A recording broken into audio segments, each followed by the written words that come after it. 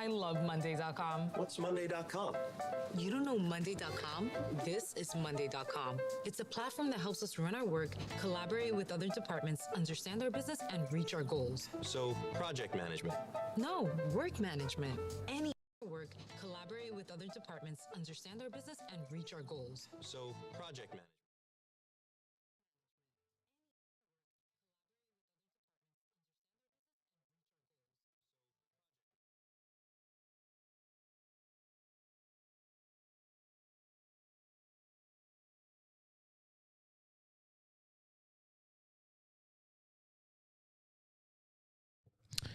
Hello, everyone, and welcome again to once another live stream.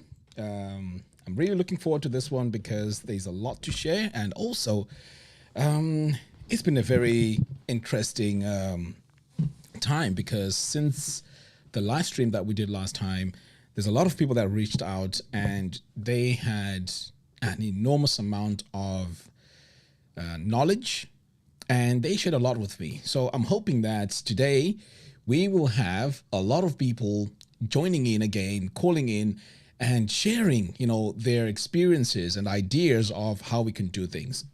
So the reason why I'm saying this is because, oftentimes when you have these ideas of, in fact, you know what, before I continue, please let me know if you can hear me clearly, because I might just be talking to myself here.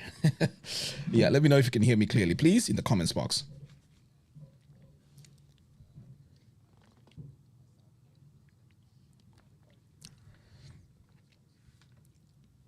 Okay, looks like.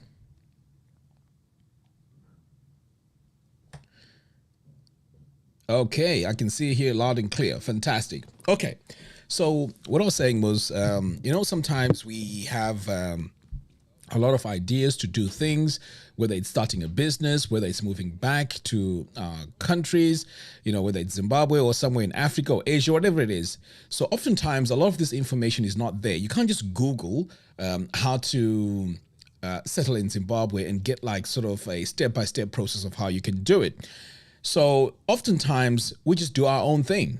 And because there's no knowledge out there like that, what happens is we end up making a lot of mistakes and we end up learning from our mistakes. So it can be very costly, very devastating. And of course, you guys know my story.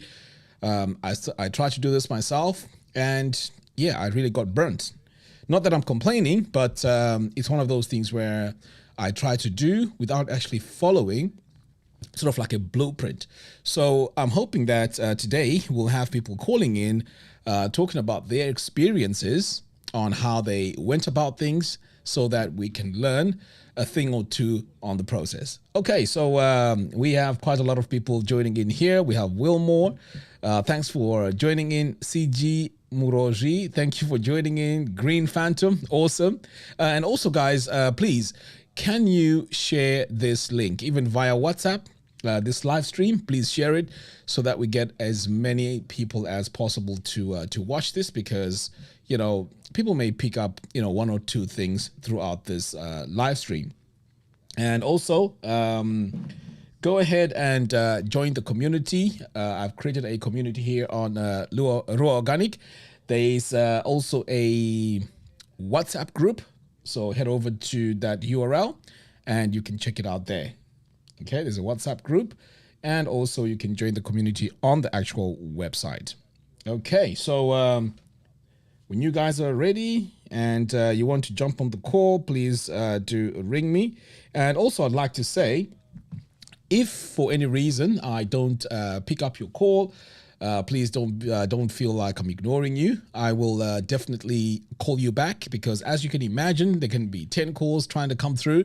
So what I'll do is, after a caller has finished, I can then call you back. So just hang tight, because I would like to hear from as many people as possible. All right, so you can join in. Let me know as soon as you're ready. Join in, and I'll put you on the call. But in the meantime, Saint, thank you for joining in. Sanjo Lee Star, thank you for joining in as well. Michael, awesome. Good to see you. Great. Okay, like I said, guys, please share this with as many people as you can. before we start. So I am also would love to participate, but it's a bit late for me today. We'll recap tomorrow. That's Mrs. Simoyi. Okay. Now, it's really unfortunate because, sometimes you could be in different parts of the world. So originally I wanted to do this on Sunday, but I thought, you know what? It's an Easter break. So I might as well do it today and then rest tomorrow. Okay, that was the plan. Okay, so yeah, like I said, guys, please share this, and whoever wants to call, they can call me now, and we can get the ball rolling. Okay, let's have a look here. Okay, people are asking me here for the invite link. Can someone also share this in the Ruwa Organic WhatsApp group as well? Okay, so I want to share something that may seem a bit basic, but can really make a lot of sense. So I want to give you a scenario. So let's say you have, say, 30,000, right? So this 30,000 is money that you want to use, perhaps maybe in your retirement or whatever it is, and you have an opportunity to either buy a stand and start building or start a business. Which one would you go with? Or not necessarily start a business, but let's say you go into some sort of start a business. Which option would you go for? Would you build a house and then rent for, let's say, $200, $300, $400 a month, or you would use that money to start something? Let me know in the comments. I'm curious to hear this, and so that we can discuss that. What would you do with that money? Yes, what would you do with that money? Would you buy a stand, build a house, and then rent it out, or would you start a business and make something out of it? The reason why I'm asking. Okay, we have some answers here. The stand means land. Yes, a stand means land. That's correct. Brian Peter says 30,000 USD or pounds. Let's go with USD, but it doesn't really matter. Let's say 30,000 USD. What would you do? Okay, Wilmo here says, I would use the money to start a business. Okay, better invest that money. That's Zim coming. A stand means land in Zim, correct? Yes, a stand means land in Zim. So you're someone, you've been in the diaspora for a long time, and you want to sort of plan for some sort of retirement or some sort of thing.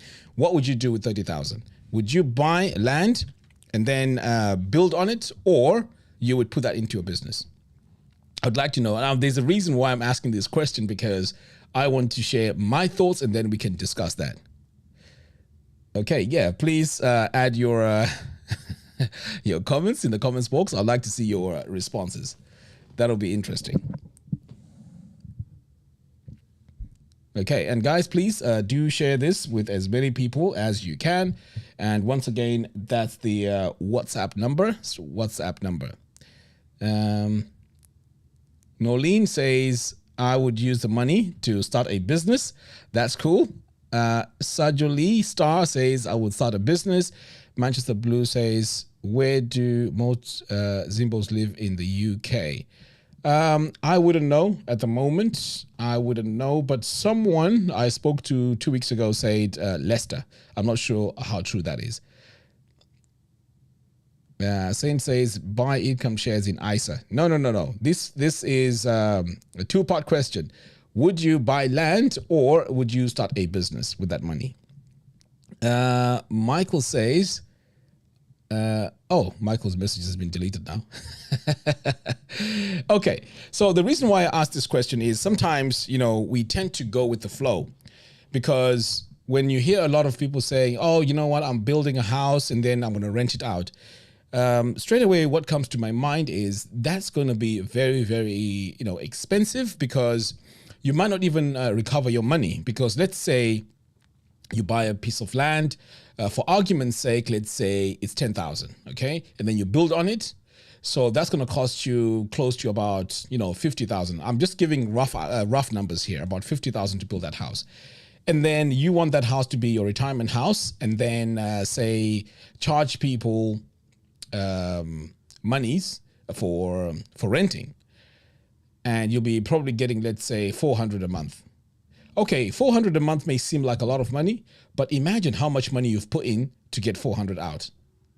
That to me is just, crazy in a way. But sometimes we do these type of things because that's what we hear a lot of people do. And I've noticed that when I was in Zimbabwe, a lot of people would say, if I as soon as I get, let's say 10,000 or 20,000, I will just deposit a piece of land. But I was so curious as to why. But what I realized was a lot of people, it's a sense of security, because they say land can appreciate in value and so on and so on. But in the long run, it doesn't really do much for you, in my opinion, because you want something that would return more. Because if you were to take, let's say, 30,000 and put it into some sort of business, let's give examples here. I know some of you are probably into farming and they're farmers. I've heard some crazy numbers about, let's say, growing potatoes, growing cabbages, or growing onions and stuff like that. And if done well, you can actually make more than 400 per month. In fact, you can just make chunks of money if you invest that in agriculture. Okay. Of course, I'm not saying go in blindly, but if you go with, say, an agronomist and everything is done, you tick all the boxes and you go to market, definitely that initial amount of money, that 30,000, will make you way more money faster than you would if you had to finish building a house first and then renting it out. So that's my opinion. Let me know what you think in the comments box. For those of you that have done a similar thing, who are into farming, let us know if this is something that's feasible. Okay, World Connect says, I will start Nyamandlovu Organics. Okay, nice. Mirimu says, split the 30K into as many portions, use one portion to buy land and use the other portions, different types of businesses or projects. Yes, I would agree with that. Okay, I would agree with that. Firstly, I'm a farmer at heart, though based in the UK. I've researched a lot with that amount of money. I need a sustainable project. I'll definitely go into business. Okay, interesting. Impacted Life says, can't buy land in rural without title deeds. Okay, just on that land in rural, the rural land does not have title deeds. So you are, as a citizen of the country, I think you are entitled to land. So it won't have title deeds. And to be honest, this title deed stuff, it's something that is, I would say, maybe overrated, especially in Zimbabwe, because what happens is a lot of people would want, say, title deeds because you want to borrow against that land. So that's why title deeds will be important. But, in most cases, you wouldn't need title deeds. I think I mentioned that in one of my videos as well, in one of my mistakes that I did. Anyway, farming in especially starting orchards is my key. Lesser losses compared to cash crops and livestock. That's CG Moroji. I like that. That's a fact. Michael says, I would buy land somewhere in the rural areas, build a nice house and start some projects. Fantastic. Buy land, build a boarding house, charge 100 per bed. That would cost a lot of money, Sage, to build a boarding house. That would cost a lot of money. Invest it first. Yes. So it looks like we're all on the same page here. I'm not sure if we are biased because of what I talk about on this channel, but yeah, I would say that would be the right thing to do, to put that lamb into start some sort of project. Now, the reason why I brought this up is because oftentimes there are people who are trying to retire back in Zimbabwe. So I've noticed that some people, they are building like houses, sometimes in the rural areas or even in the city and so on. And these houses are really, really big. Some also have mortgages back in either Europe or America. And the strategy there is to sell the house when it's worth a lot and then retire in Zimbabwe. So, in my opinion, okay, that's of course is a step in the right direction. But here's the thing. In retirement, you're going to need some sort of money that is going to sustain your lifestyle, or even just getting you by in retirement. So you want to have a little project running that can give you at least, $100, $200, in a day. Why am I saying this? Because chances are you're going to have a car, you're going to need a medical expenses that you need to pay for just in case there's going to be emergencies. So you need to have money somewhere, somehow. And this money is very, very, very, very important. So this is why the emphasis on this channel, for example, is to go in and start a project. And of course, Zimbabwe is an agricultural country. Chances are you won't go wrong if you grow cash crops, if you go into animal husbandry, or you go into anything related to farming. Okay, I mean, tourism is a big one, but that one's a bit tricky. But going into farming will be something that could, definitely work. Oh, what is happening here? No one has called. Are people scared of phoning in? Or is my phone not working? Which is which? Anyway, the theme of the call, guys, is call in with your experience. If you've tried a project back in Zimbabwe, call in with your experience, how you did it, and also if you made any mistakes, how were you able to fix those mistakes? Yes, those are the sort of guidelines we need for the calls today. We just want to inspire each other and learn from each other. So yes, go ahead and call. Let me just put the number again on the screen.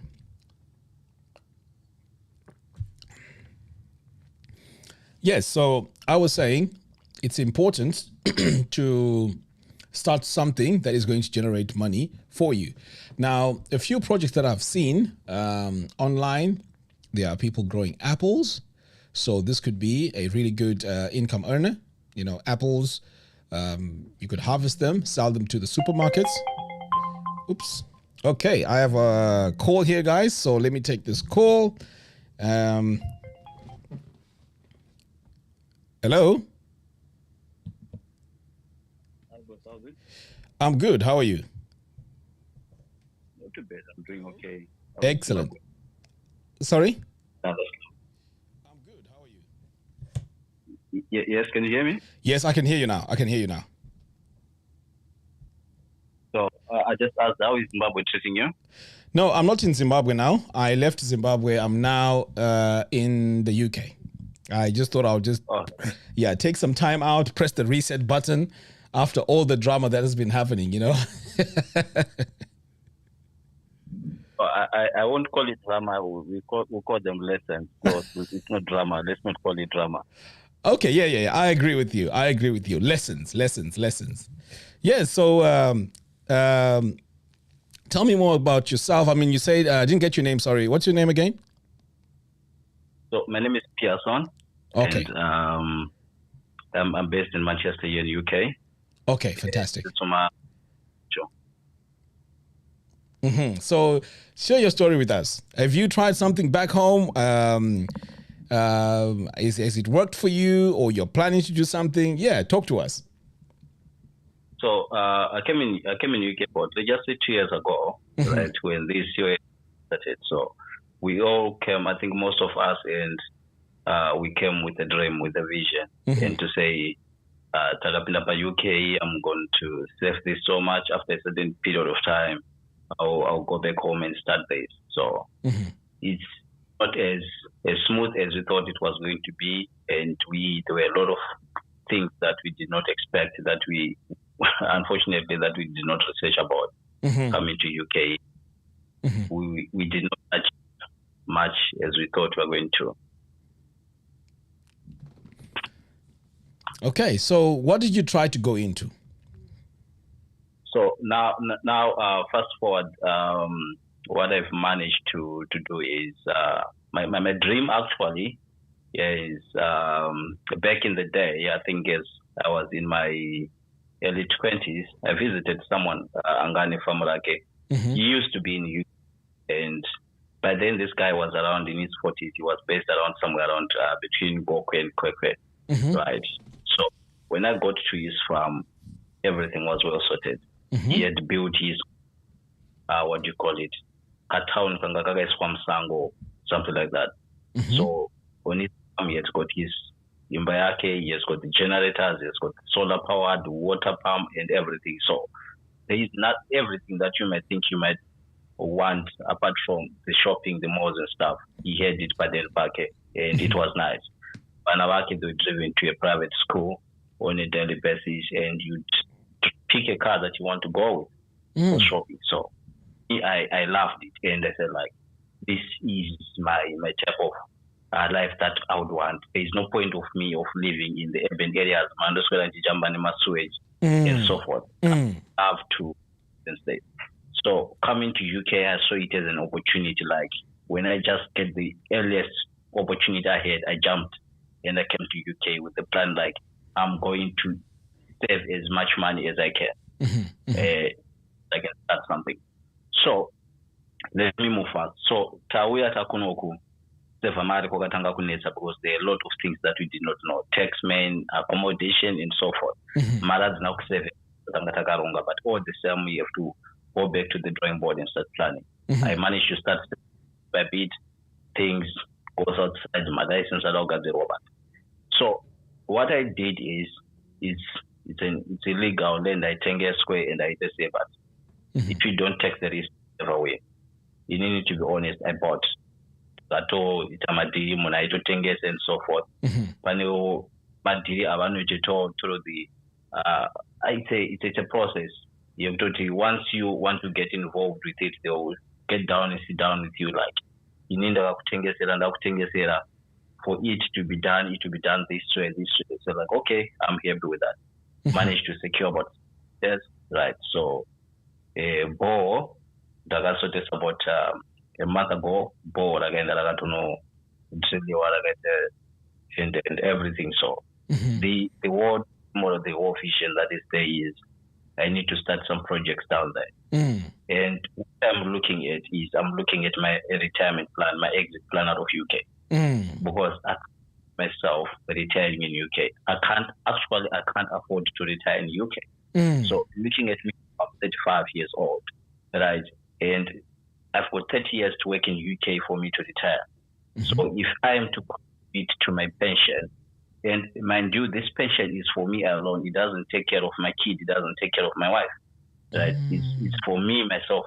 We are seeing it because we are now in care. We can actually see that the pension in the Emirates. I see a lot of mchazo on the Joanna. Vana can help you. That is kind of wafa. That's the thing that most people don't know. So you are looking at Munananga pension, 150,000 pounds that is saved in pension. And to be honest, that's not enough to take care of someone who have retired 150,000 that have been saved in pension.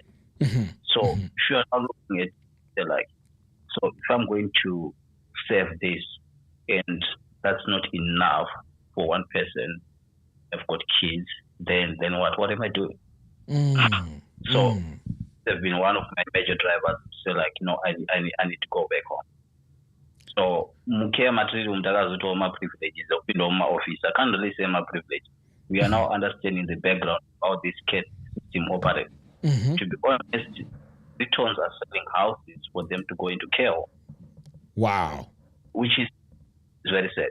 I know this has been discussed by a number of people. For people to afford to get a care home, it runs from around 6,000 going upwards a month. And Munachembera 70 and 90 years out of 6,000 a month with a chinget from care, which is very sad. So you look at it in the when you know to go check someone who just came up in the UK at 35. I can't afford it. That's the thing. Right. Tell me something. Ibabaga, you've mentioned something that I hadn't even thought about. First of all, the pension is for the person the person on a pension here, it doesn't cover the family. That's something that I hadn't even thought about, okay, this pension, does it cover my family? And now you're mentioning that it only covers the person who has the pension. That's one aspect. The second aspect is you mentioned that they can actually sell your house to take care of you if you can't afford it. Yeah.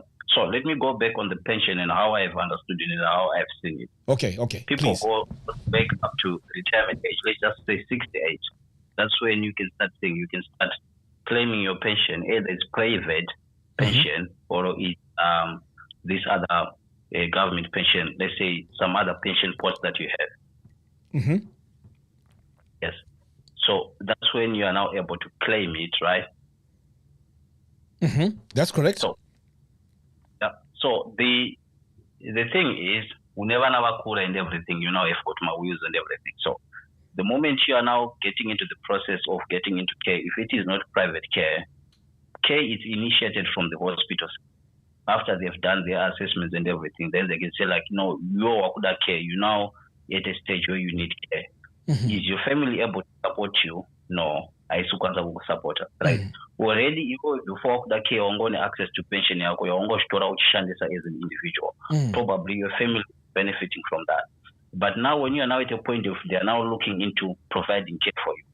If you cannot afford private care, involvement in council, they are now looking into your funds. How much amount do you have in your pension? Can I identify these monies are now being logged so that they now have to be spread across each badalwa as your care.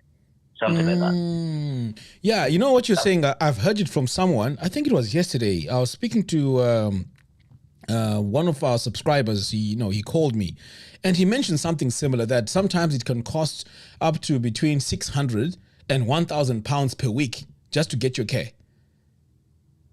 How true is that?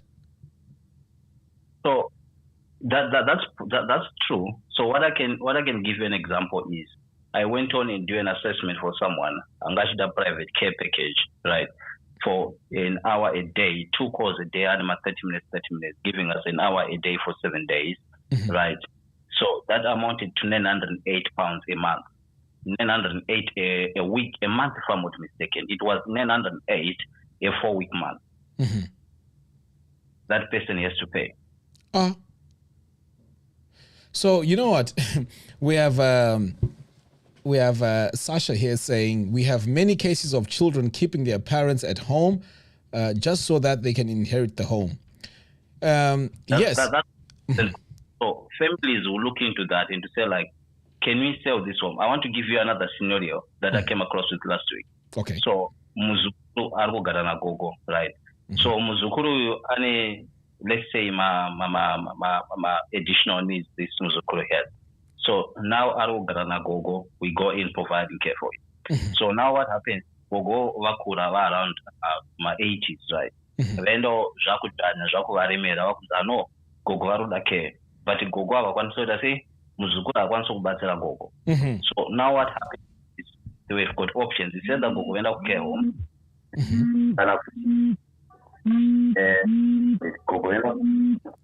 Is that your phone? Sorry.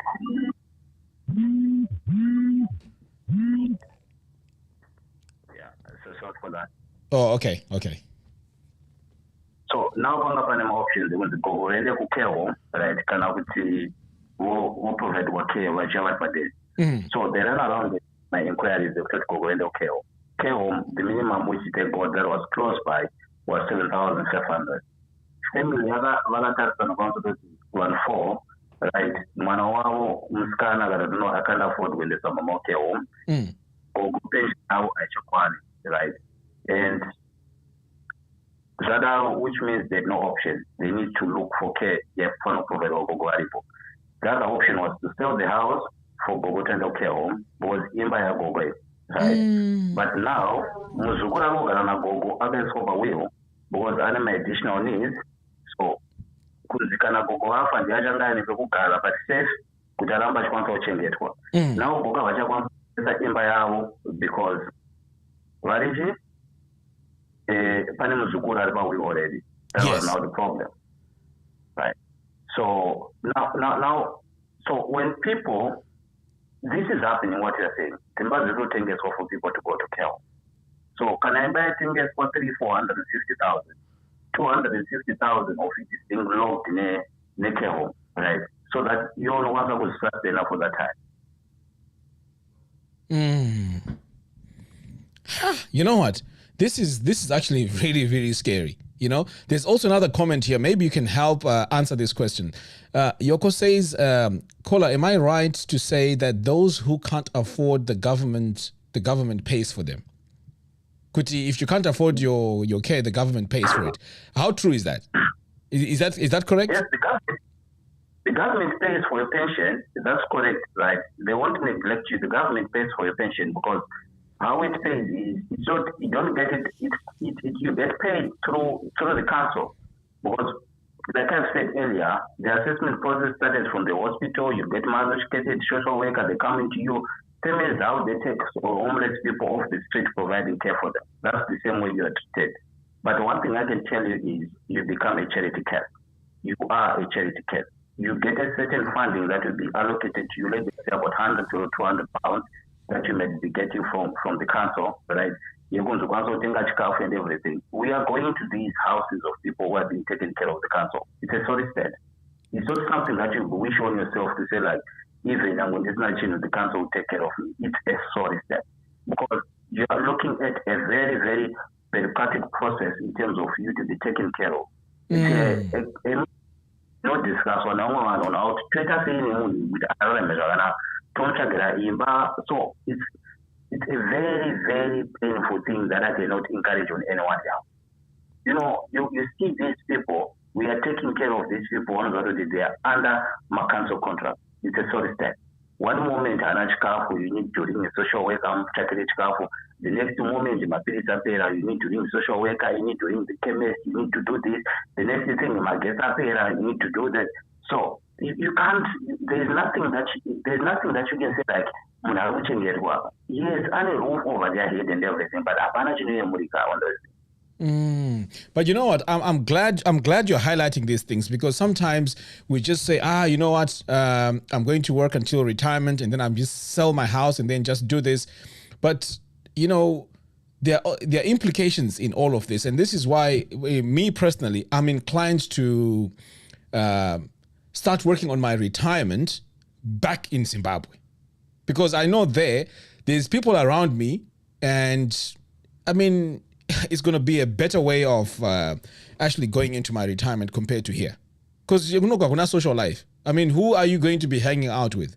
Okay, well, maybe I spoke too soon, and this is to my care homes. Kwakaita say, is it social? Is it, I don't know. But me, I'm just like, Zimbabwe would be the best option, So the other thing you have to consider is you're coming into an environment, meaning for the statement that I always lacked, and even before when I was in Hakuna Sango Risina Shumba. So even when you're getting into another jungle, you can apply it even Kuma Tepe and everything.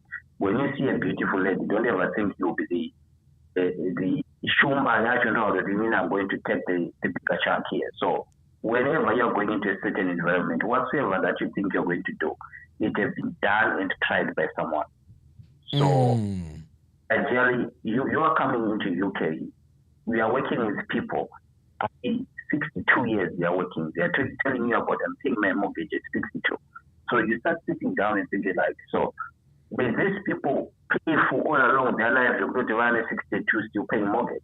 You ask yourself these questions. Okay, let me think it's just one person. But the moment you start seeing it's not an isolated case, it's a common case. People still paying mortgage. You actually there, so you hear it's common. You can hear a 30-year-old lady that was already I'm still staying with my mom. You can ask them why are you still staying with my mom? They tell me that I can't afford to pay the rent. Why can you not get mortgage? So sometimes you can't think like you can be the cleverest person in the room or saying like, no, in that I'm going to change things this way. I'll get my mortgage. Yes, you can do it. I'm not there to say it's something that I've not tried yet, but it's something that I've said on my box. I don't have any reason to get a mortgage in UK because I won't be here for the next 10 years. If I'm going to be here for the next 10 years, it can't be To me, that would be plan B. But I'm saying 10 years is too much. I'm counting on I need to go there. So tell me, what are you doing in Zimbabwe to sort of like cushion yourself for retirement? I mean, if you don't mind sharing. Generally, I'm someone with a notion of who is working into saying, okay, if I'm going to see someone, right, that person owes me 10 cents, that person owes me 20 cents. So the population of Zimbabwe is growing, the population of the world is growing. Okay. I need to get in Zimbabwe. This is an environment where I can still, it's not really regularized much compared to this Europe. Europe, everything now has got standards. Zimbabwe, things don't have standards yet. But it would come time that Zimbabwe needs to catch up. But before it catches up, I need to put myself in share. So I want to give an example of the land distribution that has been happening, whatsoever the land question that is happening right now, the land barons and everything. Do you think there's going to be a reset button with one lesser owner must pay the total land going back to the council? Right? There are people who are going to lose, but okay, it's fine. We need to start afresh. Right? The land is plenty, it's there. Right? Okay, it's fine. Don't look at people, give them papers. Let's move to the next thing. You need to keep it open. But because in such animal standards, I would rather take my chances out Ikoko than here. So now my next question to you is, let's say you've taken your chances, you're now in Zimbabwe. What's your plan, or what do you think is the best way to earn a living? How are you going to make money to sustain yourself? What sort of ventures would you go into? People are making money. One thing I want to tell you is my father was up to a retrenchment package, right? That was around 2009, right? Went for a retrenchment package in 2009, right? He wasn't going to work. He was now informally employed.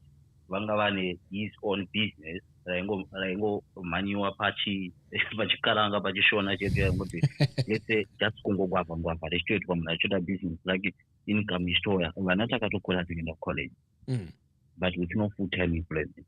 Even up to now, he's there. He doesn't call me and ask me for money. Really. He's okay. He's doing whatever he's doing. But I'm looking at a man who's about 60 years, who is working like that. So, I'm saying I'm going to take a risk and create an avenue. So what I'm doing here is I need to invest in as much as I can. So what I've started for myself is I've managed to secure land, like I said before. I've managed to put in some water. I'm now working on doing some structures. I'm now working into say like the next project I'm going to start doing is one is piggery. That's the first one. The next one I'm going into poultry. Then after that I'll start farming on the remaining piece of land that will be there. He said I'm not really much focusing in the cash crops. I want to focus on animal rearing. He said the pigs or the cows or so forth. If I'm going to have as much energy that I can get to continue working here in the UK, probably I'll try to see how I can add value to whatever that I'll be producing for my family, so that I will not be getting people or taking my animals straight to the abattoir. Yes, they might go to the abattoir, to my butcheries and so forth. I've created an income for myself. So, for example, I've got a profit of $100 a day that I'm getting when I'm in Zimbabwe from whatever that I'll be doing. So $100 a day, you are looking at 2,500 profit a month. I'm good. This is much better than whatever I'm doing here in the UK. Yes. I think on that we're on the same page, because the environment that you'll be in when you're in Zimbabwe and you are earning, let's say, $100-$200 a day, I think that will be way much better than working the way usually people work here in the UK. And you know what? It may seem crazy, but these amounts of money, they may seem like they are too far-fetched and but you'll be very surprised. There was one guy I went to see in my neighborhood. This guy, he built what's it called? Not a cooler thing. This thing that freezes water. Sorry? Yeah, I know it's not the ice, but there's a proper name for it. Yes. I'm forgetting the name now. But this guy, what he does is, and it's a plastic emvura, in that overnight, nobody should do like solid ice, and he sells these ice blocks. I mean, in a plastic bag, to people that sell, who are selling drinks, freeze-its, and stuff like that. 50 cents for one bag, right? And sometimes he sells 100 in a day. He just wakes up in the morning and he deliver. And he's making money just through that. I know, of course, there's an initial investment to get this blast freezer or ice maker, but it's money that's coming through every day. And the cost of living in Zim is not that crazy. You need to be spending, let's say, $20, $30, $40 per day. No. Because if you look at gas is very cheap. For $20, for a family, it can last the whole month. Electricity, if you go solar or off-grid, or even that Zesayajo, $20 a month is enough the whole month. That's how cheap it is. So that, to me, I'm in agreement with you that it would be a much better way to sort of like slide into retirement. So tell me something. Have you had any setbacks while you're trying to set up these things? So the major setback that I have is raising funds. Like I've said earlier, it's not as easy as we thought it is. Mm-hmm. So I'm here with my wife. We've got a kid, and you have got things like childcare that you need to balance. You've got a social life that you need to balance here. And so for you to say you have got 1,000 and, for example, 500 to 1,000 that you need to channel to your project every month, it's very difficult. So that's one of the, I can't really say it's a setback, but that's one thing that I'm still struggling to. And I'm trying to work around the clock and to see how best I can manage it. But I'm making commitment. I'm looking for hours. I'm looking for work where I can work so that I can channel my money to this whole thing, because that's my retirement. I know I don't want to discourage anyone. Here in the UK, we're paying mortgage, right? We have got different plans. We've got different ways to work out our lives, right? I don't want to discourage anyone who is paying private pension.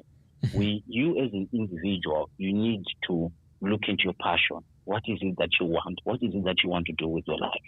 So for someone who came from Africa, from Zimbabwe, and who found comfort, who found comfort drive and so forth. If that's okay for you, that's good. You can die here. But one thing I can tell you is dying here is actually more expensive than being put in a plane in hours or wherever then. If you didn't know that. Because the prices that I got from we just having a discussion, I was hearing that a funeral here can cost up to £6,000. I didn't know that. So the funeral here is not free. It can go up to £6,000. Someone has to pay for it. That's a lot of money. I was surprised. I thought funeral and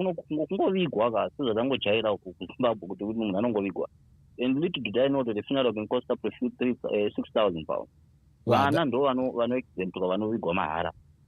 think less than 6 months so I'm not really sure. But otherwise, whenever I got 6 months with UK, you are looking at a huge amount of money. People are crowdfunding each other so that someone can be buried. So all the time, you are looking into where can I get peace of mind. Me, my brother, one thing I told you is I get an option of buying a stand, but I'm looking at it right. Right? It's a 5-bedroom house. Bedroom house you could get, right? I'll go to my $50. 50 times 5, that's 250. You need about 30,000. Yes. But for me to get my money back, how many years? So from those 250 that I'm getting to my money depreciation, I will need to pay council as well. So after 5 years, I will need to renovate the house. So which means I'll continue injecting money into the house which I cannot get back. Correct. That's 100% right. Now, there's a comment here from African Business Sense. He says, what's the obsession with retirement? Why not buy assets that make you money now? What would your response be to that? It's not an obsession with retirement as such, but we all need to plan ahead. The best time to plant a tree is now. When you're talking about to plant a tree, it's the best plan to plant a tree is now. You need shade. The shade is for you when the sun is up, right? The sun that is being talked about now is the time you are not able to work. So I understand is you can buy my assets that can make money for you now, right? If you are someone who is in a business person who is able to do that, that's good. You can buy my assets. So the other thing that you also need to understand is Zimbabwe Takabako, right?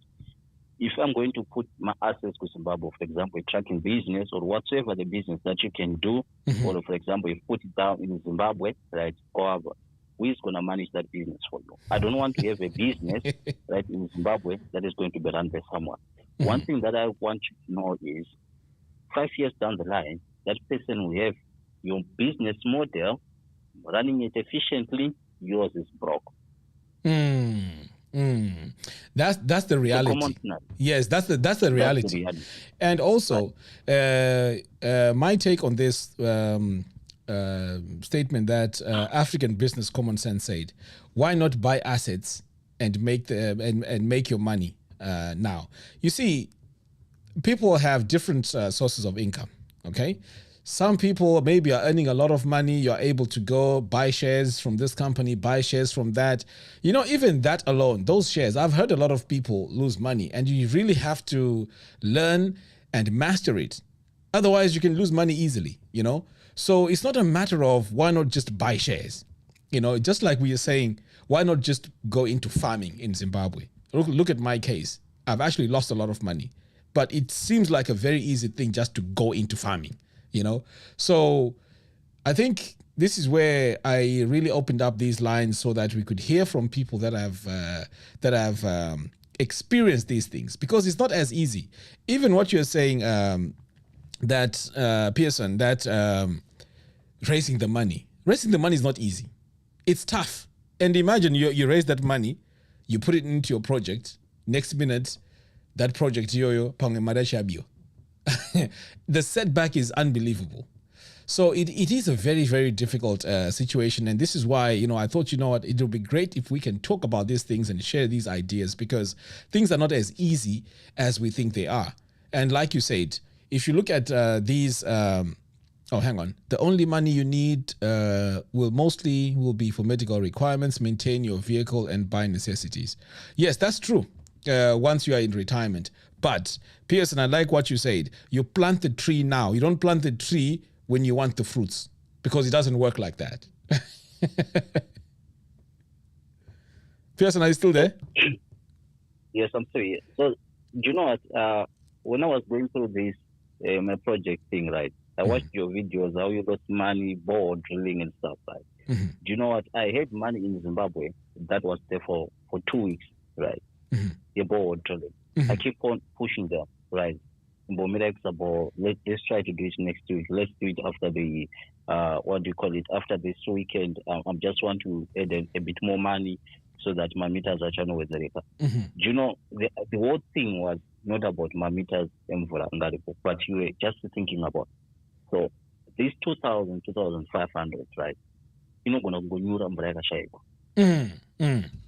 getting this. So I've seen it happening, and you know I have to pay. These guys have come while we are writing my assessment. The other guys get this traditional thing.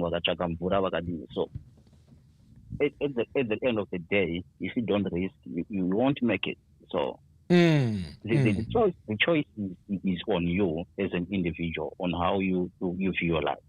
So like I said to one of my fellow friends, people who have come to UK, there are people who have come here for opportunities, then there are people who came here for comfort. If you came here for comfort, I tell you, you've come to the right place.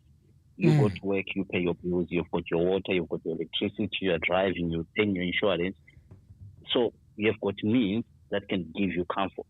But you're coming here for opportunities, it's you can hear and you have to say like, where are the opportunities? Right? I'm on sponsorship, right? I'm restricted to work in a certain field, etc., etc. So these are the challenges that I had. So now the opportunities that I thought were here in UK, I'm not just seeing these grey land, tall buildings. I'm not really seeing these opportunities. There are side hustles, yes, one person can do, but I'm not looking at the future opportunities. Right? I can't see them. I want to give you one example. Is the salary is less than 30,000 per annum, right? Year, 30,000 here in the UK. But I tell you, to send your child to university, you need somewhere around 20,000 a year for someone to go to university, right? Then in Ruwa, 24,000. University is not at 20,000. I'm here in the UK and consequently someone to university. But I'm looking at someone that is in Zimbabwe, right, who's sending Manake to university to China, Manake university to UK. Then I'm sitting here wondering, like, what's makes that the look pharmacy? I go Zimbabwe, I go Nigeria, I'll afford the 20,000. Yeah, uni. I'm so confident we afford it. Makes that the look pharmacy. What's happening? Yes.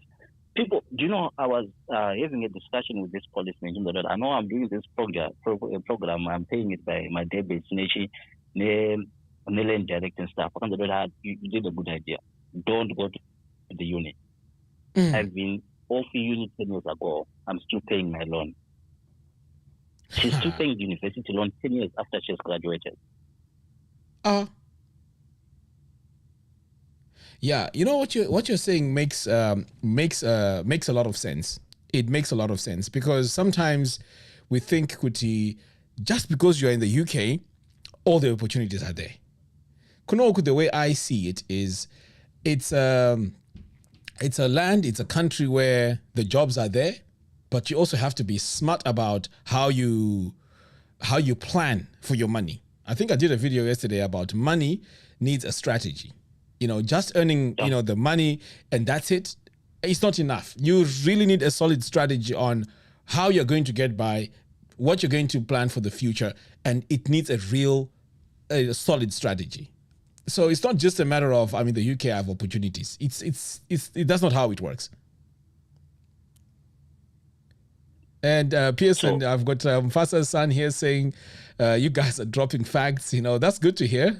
Fantastic. So my last one, my guys, is, for us on a provider care, I actually enjoy it when we are providing care to a white person, to a Chinese guy, and so forth. But it hit me hard, right, when I walk into these African guys. The first time it started hit my mind, it was a Nigerian guy. The living environment, compromised. Right? It's no longer as it.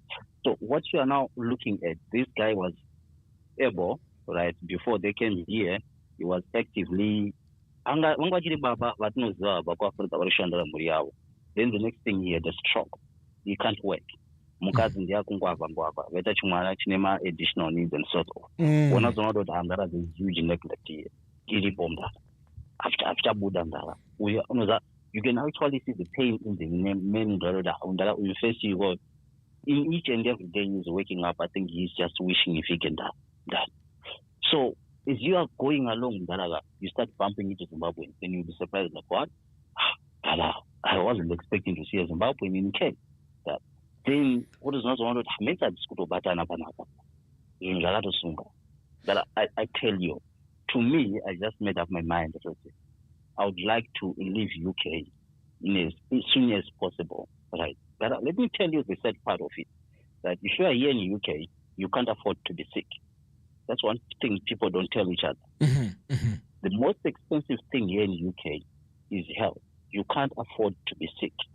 The moment you are sick, you have lost income. You get paid per hour. You are not salaried as what you are in Zimbabwe. We don't talk about 3 months company are going to get you it's a different story. You get paid per hour. So if you lose a day, you've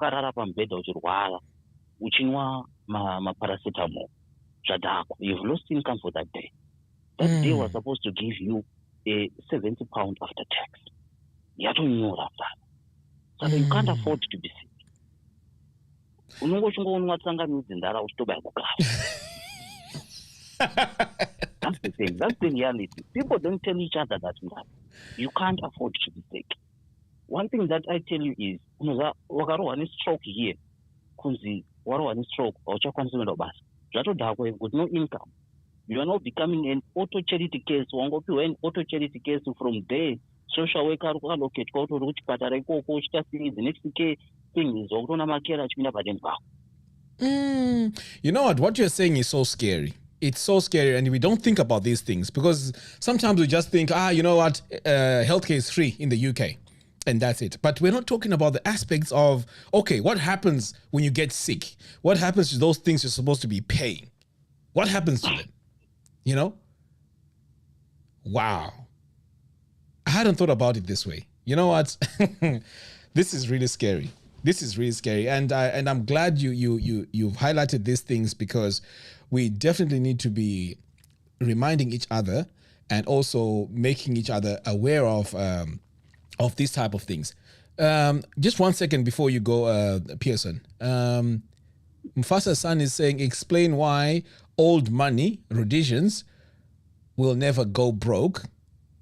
Name drop, Ivans, Kefalos, Boca Tobacco, auction floors, etc. So explain why old money Rhodesians will never go broke. What do you think? I think that one is the more complex type of my depth that I will need to research into. But how I think in terms of old money not being broke is, if you are now looking into the UK system, right? Mm-hmm. Money movement and value-wise is logged, it's controlled. The system is controlled by the government. The taxation is high, so that's the only way or the only answer I can give to say like how they can log value for old money and everything. Because Zimbabwe, that value is not logged. Because one moment, value. Here, my properties, they've got value. Mm-hmm. I don't know if I've given a good answer, but unfortunately, that's not my area of focus. I've been just generalizing issues as per my experiences on how I interact, on how I'm meeting the challenges when I'm here. Mm-hmm. Not that I am a consultant or a guru in these matters.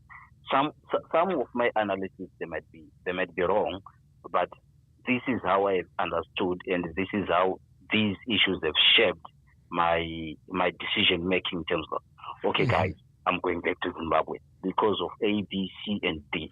These I cannot.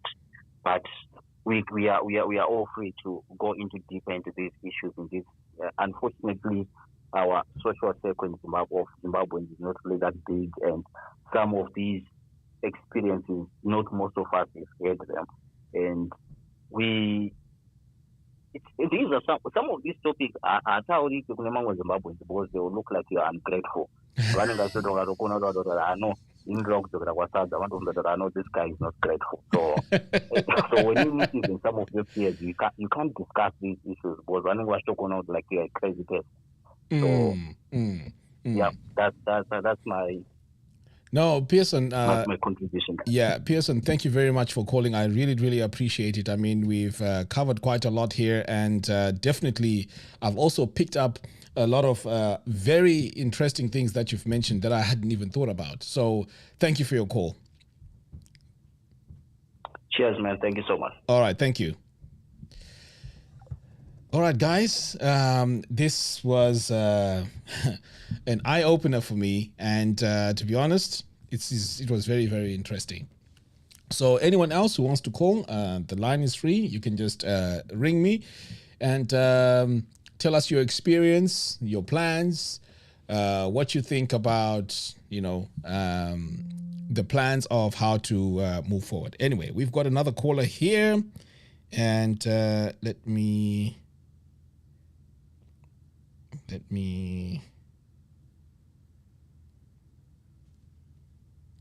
see if I can get her back.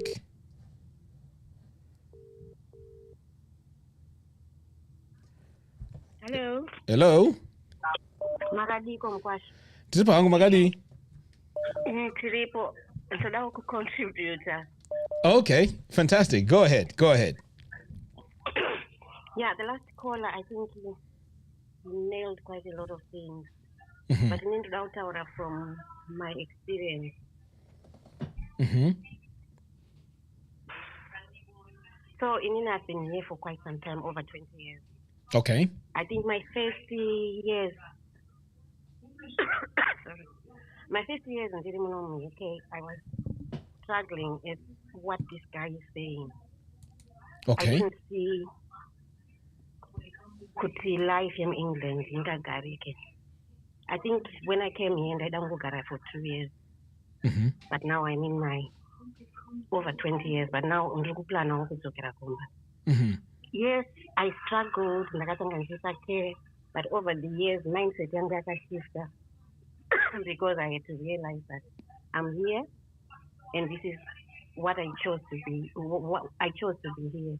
Mm-hmm. I have to change my mindset. Mm-hmm. So I ended up being a social worker. Mm-hmm. So what he was talking about kuti ukatenga imba kana wakuzoda care, they can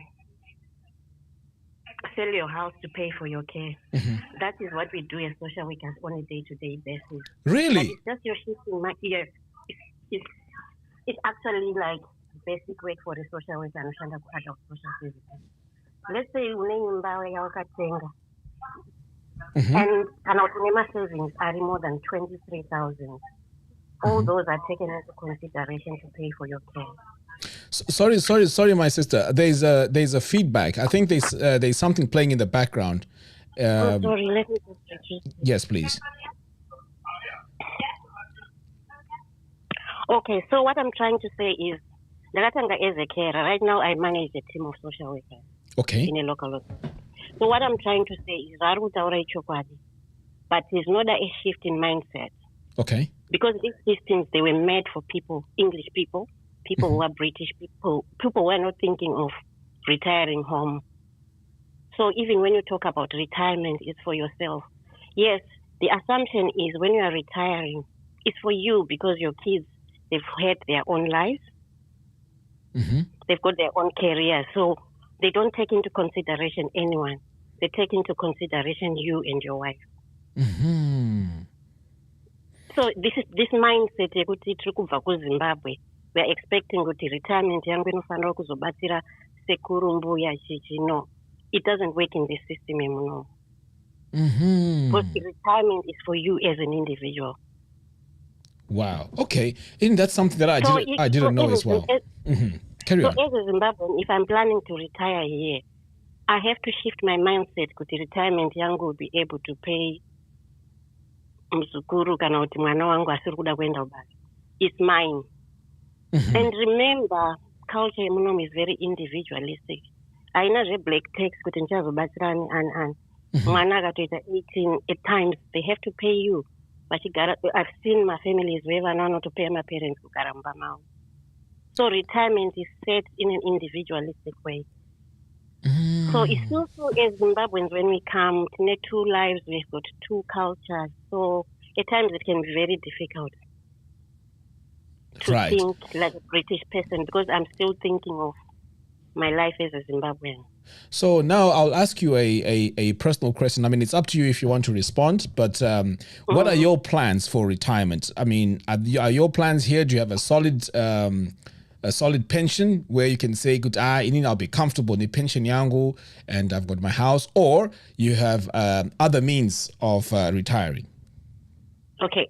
Why I felt I should talk about this is I felt for the guy Angashitaura. Mm-hmm. It's really true, especially the last 2 years. 2 years. Yes. I can sit here and start talking about my life now. But my first 5 years were so difficult. Mm-hmm. Sending money home, trying to do this, trying to do business. Mm-hmm. So I get inspired when you talk about your story. But as I speak now, I've got a solid plan going home. Mm-hmm. I think we're hoping to go in the next 5 years. Oh, wow. And we are doing, but what we are doing is more like downsizing. When we go to Zimbabwe, we're not building my 5-bedroom houses. Mm-hmm. Because we believe that my 60s. Mm-hmm.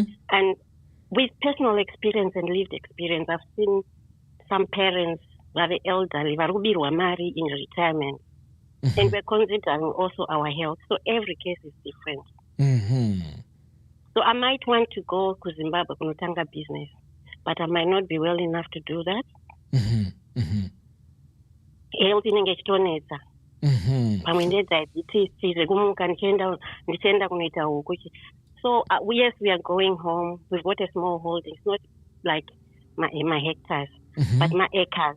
But a small little house, 3-bedroom, downsizing because we are retired. And it's small little things like chickens, something.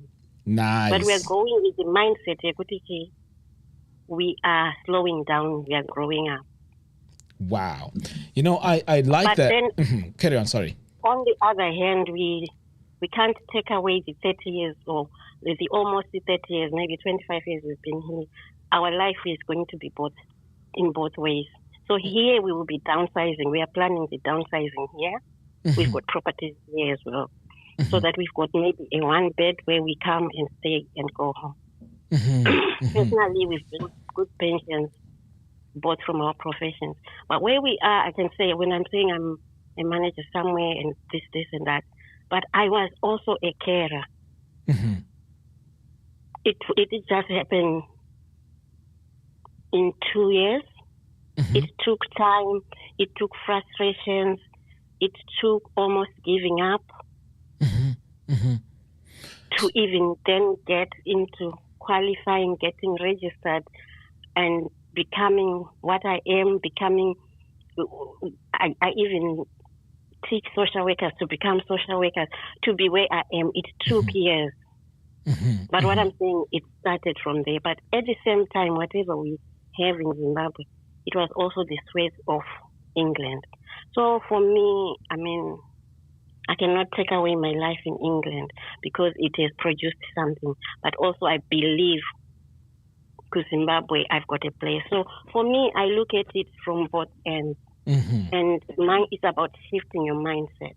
Because each time, every year, we try to go to Zimbabwe twice a year. Each time we go, we enjoy, we are doing things, but we also see, my shortcomings. They go, okay, how do we manage these shortcomings? And I've been following you religiously, and I'm learning a lot as well, because what you're trying to achieve is also what we are doing. But maybe in Nina, because we no retire, and no retire as retirement. So but also, I believe even we did planning about our pensions, and they'll be able to sustain us because they are all healthy pensions. Fantastic. So tell me something. And one of the things that he said was, you can't afford to be sick. That's true. And I think at some point I was in that cycle. But the more you get information in this country, the more you become better in navigating the system. Exactly. And during that time, Bandai Shanda is an agency. Then I took what they call critical illness policy. There was one time Bandai Shanda as a locum, I was getting good money, but any silly things like Chikoka Gumbo would get me 6 months of salary. It wouldn't have worked. But that time, Bandai had a problem. I had that policy. It paid me an equivalent what I was getting until Bora. So it's just about getting more information, going into these networks, looking at how people who have been here for a long time are managing. I mean, 80 out of 100, some of them, they just started, they struggled maybe the first 10 years. As a social worker, I've worked with people who were so hopeless in their situation. But 10 years down the line, this person and result, the notorious manager to this company. But at one time, I supported them as a social worker. Asnama paper, achirwara, achitiza home office. So things can change. I think it's about time.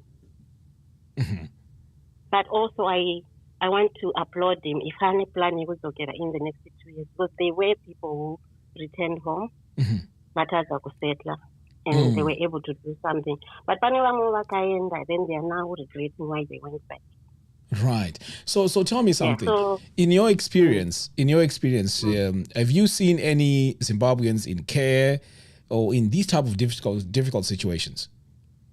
Yes, I've seen. I mean, I've been in as a local authority qualified social worker for almost 20 years. I've seen all sorts.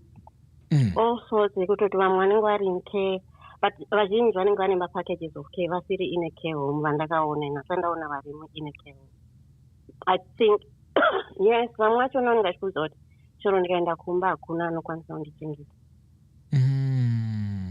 So in as much as it's maybe you are saying as a black person it's not nice, but kana kusina munhu kumba anokuchengeta, where do you start?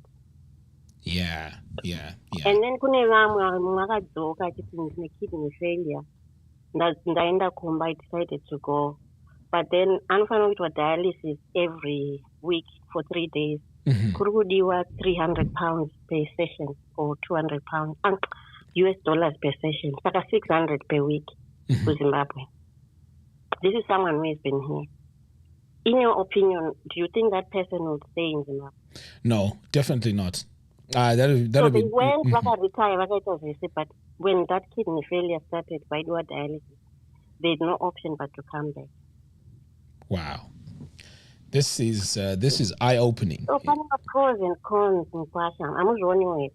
No, I agree with you. I agree with you 100%. But you know the problem. I think it's not about information, and I think for both, of course, me, I'm just binging on your videos. I'm learning a lot because no direction in the but I know that direction or iri person-centered kwandiri in that I might be different a bit, but I'm learning from you. But also for those who want to stay, learn a lot. Like if Ranga Star property disregard, that's very normal. Ask any social worker in adult social care. Yes, you've got to pay for your care. At one time, let them that's rubbish. I've worked for it. But the more I lived here, I realized, well, I've worked I can pay for my care. I can choose the care I want. It's my money because then later that individualistic idea yema British. But ndikada kuti ndifunge zvekuti ndoda kukava musha wese kuZimbabwe. Yes, ndinoti why should I pay for my care? That's true. Okay. But I'm sure most social workers vanoteerera vanokuudza kuti that's normal in adult social care.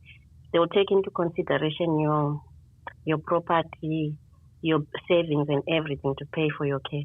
But also there are ways of, just like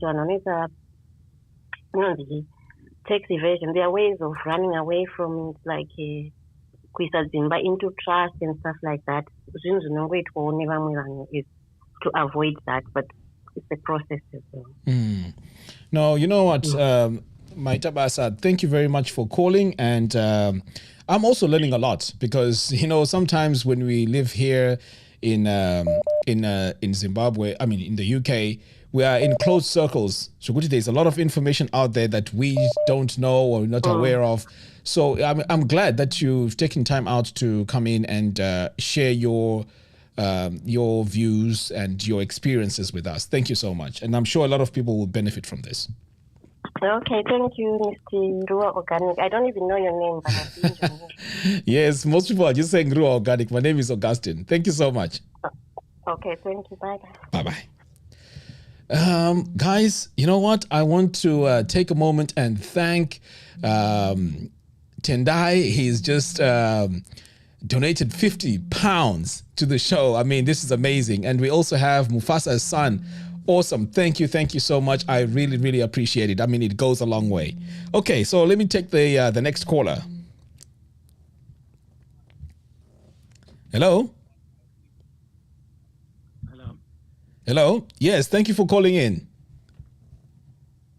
Yeah, hi, thank you. Yeah, hello, can you hear me? Yes, I can hear you now. Yeah, well, very, very interesting conversation. I just thought I would weigh in on a few points. Okay. Yeah, well, I think the first gentleman that called...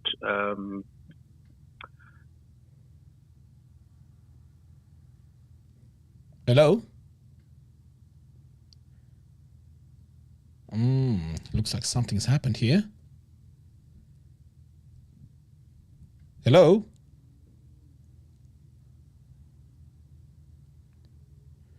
Right. I think something is wrong here. I might need to drop. I can hear you though.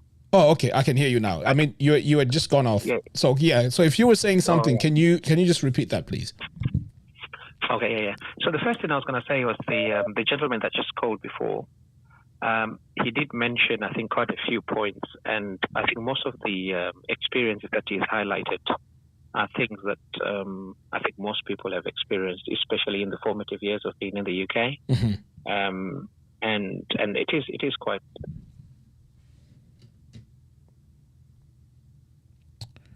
I think your line is really bad. Your line is really bad. You've just gone off again.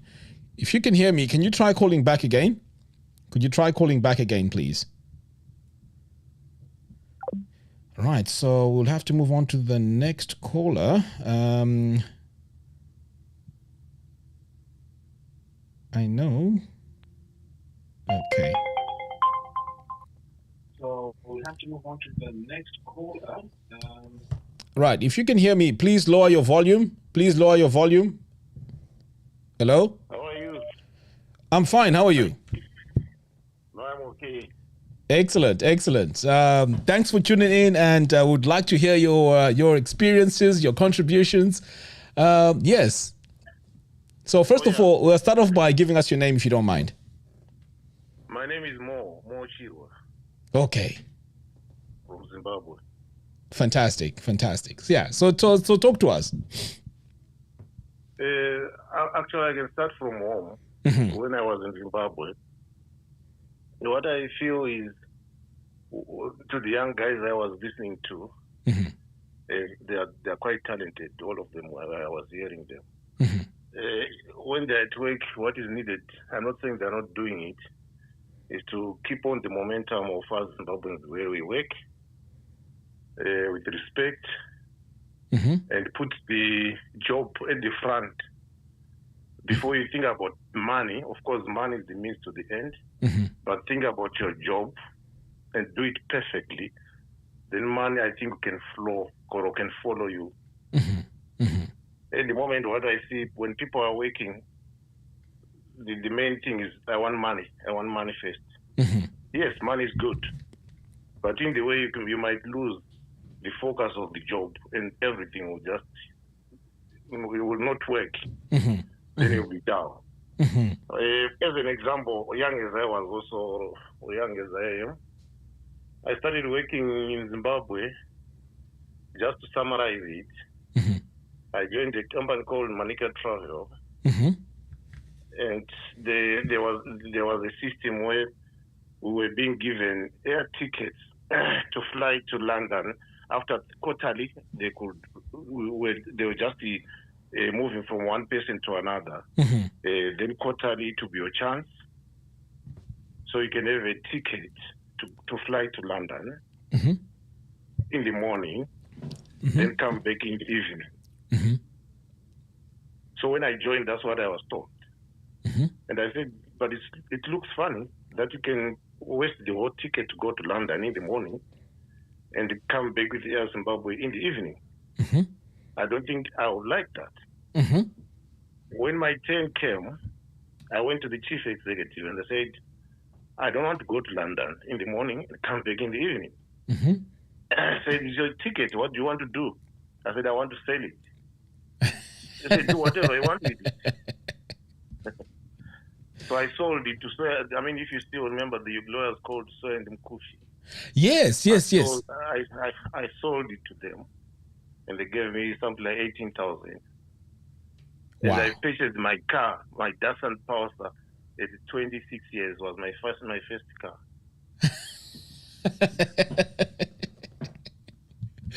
But I was not purchasing this car to show off. Uh-huh. It was a necessity because I used to live in Chitungiza. Mm-hmm. So there was a time whereby if we want to go to work in Harare, we would go into a pressure on the door to get into the bus. Mm. So it was frustrating. Sometimes you're wearing a suit. By the time you go to work, that suit will need another ironing. So it went on and on and on. And when I got this opportunity, I just said, let me buy a small car so that I use it to go to work. Mm-hmm.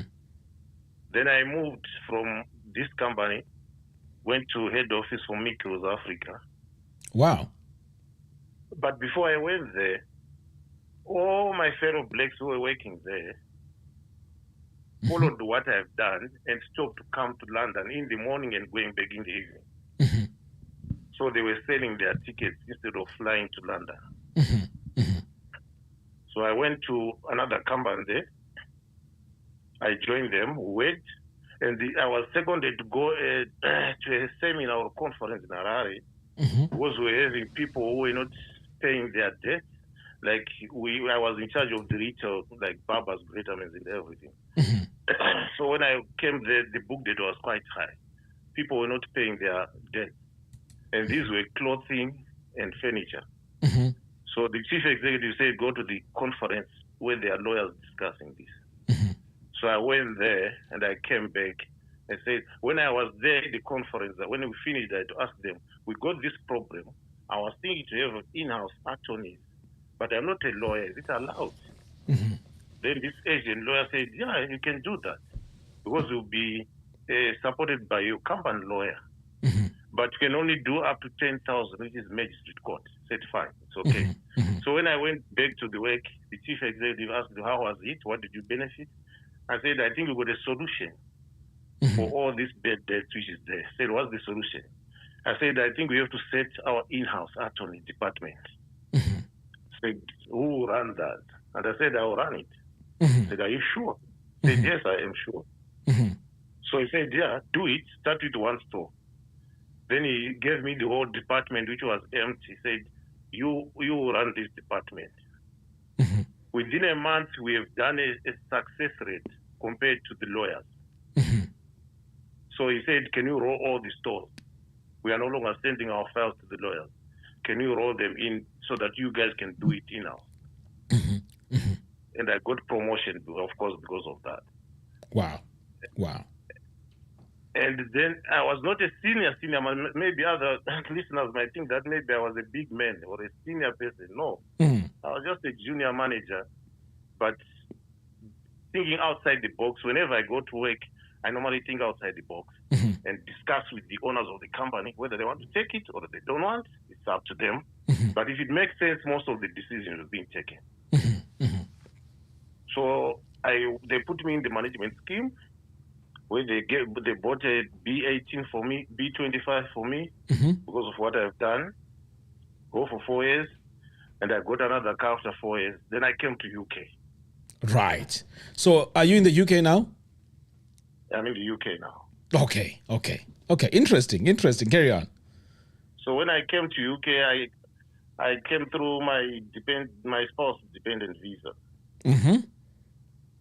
So February, March was a bit funny because I didn't know what kind of a country is this. It was cold and so on and so on. And I've left, meanwhile, I've resigned my good job there. But I never thought of going back there. Not going back to stay, but going back to my job. I feel that when you leave a job, don't look back. That's my principle. Okay. So I applied for my job and I got an offer by Cash Converters, if you know them, the high street. Yeah, Cash Converters, yes. Yeah, they said, your CV is impressive. Most of your education is in Zimbabwe. We want to have an interview with you. I said, fine. And I went there and they gave me the job. So we're giving you a 5-year contract to set a department for audit and to run it yourself because we are having a high shrinkage. I've never done that in Zimbabwe. I was just a financial accountant. I said, yeah, I can do it. So, yeah, to cut a long story short, I ran it for 5 years. We reduced the shrinkage. And when things were now getting tough where the British were saying office jobs for the British, then I started to see the difference in how they were handling us first than before. Before than now. So my sister in health and social care told me that there's a vacuum of leadership and management in health and social care. Right. Why can't you try? Said I cannot go to care home to wash someone. Say no, it's not about washing. Only it's a big environment. Said okay. So fortunately, my brother from Zimbabwe settled. Not my brother, blood brother, no, but a fellow Zimbabwean. He set his company very doing well by that time. And he happened to know me. I said, can you come over? And we are doing bad in terms of compliance, and you become my compliance officer. And he gave me more money than what I was getting in account. So that's how I shifted from finance to health and social care. That's a very interesting story. I had to apply my transferable skills from Zimbabwe, from London, to health and social care, because leadership is leadership, management is management. Then I had to learn how their health and social care, how they want their leadership and management want to run. And he supported me to do what they call level 5 leadership and management diploma, which I did within 12 months. Wow. And from there, they made me registered manager. Then meanwhile, I'm looking. If I'm now the registered manager, what is my next position? And there's nothing. Now it's filled. Right. Because up there, it's now the owner. So I can work there for 10, 30 years, but I will not go anywhere now. So I said myself, I think I'm now on college for 2 years. I'll be working here, but my mindset I put as if I'm an apprentice, learning how they are doing everything, so that after 2 years, I should be owning my own. Wow. I like this. I like this story. Okay, carry on. So we worked. Then there was COVID. Right. In 2019, 2020. Then the government said managers can work from home. I was listening to your interesting story, which is more or less like mine. I got bored whilst I was at home, but because of this mind of thinking, this Zimbabwean mind of us, of thinking of what can I do in this one, I lodged an advert on Facebook, inviting people that I can help them to open their company, whether they want to do domiciliary care, supported living, care home. I'm a consultant. Wow. And I was not lying to them because I was good at that also. Then the response was very, very, very fantastic.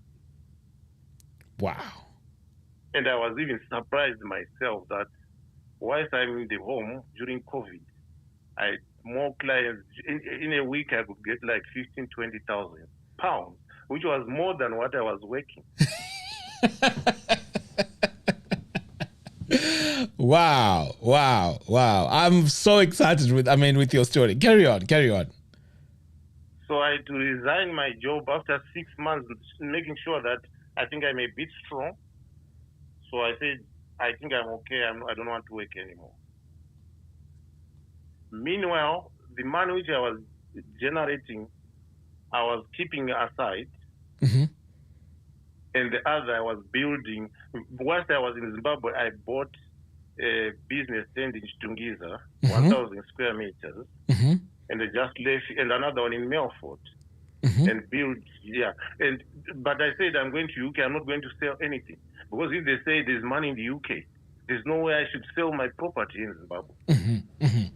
I should be getting money in the UK so that I can get more property in Zimbabwe. That was my mindset. So I refused to sell anything which I made in Zimbabwe, including cars. They are still there. So I built 7 shops on the stand in Chitungiza, which are running now, as we are talking. And I registered myself also, since I was helping other people, I also registered myself with CQC so that I can start my own company. That's interesting. But okay. But I had a problem because I didn't have staff. The people, you couldn't find any staff. People didn't want to work. White people here, they didn't want to work this type of job. So I put it aside, but continue with my consulting. Then Home Office, on one day I opened my email, Home Office inviting me if I want a license to recruit from abroad. Then I said, what's this? is it possible? And I ignored it for 2 months. And my friend is the one who said, did you get your license? I said, I thought it was a joke. He said, no, I've got it already. I've recruited people from Zimbabwe. So it was serious. So I went back to my email and said, yes, and completed some forms and returned it back. And within 2 days, they've given me a license.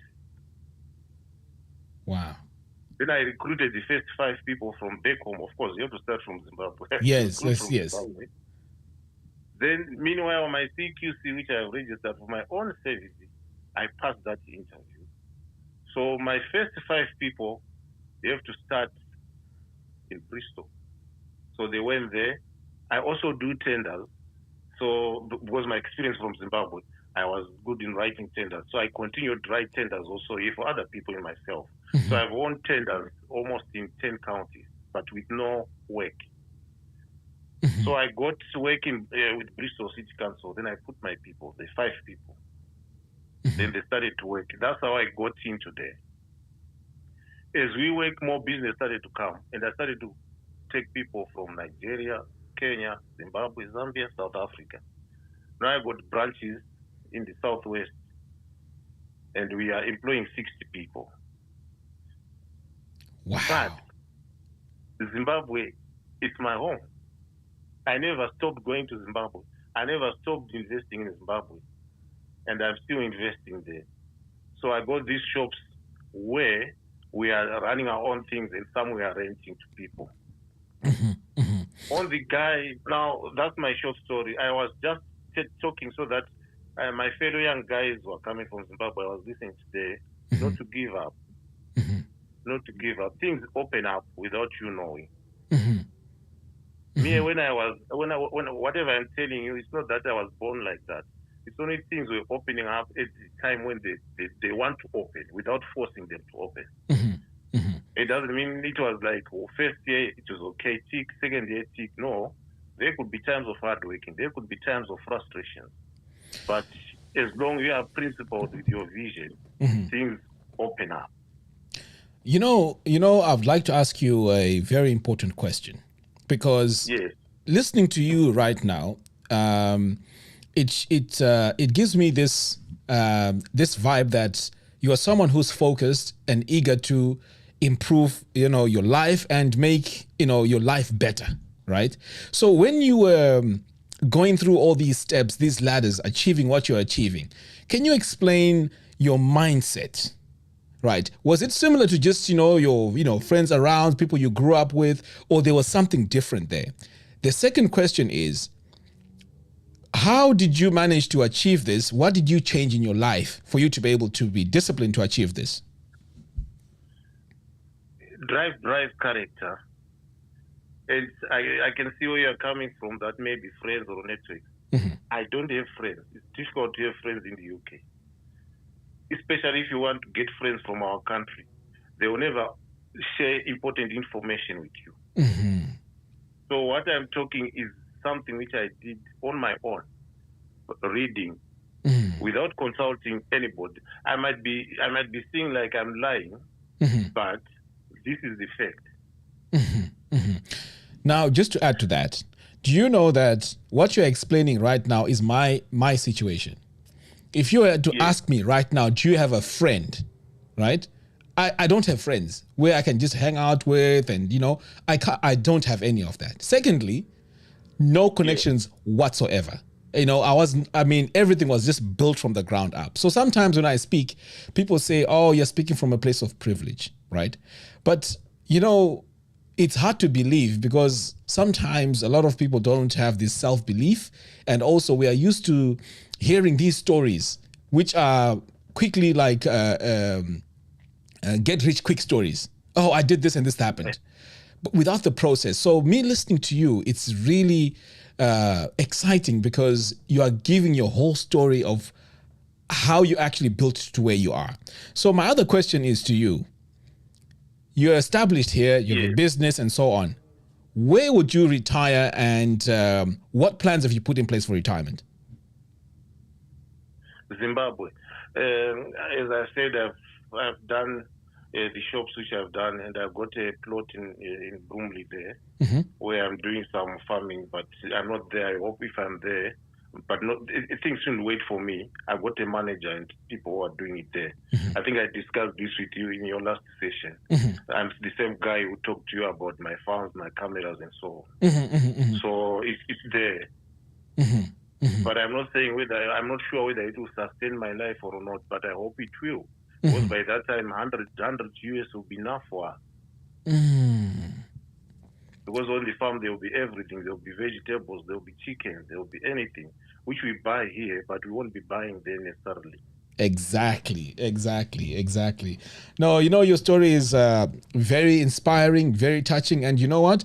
I'm sure a lot of people are listening so that they can see that it is possible to make it. You just have to work hard and have a vision. Like you said, you have to have a vision and you have to work hard. But it's possible, and it's... maybe once I'm there, they might think that I'm coming from a privileged family. I want to say no, because my mom was a maid in Rosefield, and my father was a truck driver. My mom, I think, she was earning $30 Zim dollar per month, and my father was earning $35 per month, and I wasn't the only one. Wow. So when I started work, they were moving closer to retirement. So they didn't have anything. What I've achieved, they didn't have it. What the life my kids, I'm trying to tell them to follow or to do, which they are living, I didn't live such life. So I hope the crowd or the audience will not easily dismiss, say, maybe they come from privilege. I don't do that. I don't come from that. Wow. Maybe I was appointed to break this generational curse. I'm not sure. Which I hope it has been broken. I'm not sure. But I've done what I can. Yes. I mean, your story is very, very similar to mine. But you know what? I don't want to take the light away from you. But I can totally resonate with you. I mean, same thing, even me, my parents, very, very poor, very humble people. Yeah. But like you said, it is very, very possible to make it. I like your message. And you know what? I hope you've also joined the WhatsApp group or even the group on Ruwa Organic. We like people like you who can share these experiences and encourage us to continue in the right direction, because we are in need of answers. We're in need of role models and people that have done things which we can also follow. That's correct. Whilst we are there, there's a guy who said he's a care worker, life is too much, and 24,000 and so on. You have to start from somewhere. You shouldn't give up. Or even other care workers who are coming or who are still here in the country. What I think, we should be aggressive in the way we do our things, like Nigerians and Ghanaians, without necessarily upsetting anybody.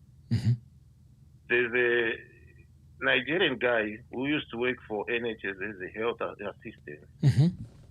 And he said, I understand you help people registering these things. I want to register. I said, but you are not a manager, just a healthcare assistant. I said, I know, but I can be a team leader for another company. I said, that's what CQC wants. If you're a team leader, we coach you to pass that's it. And he submitted his documents and we submitted the application. He got his interview and he passed. Now he's running his company in Essex from being a care worker. So my brother from Zimbabwe, I'm trying to say, you are maybe in your second years ahead, but you have a positive mind that you renew your visa to 5 years so that you have indefinite leave to remain. If you got that mindset, but not thinking that maybe after 3 years they will tell us to go back to Zimbabwe and so on. You got experience. They want that experience. They cannot just lose that experience of 3 years by that time. The British are clever. They will not do that. So you have that positive mind. In your third year, start to do this apprenticeship. Level 3, level 5 diplomas. With the vision that after 5 years, you get a job as a registered manager for any company because you are no longer tied up to the company for the visa. And possible one day open your own company. It becomes a process. But if you don't do that, think that maybe after 3 years I want to go back, things are not as I used to, as I was thinking, then maybe that's the difference between him and myself. Because I say, okay, right, this is a 3-year visa, but if I got another 2 years away, 5 years, that's my indefinite leave to remain here. Yes. What do I want to be in 5 years' time? Yes. And I hope he's listening, because this is how we're supposed to plan, because it's about being positive and also planning ahead and not just feeling like, you know what, it's just going to end here and that's it. There's nothing beyond, Yes, that's true. And my sister, who said they are planning to go back and retire, they do not run anything. She's my sister from Zimbabwe. What my mother told me before she passed on was, I've retired, but I will never stop working. And most of the time she'll be working in the field, at the farm, until she died. I said, why are you doing that? Because we are helping you with money. Said, my white master told me that if you retire and go and sit at home, where you spend more than 35 years or 40 years working with us, you will not last for more than 5 years. You have to be active. Your body, you have to be active. And the only way is you see my sister can be active is to have a small thing which can keep your mind going and being active. Not for profit, not to make money, but just to see that at least I'm doing something. The board wants that. But if the retirement was saying, I got money, I got properties in the UK, I can go to Zimbabwe, I can have my cup of tea, the maid can come with the lunch and so on, you will not last long. That's 100% true. And it's funny you say that because my mom is now retired in Zimbabwe and she was told exactly the same thing. She loves growing bambaira and stuff like that. So she became very sort of like tired, laid back. She didn't want to do any of that anymore. And the doctor said to her, look, you have to keep active. You have to wake up and just do something. You can't just sit there, especially in old age. It's not advisable. That's correct. So I think it's just the advice. It might be wrong, but I think a lot of people who are educated always tell me that you won't retire. If you have been a worker, you won't retire, you remain a worker. So thank you very much for listening to my story, and thank you very much for giving me the chance to share it with other young people who are there, so that maybe they'll get one or two things from it. But what I want to say is that I'm so proud of Zimbabweans because they work hard. Our education is still very strong. We are working with them where we are. Our clients always say, I want Zimbabweans to come back to my shift, which shows the power of the nation, regardless of the difficulties which we are having at the moment. But we were born as Zimbabweans gifted.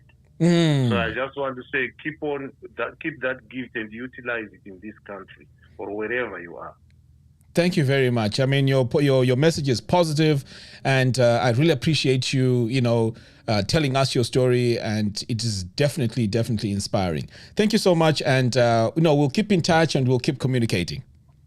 Thank you very much. Thank you. Wow. Right. Let's go to our next caller right away. Hello. Hello. This is strange. Hello.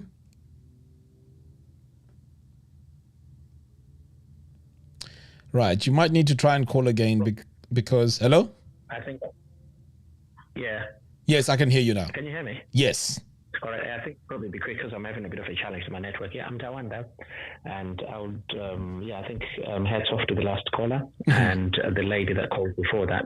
And to the young man that called earlier, I'm saying young in terms of being in the UK. I don't know how old he is. But in terms of, I think there's a mindset change that probably we need to do is...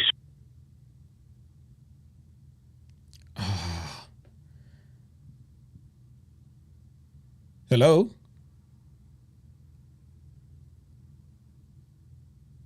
Hello? You know what? I really wanted to hear what the caller was about to say because It's unfortunate.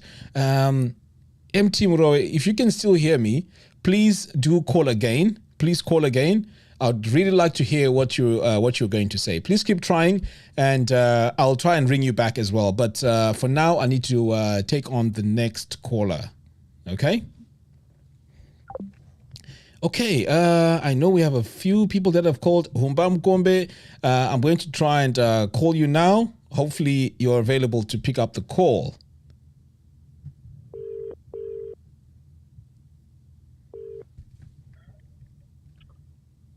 Hello? Hello.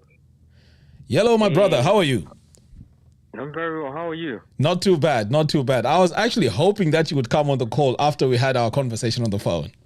How you doing? Yeah, no, I'm happy. I'm good. How are you doing? Not too bad. Not too bad. Not too bad at all. Good. Great conversations going on here. I'm really, really happy. Yes. Zimbabweans are talking sense, man. You know, it's really, really good. So tell us, what's your contribution today? Tell us your experience, your contribution. I'm eager to hear. So my first contribution is to say thank you to the gentleman who just been talking and the lady before that. It was a brilliant conversation. And I love the fact that these guys are coming with true life stories that are actually happening in the UK. Just to share in a few bits in addition to what they've already stated. It's true that there are other people, responding to the gentleman who spoke, the last gentleman who spoke, there are a few people who don't want to share information.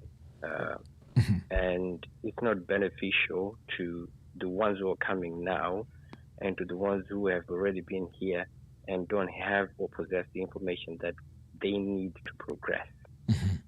And there are some who are there who are willing to share the information, but people are not willing to accept or retain that information.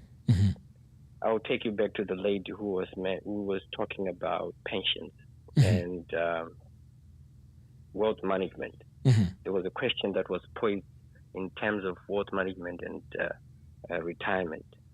People are different. That's the first thing that we need to acknowledge. Everyone is different. We think differently. Not everyone is going to be a farmer like me, but there's so many opportunities. I'll give you an example. In my time in the UK, I've tried so many hustles. From initially 2002, selling DVDs, Zimbabwean DVDs that could entertain Zimbabweans in the UK. It didn't work. YouTube came, so that went, and we tried to do T-shirts. But the moment you start something that's nice, people with more money than you do, who are already in the UK, will buy more stuff, and they'll sell it at a reduced amount than what you're selling your stock at. So you'll be forced to then either have to break even or have to sell your stuff at a great loss.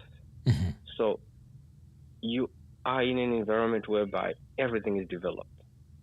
Everything is high up there, and there's nothing that you're going to do that's going to add value as an individual, especially as a foreigner. So we need to take a few pages of what the Rhodesians did to us, what the what you call them Jews have done over time, and what the Indians are doing. Someone might ask, what are they doing? What do they do? So in the Jewish community, they have everyone, every tradesman, everything, every profession that you can think of. They have everyone who does that in that community. So they will consult one another within that community up until they no longer have anyone with the skill that they need in their community. That's when they outsource that skill or profession. With the Indian community, that's the same thing. With the white community, that's the same thing. However, with us Zimbabweans, we shift blame in most cases. Like, for example, people in Zimbabwe are saying our government is corrupt, Our government has done this. Our government is not fixing our roads. It's understandable. We are not going to expect the government to fix all our problems. We have to take some sort of responsibility for ourselves. You know what? For the Rhodesians who come to Africa to colonize us, where were they sending all the minerals? The minerals are all coming back here to fix the economy, right? We as Zimbabweans, if we come together, how many of us are in the UK, for example? Let's say we have 200,000 people in the UK. That lady mentioned something which is critical, dialysis machines. We have a lot of people who have kidney problems. One dialysis machine costs, a second-hand one on eBay, if you look it up, £600. Right? If we are to say, okay, let's contribute, we look for people who are trustworthy, give them £1 each every month. That's £200,000. How many dialysis machines can we buy with that? Just food for thought. There's a lady who went to Zimbabwe. She built a medical practice in Bulawayo. It's called Rugare Medical, right? Rugare Medical, she's doing dialysis for the people in her community. She's helping out. She doesn't charge exorbitant amounts in comparison to the other institutions that are already in Zimbabwe. I would love to believe that each and every one of us has black tax. That's true. It's something that we have inherited. Unfortunately, we have to go with it, right? Once we go with it, it's coming to an end. We are learning. What we are learning now is we need to maintain a life whereby we don't create that black tax for our children. So the Rhodesians have retained their wealth primarily because A, they're inheriting all the wealth from their previous people or grandparents, great-grandparents. This inheritance has been retained in the family. This inheritance has been in their families for probably, for the last 100 years. You and me, we barely have any inheritance. That's true. Going to be creating that. Yeah, we are going to be creating that inheritance for our children. But having said that, Zimbabwe still has so many opportunities, to create things that we don't have.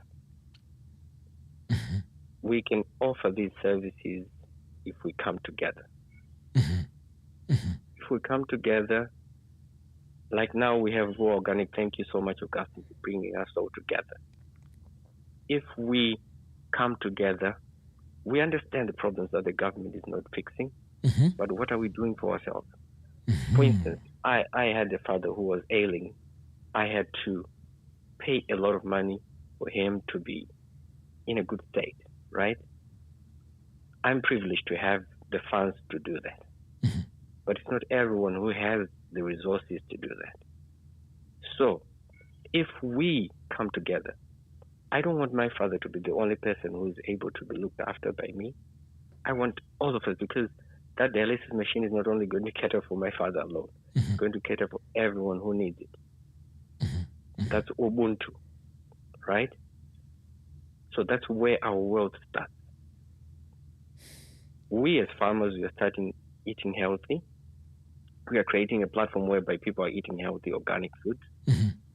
Other people can come and do manufacturing. Everyone has got a special gift. If there's anything that this country has taught us, is to have opportunities for everyone who wants to do anything. I remember very well when I was young, there were old Madalas who used to go to South Africa. They used to be referred as to, they've gone to Wenera. They would go away at a very young age, come back when they are sick or probably close to their death, and they needed the people who are around to look after them. That's not us. We don't have to be like that. So there's a young chap who talked about retirement. And there's a guy who answered him, I think it's Pearson. He said, you plant a tree today so that you can harvest your fruit in 5 to 10 to 20 years, right? If we start now coming together, whether it's a small clinic, right? A small clinic, we can decide, we'll play Russian roulette and decide, okay, well, let's start in Chitungwiza, the dormitory town of Zimbabwe. Let's start with a small clinic. What do they need, right? With the 200,000 Zimbabweans who are here, £1 is nothing to a lot of people who are here. Of course. You probably buy sweets or you buy candy for your kids. Just sacrifice £1, 200K every month. In 10 months, that's 2 million that's on the table. We are giving people what they need. And we have played our part as a Zimbabwean community, right? And the whites, I was very fortunate to work in wealth management. White people, they don't perceive to know it all. They learn from those, they put the right people in the right places. And when they don't know anything about their finances, they'll come to wealth manager. The wealth manager will give them a very clear platform on how they should invest, depending on their appetite in terms of risk, right? In most cases, the younger ones are the most adventurous in terms of investments. The mid-range, they're very, very clear on what they need and they're very risk averse, same as the older generation. However, yes, economically, the systems have changed in the UK since 2000 when you guys came. 2002, things were changing when I came.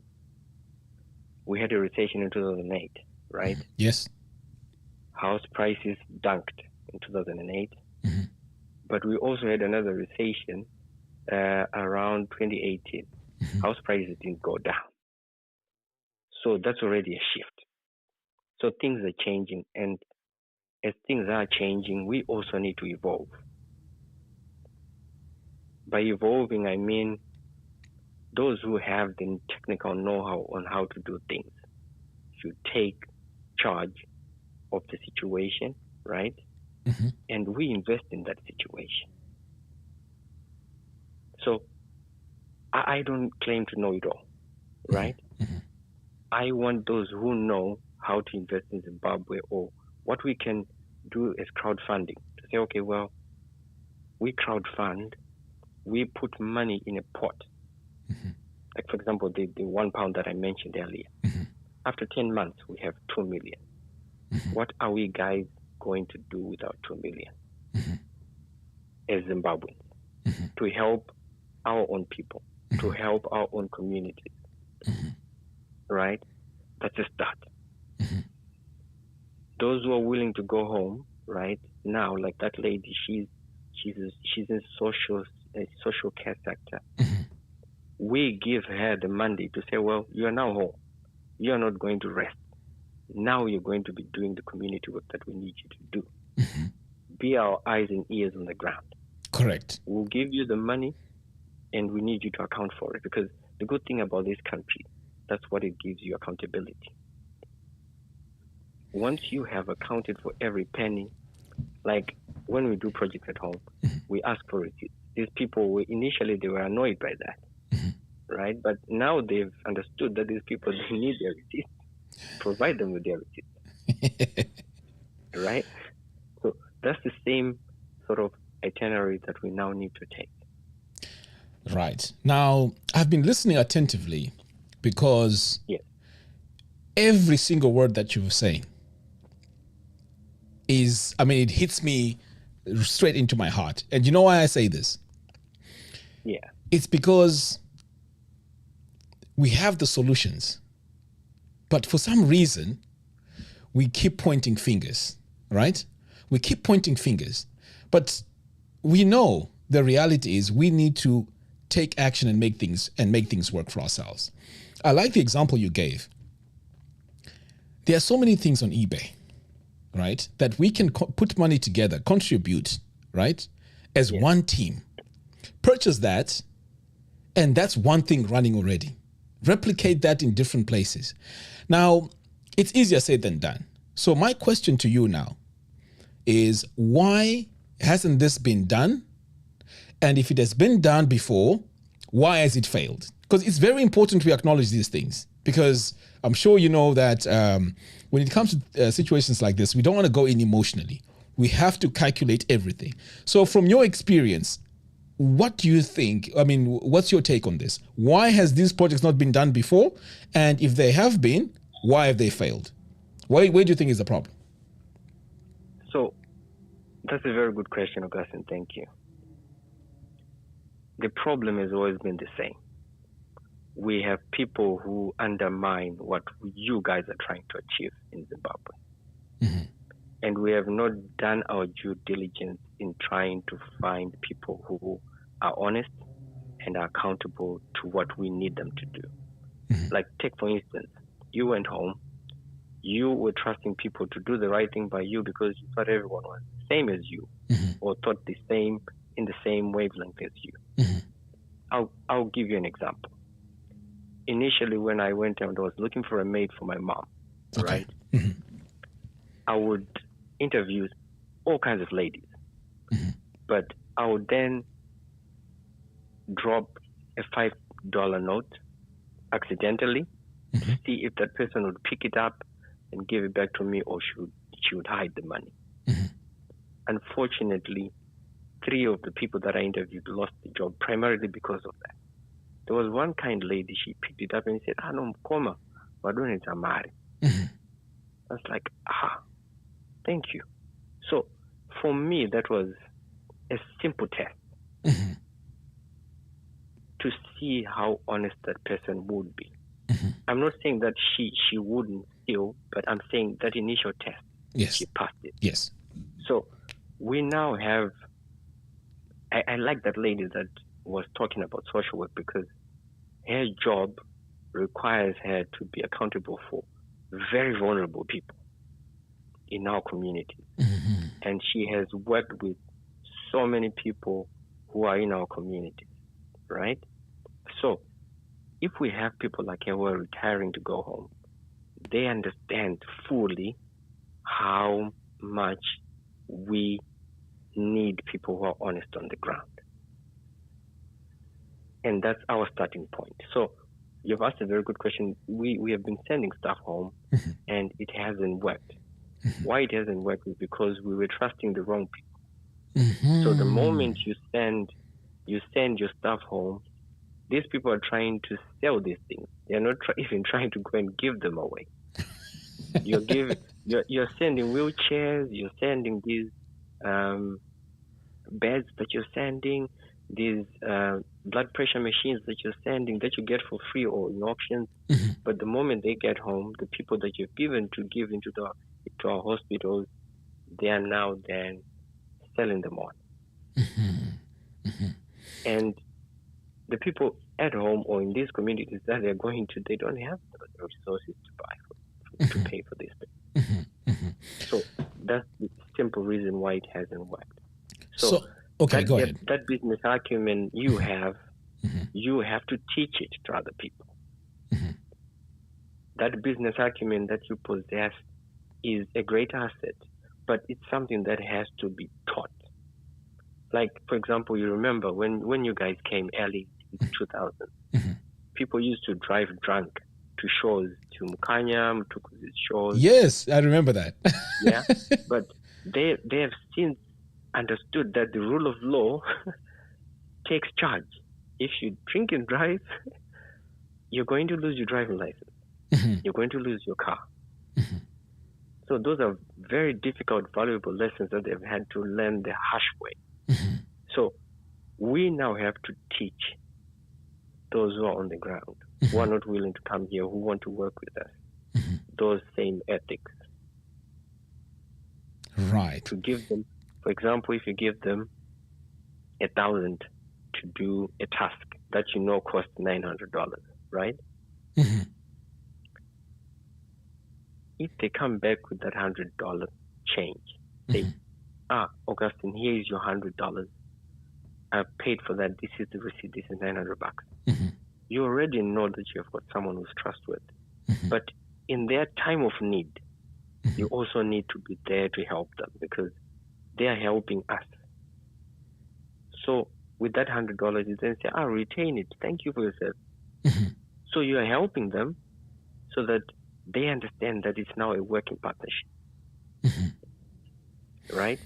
So investing back home is difficult when you don't have people who are trustworthy. But with people with the number of people that are going back home now, I think it's worth it because, as I told you earlier, we have people who have gone back home who understand the system and how hard we're working here.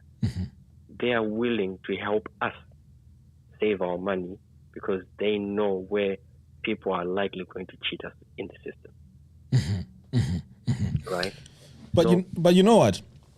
In you saying this, maybe for me, I'm still fresh from losing a lot of money. Trusting someone on the ground, for me right now will be a bit difficult, I'll be honest with you. But having said that, I like the idea that you mentioned earlier on where we could crowdfund to achieve certain goals for people. I want to give you an idea, okay? Tell me if I'm correct, because you said you have a financial background, correct? Yeah. Yes. So let's say me, Ruwa Organic, right? I'm trying to build a few things at the farm. As we speak right now, I probably need maybe 50K, right? To get my CCTVs, my chicken runs, all these things to get started. If I do this myself, okay, I mean, it may take me about 2-3 years doing it slowly, right? Yeah. If I were to say to you, okay, here's my idea. I'm building on what you said, okay? How about we get 4 people?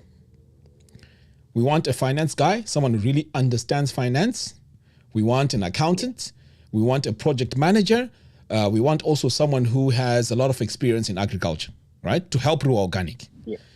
Yeah. And then we say, Mr. Ruwa Organic, how much do you need? Okay, I need 40,000, right? For me to get to this. And I say, okay, look, I'm not a farmer.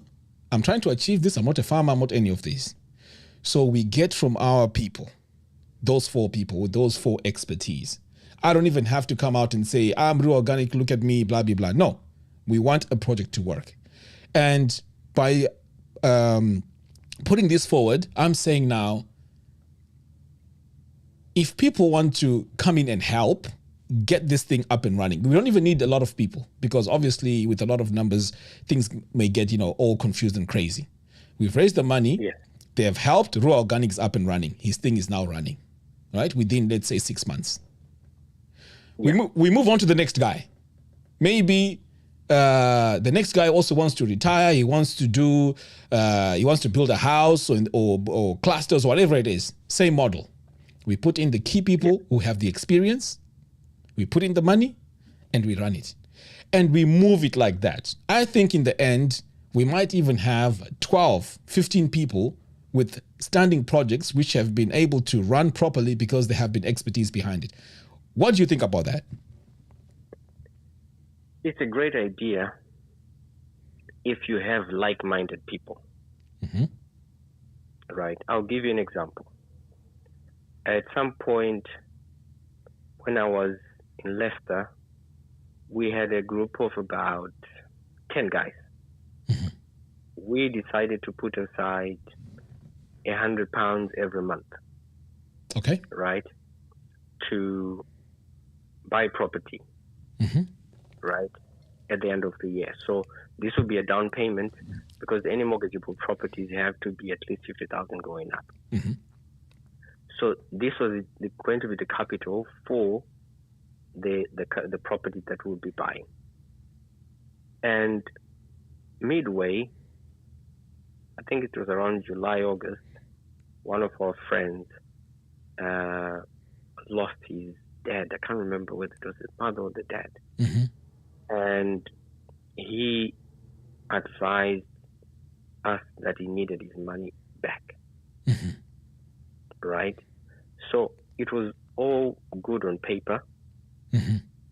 But when we were putting it into practice, it became a very huge problem.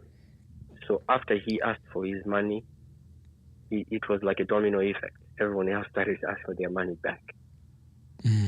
So what I would recommend, if you're starting a project or if you want to do a project, you have to have people who are like-minded, people who have enough resources to do what you want to do.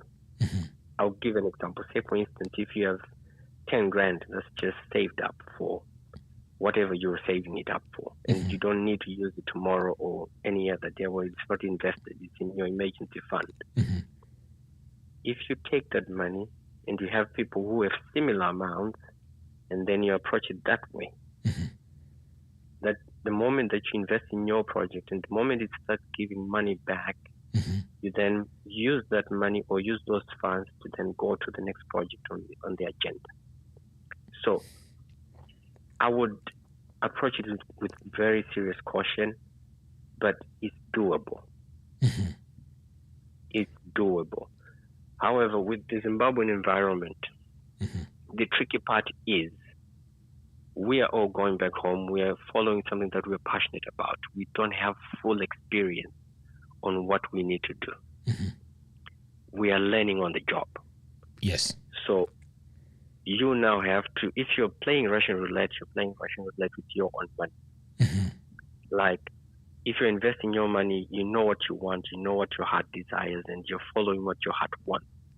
So no one is going to come to you and say, no, you used my money, so I now need my money to do this and this and this and that. So I would say, approach it slowly, do exactly what you want to do, but for bigger projects, do them with enough research. Like, for instance, you want to build structures in Zimbabwe. There are companies that are quite genuine on the ground. I'm not promoting this company, but there's a company called BAMLO, right? Okay. If you approach them with your plans, they have a new service that they're offering that you go in with your plans, they build your house, it's pay as you go. Okay. Right? So you're paying, they will come to your site, they'll give you a quotation with your plans, and they'll tell you how much you need, and you'll pay them as they build. And it's a reputable company. You can look them up on Facebook. One of my cousins have used them. So there are genuine companies in Zimbabwe. There are people who are doing decent things, but they're being overshadowed by people who are doing the bad things. I see. Can you? What's the name of the company again? We have a few people asking in the comments. BAMLO. So there's BARMLO. It's called BAMLO Construction. Okay. It's reputable, but do your own research. But I would highly recommend them because they're doing awesome work. So going back to the fundamentals again. Zimbabwe is home for all of us. Yes. We are here to work. I always mention this to people that they need to remember where they come from. I'm reminded, I've been here for over 20 years, but at every turn I'm reminded of where I come from. I'm asked this question almost in every other meeting, right? Last Thursday when I was knocking off, I had a meeting with the team. There was a gentleman from Canada, there was a gentleman from Australia, and me from the UK representing one company. The other guy asked me, Dom, where is your accent from? And I said, what do you mean? And he said, where are you from? And I said, I'm in Northampton. He said, no, where are you originally from? Right? And I said, Zimbabwe, right? So I want everyone to remember to know that we are Zimbabweans, right? And that's our home. No one is going to come and rescue us. We have to rescue ourselves. But a journey of 1,000 miles starts with one step. When those guys who came to colonize us came to Africa, they had one mission, and they managed to conquer it. And they were with us, right? When they were with us, for the years that they were with us, they changed most of our fundamental thinking. They took most of our things that we needed, and they made them theirs. However, we also need to realize that now that our situation is different, because we're not taking anything by force.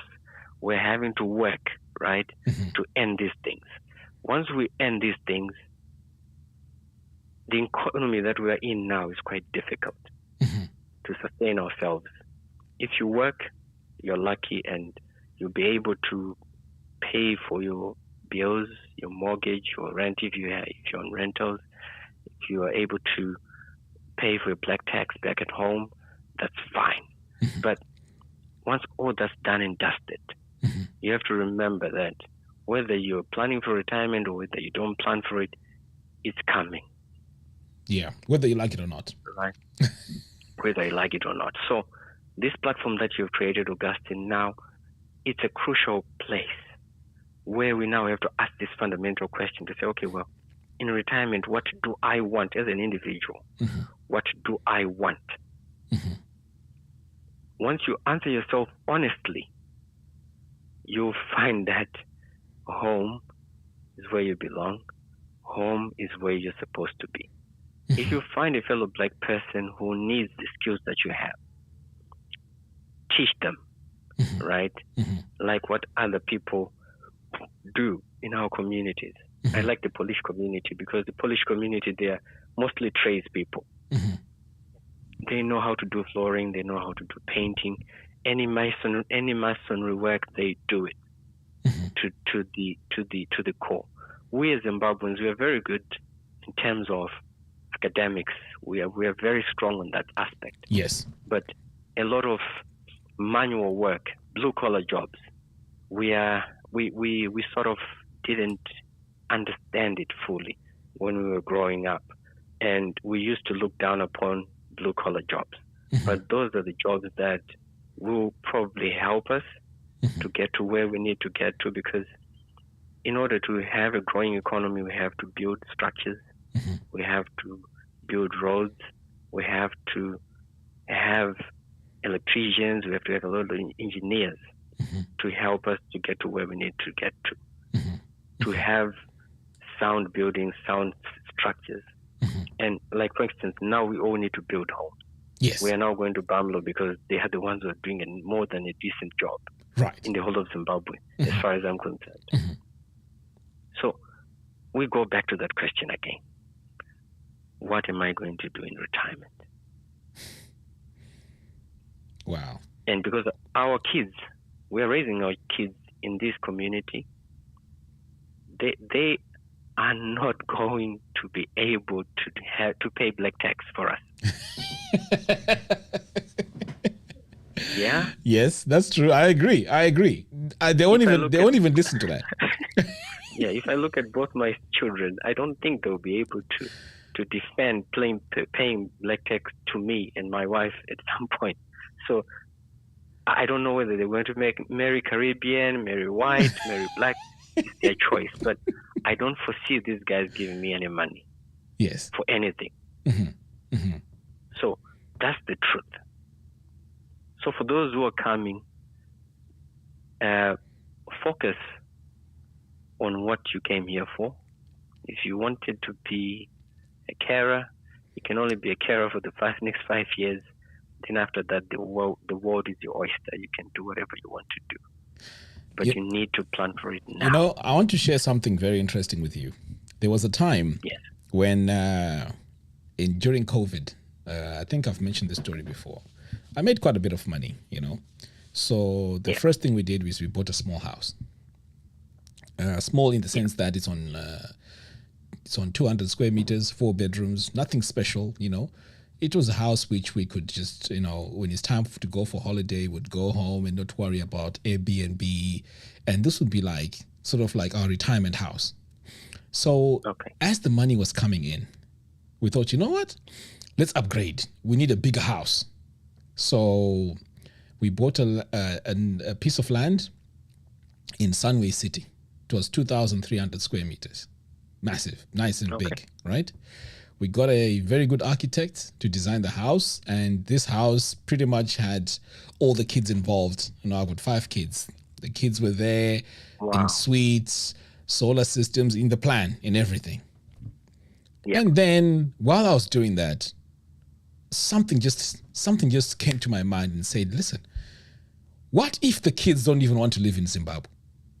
And here I am trying to treat them like they're little kids where they're each going to have their own bedroom. Because the house was massive, you know, it's the designs. And then straight away I made a U-turn.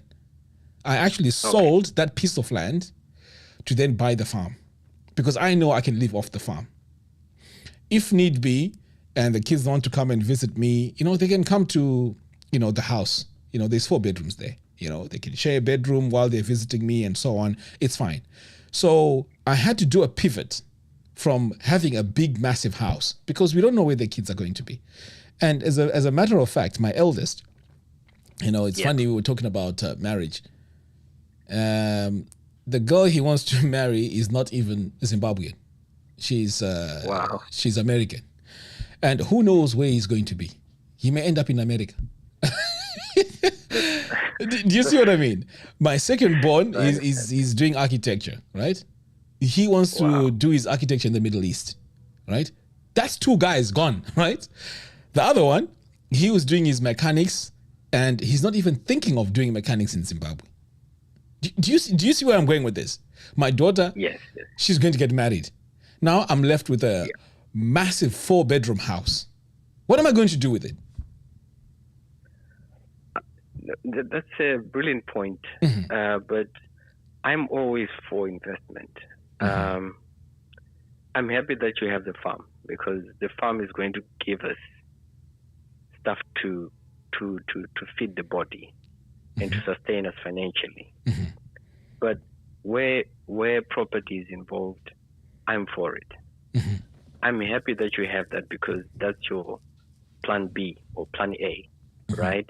And in the event that you're going to move on to the next dimension, onto the next phase of your life, which is death, I don't know where we go after that, but you at least have a trust fund. These guys are going to have this on paper, right? Yes. That's your legacy to them. What they decide to do with it, it's your legacy, right? They might not want to go back home, but their children, your children's children might want to go back and live in Zimbabwe. Like, for instance, look at a lot of people who were expats from the UK who went to Rhodesia. They're all back in the UK now or in Ireland. And this all happened after 1980. But probably they thought they were never going to come back here. So you never know. But it's your trust fund. It's your legacy. So I would definitely retain it as part of your trust fund stuff. No, absolutely. But, I mean, I totally agree with what you're saying. So now we don't want to have this platform as a platform where we just talk and no action. Otherwise, it becomes useless. Do you see what I mean? It becomes one of those platforms where we come up with big ideas and nothing happens. So what I'm going to suggest we do is anyone who's interested in having some sort of this idea of putting money together towards a project, let me know in the comments box and I'll probably do an email. I'll send an email out, or even in the WhatsApp group, I'll put a post out there and see if anyone is interested so we can get the ball rolling with this and see how we can do it. But in me saying this, I'd like to say on the outset, this is not one of those ego things that where I have to be the head of it, because I have my expertise in one area. It doesn't mean that I have expertise everywhere. So it's something that's going to work as a massive team of people who are like-minded and, like you said, who have that disposable income, which is not money where you're saying, you know what, that's my rent in the next 2 months I'm going to put into this project. No, we want something that is, not like some sort of money that needs to be used immediately, but money that you've got saved and it's really, there for, for whatever developments. And let's see how far this goes, because I would like to document this. Who knows? This could be the foundation of what us as Zimbabweans need for us to do something back home, working as a team, So let's see what people are going to say. In fact, right now, let's hear from just a show of hands who would be interested in this. And I'm not saying I will be running it, because I want to be honest with everyone here. I'm not good at project management. I'm not good at, the finances. I'm a marketer, and that's it. If we can have a team of people who are serious, like I'm talking like serious people, let me know, or in fact, contact me privately on my number. This is the number. Contact me privately and let me know you are interested. And then we're going to create a private group, okay? A private group where we have, all the conversations there, accountability, we show everything, the progress reports, pretty much everything's going to be transparent, okay? Let's see how it goes, because I think this is the way forward. We can't just be talking with no action. So I like what you've just mentioned, that we can do some sort of way of working together as Zimbabweans. And instead of saying we don't trust each other, let's start by working together and see how we can mitigate those problems that can stop us from having all these failed projects that's been happening before. Because, for example, this company that does construction, how are they successful? It's because they're trustworthy. Why can't we start something that can also be trusted, that can help, others? That's where my question is. So let me know in the comments box. And anyone who's interested, please contact me privately or just show of interest, even here in the comments box. And let's see what we can do with this. And like I said, this is something that will be documented similar to how I do my videos. Stage 1, done. Stage 2, done. Stage 3, done. And so on. Certainly. I think this is a brilliant idea, Augustine. Mm-hmm. And we have professionals already on your platform. Mm-hmm. I will be happy to provide my accountant. Mm-hmm. He's one guy that I trust with my life. Mm-hmm. And he's got a portfolio of over 500 million. Wow. And I can vouch for him. Mm-hmm. Zimbabwean born, Zimbabwean raised, but fundamentally I think he's a Christian and he bases his work on that. Mm-hmm. So that's why I would recommend that guy. However, once we have come together as a team, mm-hmm. right, mm-hmm. we need to understand why we are starting this. Yes. We need to understand where we are going with this. Mm-hmm. Because the moment we don't understand why we're doing this, mm-hmm. that's when we all get it wrong. Mm. Yes. Mm. Because the good thing about this country, there is what is called succession planning, mm-hmm. with everything that they do. Mm-hmm. If you look at the comment that Martin Flavor has written there, mm-hmm. right, that the best person to look after the old you is the young you. We need to create the young minds like your sons that you're mentioning about. Those little guys, we need to feed them with information that can help us mm-hmm. to be better people tomorrow. Because I have the skills that I have, mm-hmm. but the moment I'm laid to rest, that's the library gone. Yes. Right? We have so many librarians in the graveside. Mm-hmm. We've got so many books in the graveside. Mm-hmm. So we need to then push that information to the young ones. But before we start, we need to ask ourselves again, mm-hmm. what are we doing? Mm-hmm. Where are we going to? Mm-hmm. Mm-hmm. What am I going to do in my retirement? And what have I left behind? Mm-hmm. that's my motto from here on in. You know what? I'm glad. I've been. It's been a very interesting conversation, and I really like your mindset and how you shared your information with us. I think this is very powerful. I think we need to continue with this momentum. Let's create something. Like I said, we have the key people who have expertise to be in the right positions.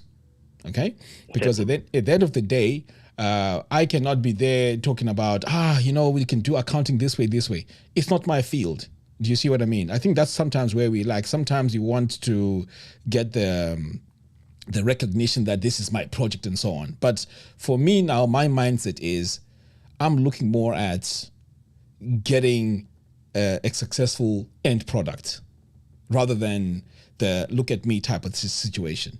So this is the idea that I think would work, and thank you for bringing it up, and hopefully we can make this happen, and make this a model where we can sit down and help others who are even planning. I'm sure there are people right now who have money or who are thinking of retiring, but it's so scary to put money back home because of these type of situations. But if we have something that has structure and expertise, I'm pretty sure we can win with this. And I'm willing to be the first one there to put myself on the line and say, okay, you know what? Let's learn from me as the first person who's going to start with this thing. And then everyone can follow suit. Certainly. No, I think that you've hit the nail on the head. Mm-hmm. Augustine, I'll give you a simple example. Say, for instance, if we have 1,000 people, mm-hmm. if we put in £1 every month, mm-hmm. in 10 months, that's 10 grand. Mm-hmm. That's huge. That's massive. That's a lot of money. You can do a lot with 10 grand. Mm-hmm. So it's just food for thought. Mm-hmm. And then we take it from there. No, definitely. I'm going to be contacting you because we would like to have these type of things and, further these conversations. And then once we have, something together, we can just package it and then bring it to the community as well. No, I appreciate that. Thank you so much for your platform, Augustine. And you're taking your time to create something that's phenomenal. This is amazing. Thank you so much. No, thank you so much for taking your time to also educate us and share your experience as well. So thank you so much. So let's keep in touch. And you've got my number. Let's keep in touch and let's continue this momentum. Okay? Will do. Okay, right, fantastic. You. Thank you so much. Take it easy. Cheers. Bye-bye. Bye. Wow. This is amazing. Okay. There's so many calls coming through. Let me go to MT Murowe and see if this time he's going to respond.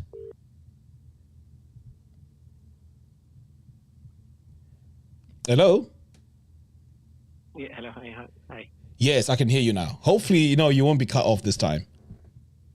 Well, I'm hoping that as well. Yes. So, the last caller has pretty much taken most of the amount. He is, well, as you just said, hit the nail on the head. Mm-hmm. He's picked up a few of the, because I was going to talk about change of mindset. Okay. And in view of the Zimbabwean narrative, and I was going to give you a few examples, personal examples, and hopefully we can sort of build on some of those ideas. So, Sure. Yeah, so I've been in the UK for over 20 years, and there's a guy who talked about the challenges, tribulations of being in the country initially, mm-hmm. which is unfortunately one of those things. It's almost like a rite of passage. It shouldn't be like that, but that's how it is. Mm-hmm. But in trying to chat one step, sort of way forward and go, we have to make some bold decisions, and I think we have to change our mindset. And I'll give you a very simple example. One of the first things I realized when I saw that, the bills are difficult to, you've got so many things to do, so many obligations, black tax and everything. Mm-hmm. One of the first things I did was I've always wanted to farm, and I wanted my own piece of land. Mm-hmm. And I quickly realized that one of the biggest problems that we have is we want to own 100% of an ant. Mm-hmm. At times it's better to own a fraction of an elephant. Mm-hmm. So what do I mean by that? We all want to own a small farm, a small this, but we can't afford it. So in the end, it becomes a big problem trying to raise all the money. It takes longer. Exactly. You guys were just yeah. So what I did, my first experience was I went online, Zim Classified. I was looking for a property. I really wanted a farm. Mm-hmm. I saw this farm. It was 130 hectares. I couldn't afford it. Mm-hmm. And what am I going to do? I want a piece of land, Mm-hmm. but at the same time, I don't want to. So the price, I think it was in the region of about 100K, thereabouts. Mm-hmm. Taxes and everything. Deceased estate. I then looked for someone, like-minded person. Right. And it took me about 3-4 months. But in the end, my wife and I, we managed to find another couple. They just had money, but they really were not interested in farming. But we managed to talk to them and say, you know what? Why don't we buy this farm 50-50? Mm-hmm. You get 75 hectares, we get 75 hectares. Mm. We negotiated with the seller, and they said, well, okay, you put your money forward. So we put our money. We said, there's our cash. And they had cash, and they saw that we were quite serious. So we went with it. So in the end, we negotiated the price down, and we ended up paying, I'll tell you, for the 75 hectares or so that I have, it's actually slightly more than that. I paid less than a price of a stand in Zimbabwe, But then it's just because we managed to work together. Mm. Had we gone, if I wanted to have 100% of the ant, I would never have afforded it. But I thought, you know what, I'll have 50% of the elephant, which makes sense to me. I like the analogy. I really like the analogy. Okay, carry on. So that worked. And that then gave us the idea that these things actually work. Now, I'll come back to the UK because I've heard you've talked about property in the UK. Mm-hmm. And when I started working like professionally, I'm in education. And when I started working professionally in the UK, it was quite tricky. We were just a young couple, which is probably different from these guys that are coming in now, especially if they're slightly older. So I think the demographics may be slightly different and the way of looking at things is slightly different. Mm-hmm. But as a 20-year-old something coming into the UK, girlfriend, then getting married, we then decided we were renting a little apartment.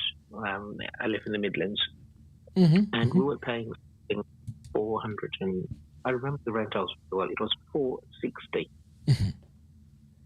right?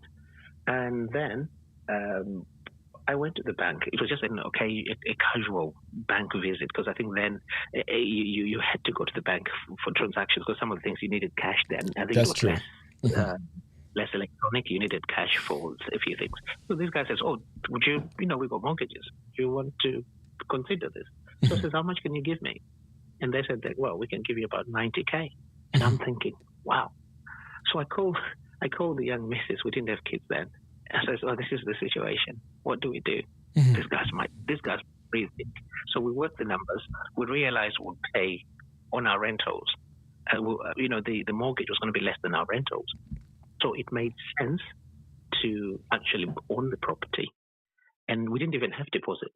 But because it was quite easy, we just worked a little bit and then we managed to get a deposit. We bought the house, 80-something K. Mortgage was about £400, which was about £60-70 less than our rental. So it made lots of sense. So one of the things, I know that there's always that debate whether one buying a property makes sense to renting, but I thought from that perspective it made sense. Mm-hmm. And a few years down the line, of course, that property has managed to generate a few other properties, which is something positive. Mm-hmm. We come back to the idea of working together. Mm-hmm. So we then, I'm quite fortunate in the sense I've got a few family members, like whenever I'm Kuru in my blood brothers and sisters in the country. Mm-hmm. But not everybody was in a position to own a property. Mm-hmm. So we say, what do we do? As the last caller was talking about leveraging and working together, we decided to put money together. So I'm never one for this narrative that Zimbabweans are inherently not united or not working together, because I've seen it work and I've done it myself. So we said, well, we want everybody to have a house, and there's about 7 of us. And believe you me, we managed to, because we had our house already. We then started to do this round thing where we raised a bit of money. We were paying £500 into it, and it was coming to about $3,500 a month. We raised the deposit for the first person. They bought their house, and the next, until everybody has got a house. Right now, we all have 2 houses in the UK. What? And I'm not saying this as a way of trying to say to people that I'm just trying to prove the idea that, we're constantly saying, Zimbabwe, don't work together. I think you need to find like-minded people. And you need to sell the idea that you can work together and you can make things work, but that works with that common purpose that you guys are talking about. So as a family, we've managed to get to a point where we all, those guys that were here then, we all managed to get a second house. And then we've now got new people that have come in. I've got a younger brother, Kawi and COS, and my kids are also grown. My sister's got a 19-year-old, Atanga Basaro, recently. So again, we've gone back into the same circle. We said, well, these guys need to own their own properties. We put in about £600 a month. But, and now to have 9 people who are contributing, right? So That's we're putting amazing.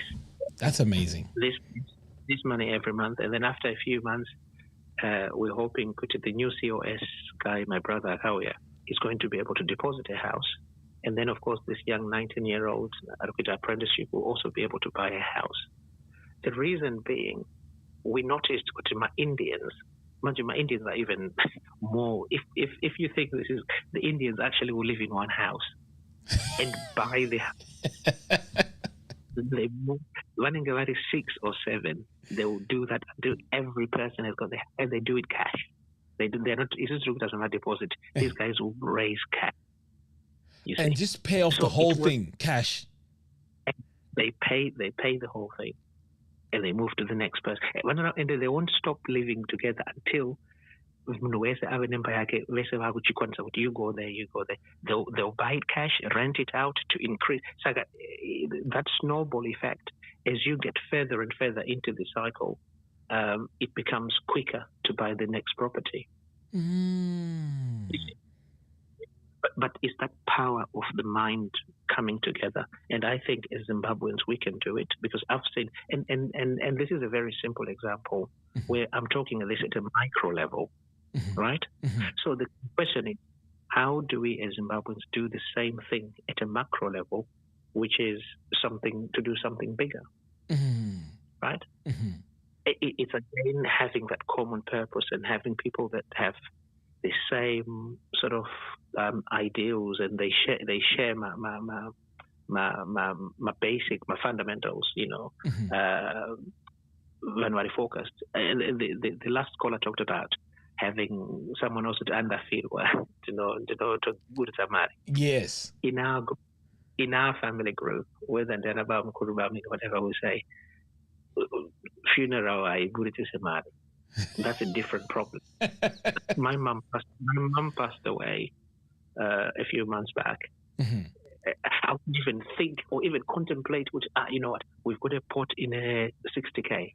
That is nothing to do. That's not part of the problem. So again, we need to move away from this idea that as Zimbabweans, I know we at times too community focused in terms of my problem. But I think to some extent there's this idea that we need to also understand my problem.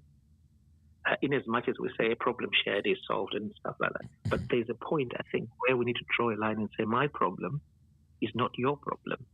And I use this when I'm dealing with my team, when we're trying to do things with them, where we're saying, okay,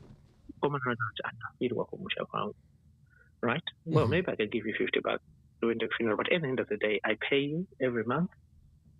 That you're on a wage. It's your problem. In any mom's or Mom Zongo when she was ill, I don't call you to say, Sha Mom Zongo or what. You want your wages at the end of the month. I have to make sure you get paid.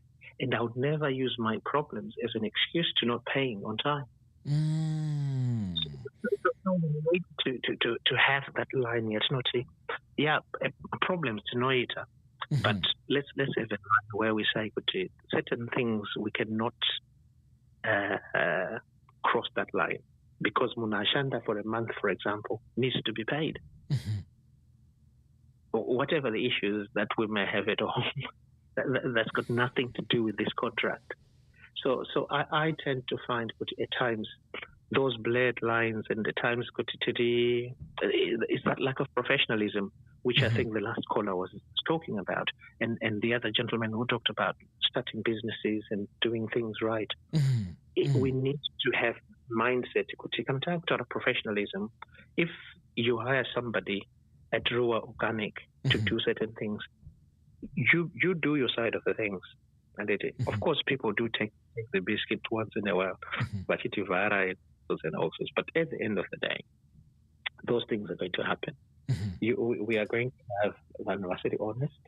We are going to have people that probably try and take advantage, because generally I think people here tend to be a bit more honest, and we tend to believe it. You know what? We can shake hands on something, and the moment we've done that, I meet my end of the bargain, and I expect the other guy to do the same. But when that doesn't happen, that shouldn't give us the idea that all Zimbabwean or all humanity is inherently corrupt and I think for me is that narrative.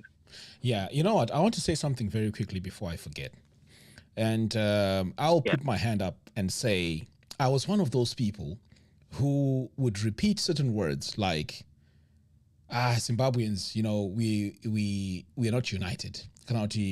My Zimbabweans, where are the clever Zimbabweans? Where are the smart Zimbabweans? And then you look around, it feels like, there's no really smart Zimbabweans. And I want to tell you something.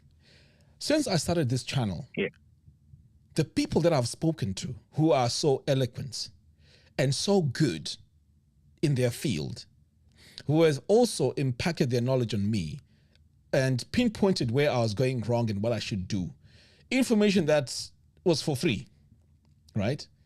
Yeah.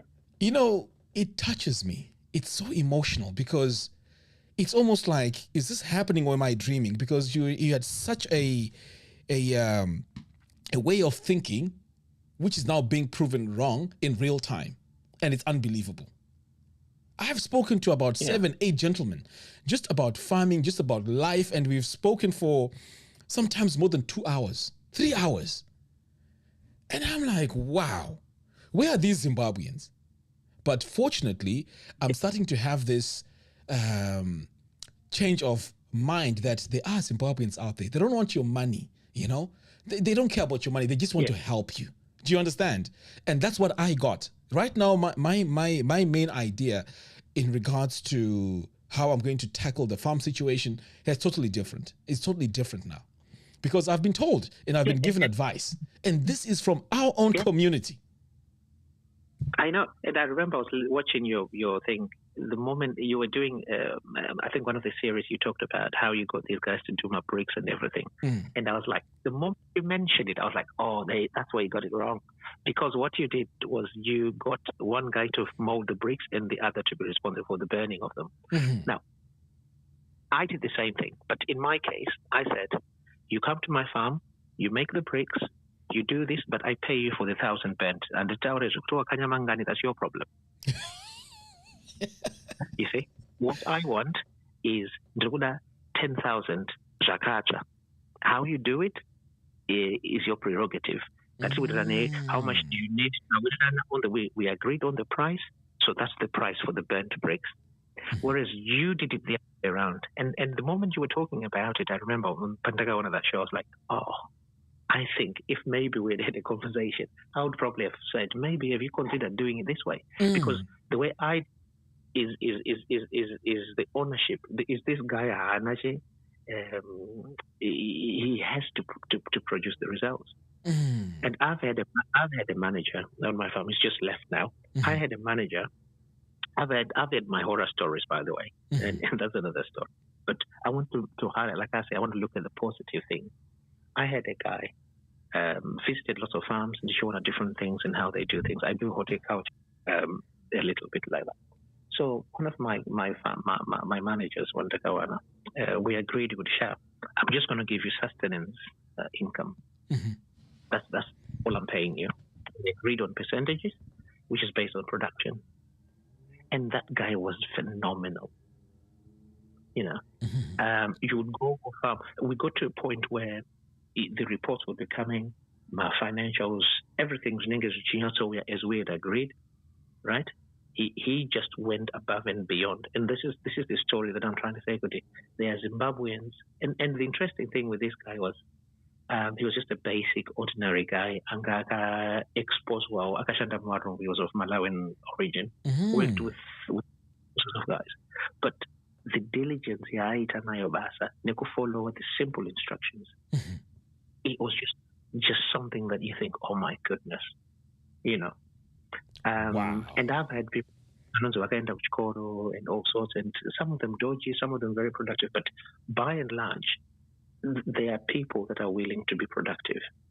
They are willing to go above and beyond to produce or go be productive. And of course, I've had, like I say, it's not all gloss. There are horror stories, but my point is, I don't want to dwell on those because at the end of the day, those are lessons. We meet people, and everyone we meet is a lesson. But at the end of the day, if ever I'm going to grow, I need to look at what I can gain from someone, what I can learn from someone, and there's lots of lessons to learn from different people. And these are all Zimbabweans. None of these people were especially on the Zim side, from other countries, except this gentleman on is of Malawian origin, but grew, born and bred in Zim. But there's lots of positive stories that we can draw from and we can learn from. And there are lots of, you were talking about people coming together. The interesting thing, we talk about Zimbabweans start a company, Econet as an example, and many other companies. They put it on the ZSE. We are more than happy to go and buy my shares. Yes, that's true. And it's a Zimbabwean company owned by Zimbabwean people. But at the same time, we're like, oh, my Zimbabweans are hiding. But these companies, some of them, of course, the economy and the situation is not always the best. But at the end of the day, if you can entrust some of your money with a Zimbabwean-owned company on the boards, what's the difference? It's Nekuti, you can say, okay, Ruwa Organic or Bamlo or any other company for that matter. People can come together and put things together and be entrusting of each other.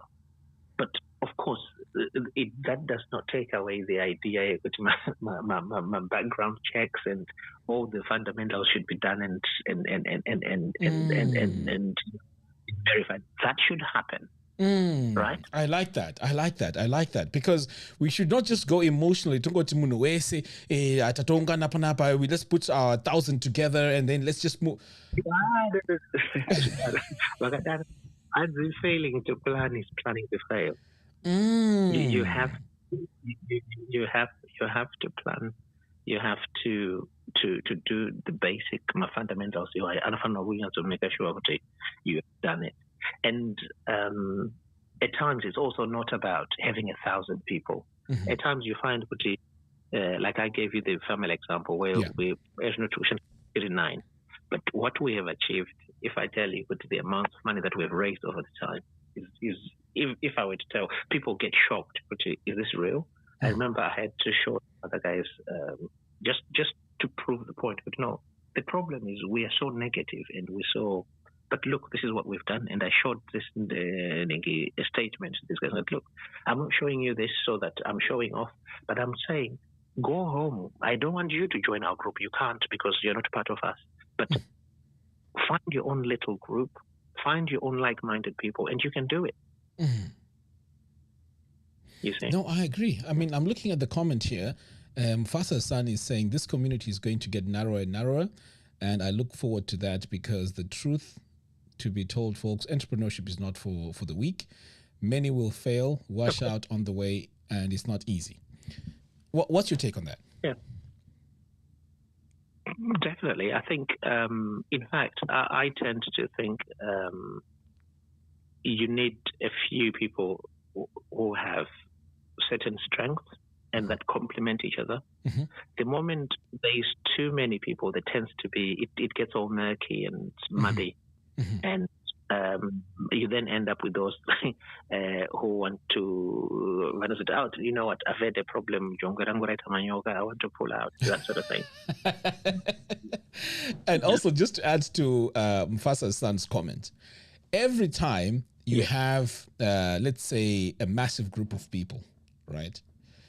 I always use the 80-20 rule. We can talk here and say, let's do this.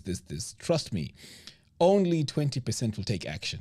80% are just there. It's a fact. It's a fact. No, of course. Pani Malagads, your marketing, you know the Malagas, they always, when things are done, I know, those that wait and see, so there will be people like that, and there are people like that. Yes. And we're not also thinking everyone should just be jumping into things because that's where the wind is blowing. No, it shouldn't be like that. Yeah. I think it's to be judicious and to make sure what is this making sense. Mm-hmm. And it's also a question of a group can form. Mm-hmm. I live in Northampton, mm-hmm. and we've had a few business groups that have formed, mm-hmm. but it's hard. The group might be interested in a certain area, which you may not be particularly interested in. Mm-hmm. Or you may be thinking, well, I've done my research. I don't think this is an area I don't have to invest in. That's totally fine. Mm-hmm. Think all those things, but exploring the different possibilities. But talking about Northampton as well, we have just a group of some old guys who came some 20 years ago, some maybe newly arrivals. And we've got this group of guys. And again, it's a basic thing that I want to talk about here, where to know let's say maybe a family member, sibling, spouse, parent. Mm-hmm. Every guy in that group, they pay about 15 quid just as chairman, Mm-hmm. and it's been going for years. And we don't raise lots of money, but you might find I'm not going to offer work and like Zimbabwe, you get maybe 1,000 pounds or something like that. Mm-hmm. If it's local, it's a bit more, maybe 5,000 pounds or something like that. This is not an insurance. It's not anything. It's just people coming together. Mm-hmm. So for me, my narrative of Zimbabweans is not what I hear. Mm-hmm. Because I see Zimbabweans helping each other, Zimbabweans being there for each other. Of course, there are stories, there must come and the stories of this and that. Mm-hmm. Yeah, that happens. That will happen in different communities, including my local communities. Mm-hmm. But at the end of the day, those people who have been here, even the new COSs and some of the guys that came, people to look out for each other, especially those people who are people were putting their money into other people's bank accounts. People were using other names to get jobs. Mm-hmm. Is that not Zimbabwe working together? So where is this negative narrative coming from that we are so bent on pushing? Yeah, I'll tell you where it comes from. I mean, me personally, if you look at marketing, usually what sells is the negative. Okay, that is why I don't know if you remember, there was a time when I did a video with Wademaya, and I was talking about how I was so excited to be in Zimbabwe. The roads were nice and everything was good, and it was just a breath of fresh air. Yes. Someone on Twitter, it took me 3 days to debate with these guys because they were so convinced I was a ZANU-PF guy. They were so convinced that how can I say Zimbabwe is a good place to retire, is a good place to go. And I spent so much, 3 full days back and forth. And I said to myself, this is crazy. These people don't even know me. And yet they're discussing further things that are not even true, right? And then guess what happens now? I'm talking about the roads, about how beautiful the country is. This program, Yana Clarksonie, you know the Chico. Top Gear. Yeah, no, not Top Gear, but it's similar to Top Gear. It's by Amazon now. Yes. They did that, and do you know how many Zimbabweans were saying, wow, this is amazing and all. But when it's done by Wadamaya, a similar guy who's sort of the same color of my skin, I got so much negativity from that. But because he's a white guy, Zimbabwe is now beautiful. So this negativity, I think, is something that really makes people thrive when the narrative is said by our own. Do you see what I mean? I think that's where it comes from. Definitely. I think the last caller mentioned something about the colonial legacy. What have we got? I mean, it's almost like self-hate. It's self-pity. So if you start to look at it and you start to unpack it, it's almost like it's like the old sort of education system. I happened to be, to some extent, I think I suffered that because I know my parents made an effort to send me to my old schools, Angarewaru, my group A schools and stuff. Yeah. And I'm sure that their mindset was different. Their mindset was, we want him to be like that. We hopefully want to give him another thing, which I think if you look at the current schools now, you go to Pitt House, you go to George's today. The reasons why some parents send their kids there is actually quite shocking if you start to think about it. Is it to learn the way of the white man, or to be the white man, or is it for education? What would you say is the reason? Well, I think it's a mixed. It's a combination of it's a number of things. Some of it is just ignorance, where the assumption is learning with the white child is going to give one a competitive edge, which probably is not founded. Because I actually found some of the people that I found not entirely true, but obviously I've had a few experiences with some guys who went to very, very good schools who have come into this country. They've really struggled because they don't have that resilience. They came with a whole sense of this is who I am, and the reality is quite different because cannot without the basics, which like most people, I don't find a shift while you're sorting yourself out. Some of these guys didn't. I remember those people. And some of them, if you find, yesterday, actually 2 days ago or something, I was walking in town, in a local town, and I saw a Zimbabwean guy, at Chikumbira change, sitting on the pavement, like, the busking situation. And I didn't have pennies, these days when I'm like, so I said to him, you know what, Andina Marisha, but you know what, I'll tell you what, no, at the moment I don't have money, I'm just rushing somewhere. Tell you what, I'll come back and let's go and have lunch together. And in talking to this guy, it's shocking. Obviously, I can't say what school he went to because he did that. But this guy went to one of these schools that we're talking about. He had, the silver spoon type upbringing. But the only thing that probably came out of that was maybe the language. That's all they managed to get out of that school, and probably a little bit of sport that they did. And unfortunately, they were not that good at the sport, so it didn't really take them anyway. So I think some parents do it because, well, they can afford it, and it means something. It's got some street cred to say I can pay 8,000 a month a term for my child. That makes sense. I then pay 24,000 a year for somebody in high school in Zimbabwe. I have, and I can talk about this. Mzukuru went to St. George's, didn't do very well. Then had to sort of resit. Came here. I stayed with him for some time. He went to Coventry University. The guy flunked, went back to them. He just did not have it in him. And he said, I can't do this. I'll go back to Zim. Wow. He went back to where obviously things are lined up for him and he can do this and that. But so those are some, that I think is one side of the argument.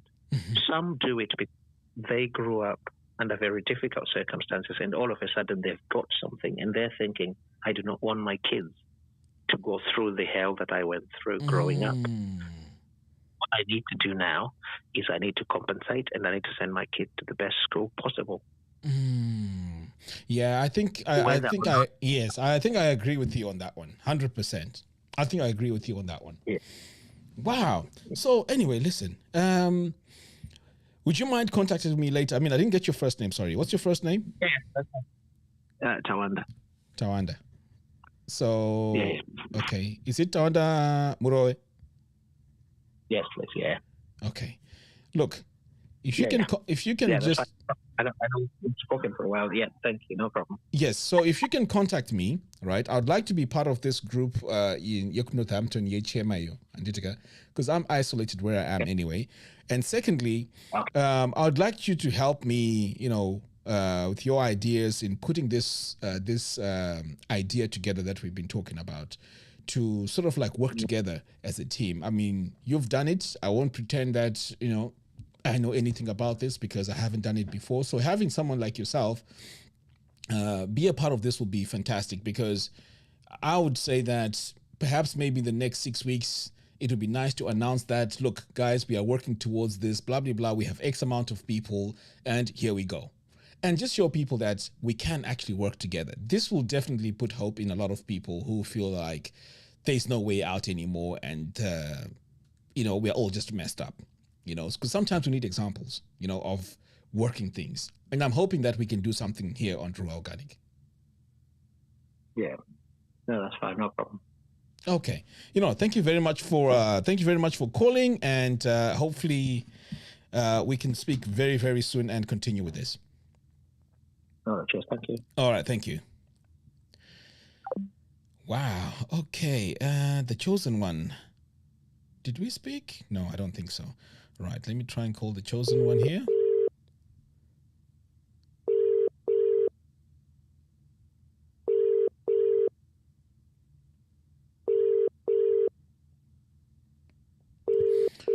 Right, looks like the chosen one is not available anymore. Anyway, guys, if anyone wants to call, there's the number. Just ring me and let's talk. Let's discuss. Okay, let's go to the next person. Pearson. Captain Malachi. Let's see if Captain can answer the phone.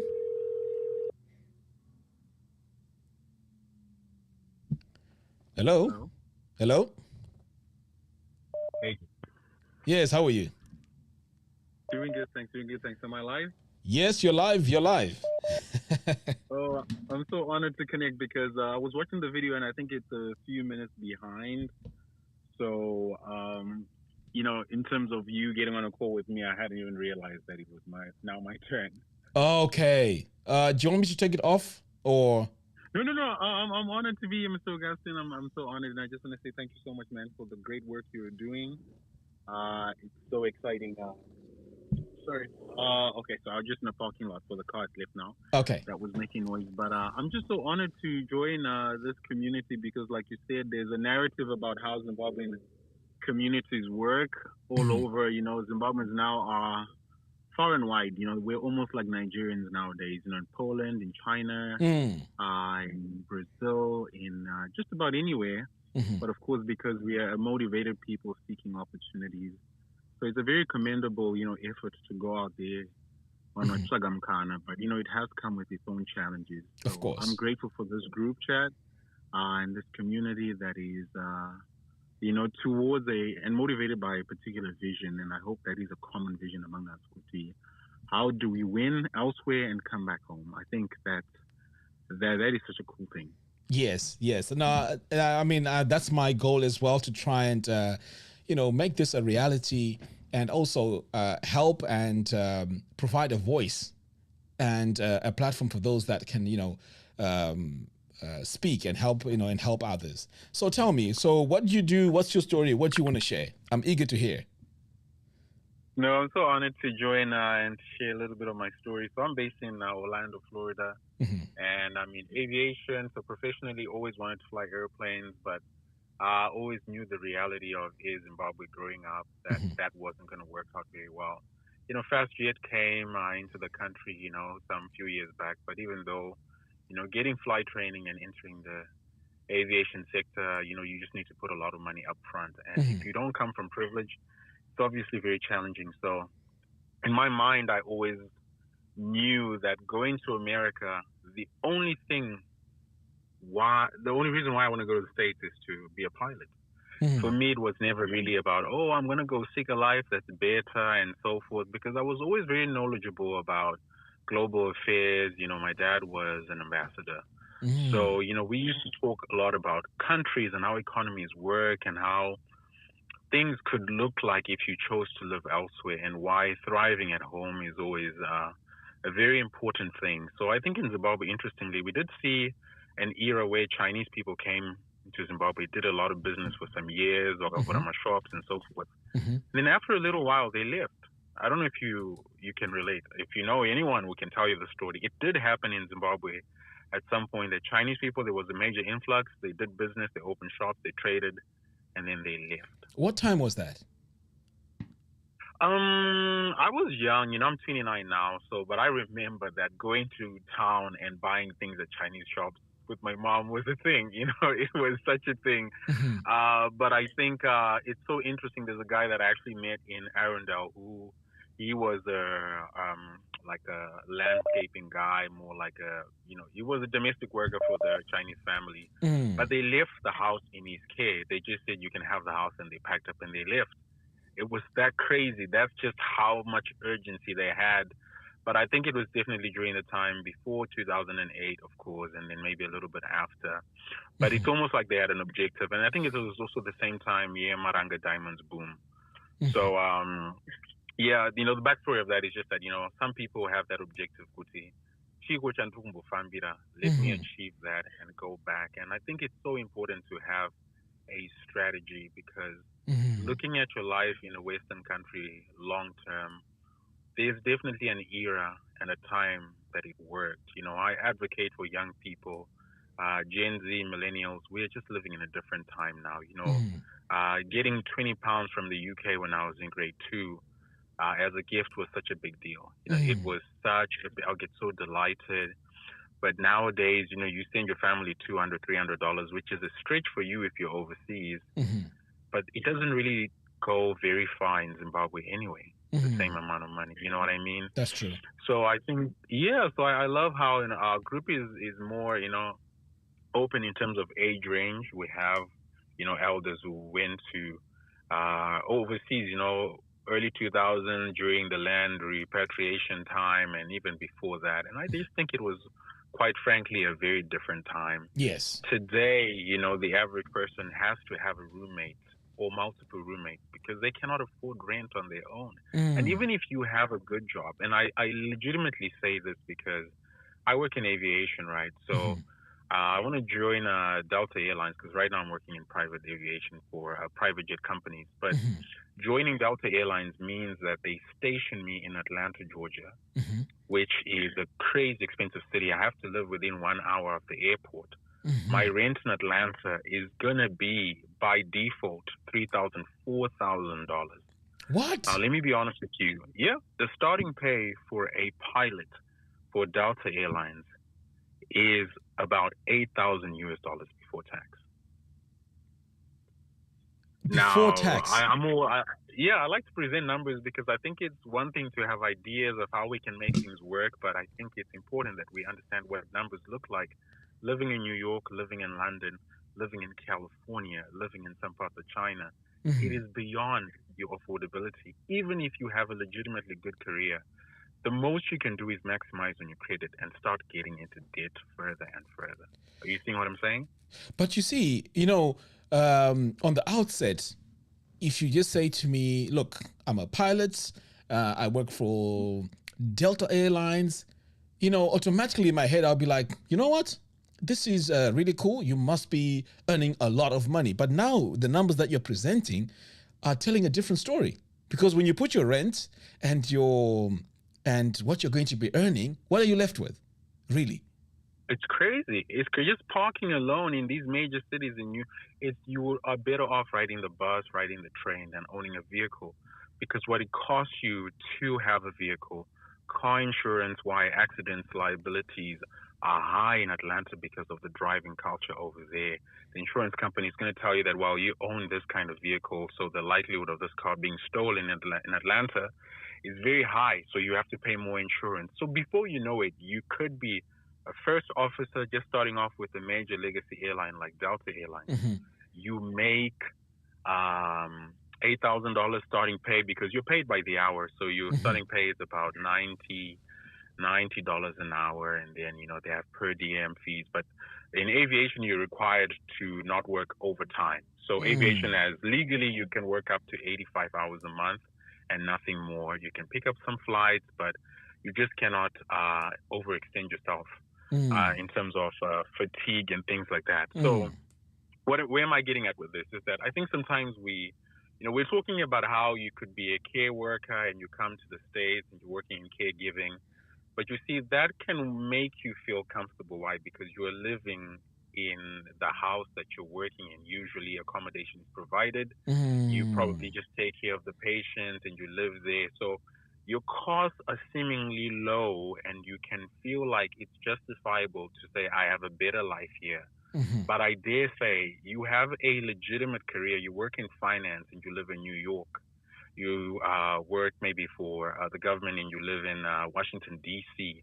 Depending on what you do for work, even if you're financially independent, it can be extremely expensive to actually have a career and have a better job living in certain places than it would be just Kungowaiwai. Are you seeing what I'm saying? Yeah. I'm with you. I'm with you.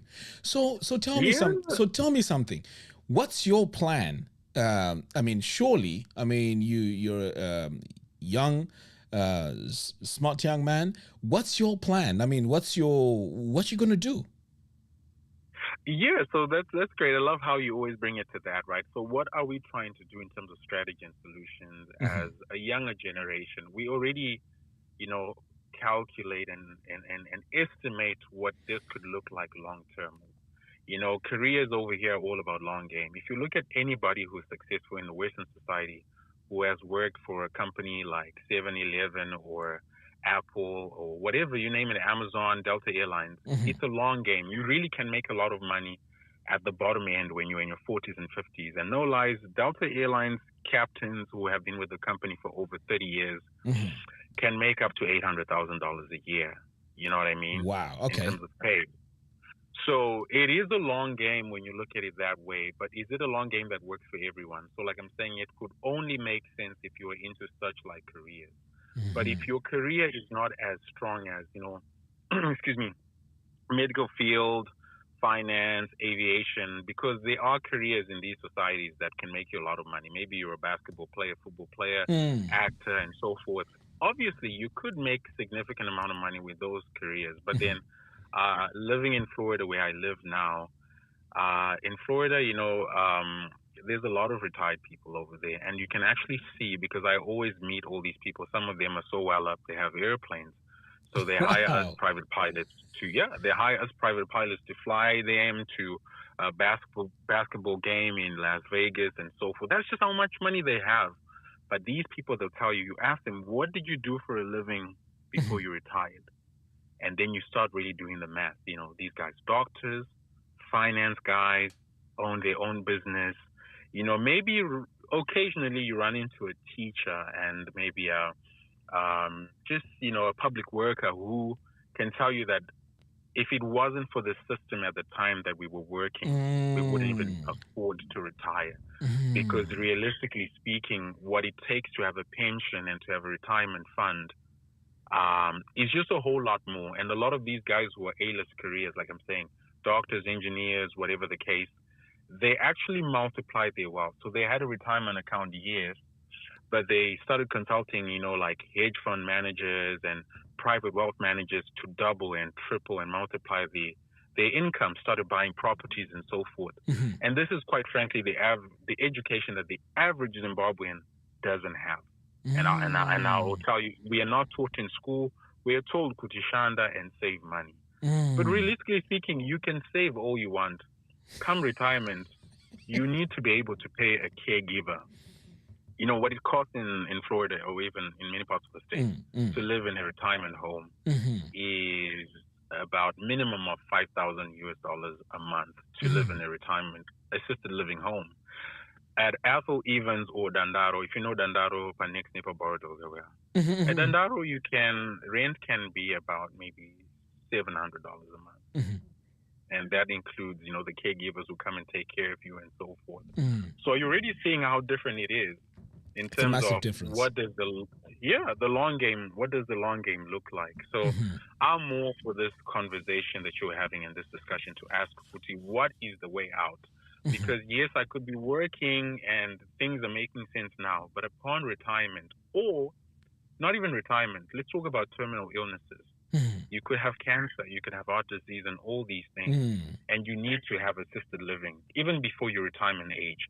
Can you afford to pay somebody to take care of you in the Western society? This is something that is so difficult for a lot of people, and I see it every day among Americans. Without government benefits, a lot of people could never even afford it, because realistically speaking,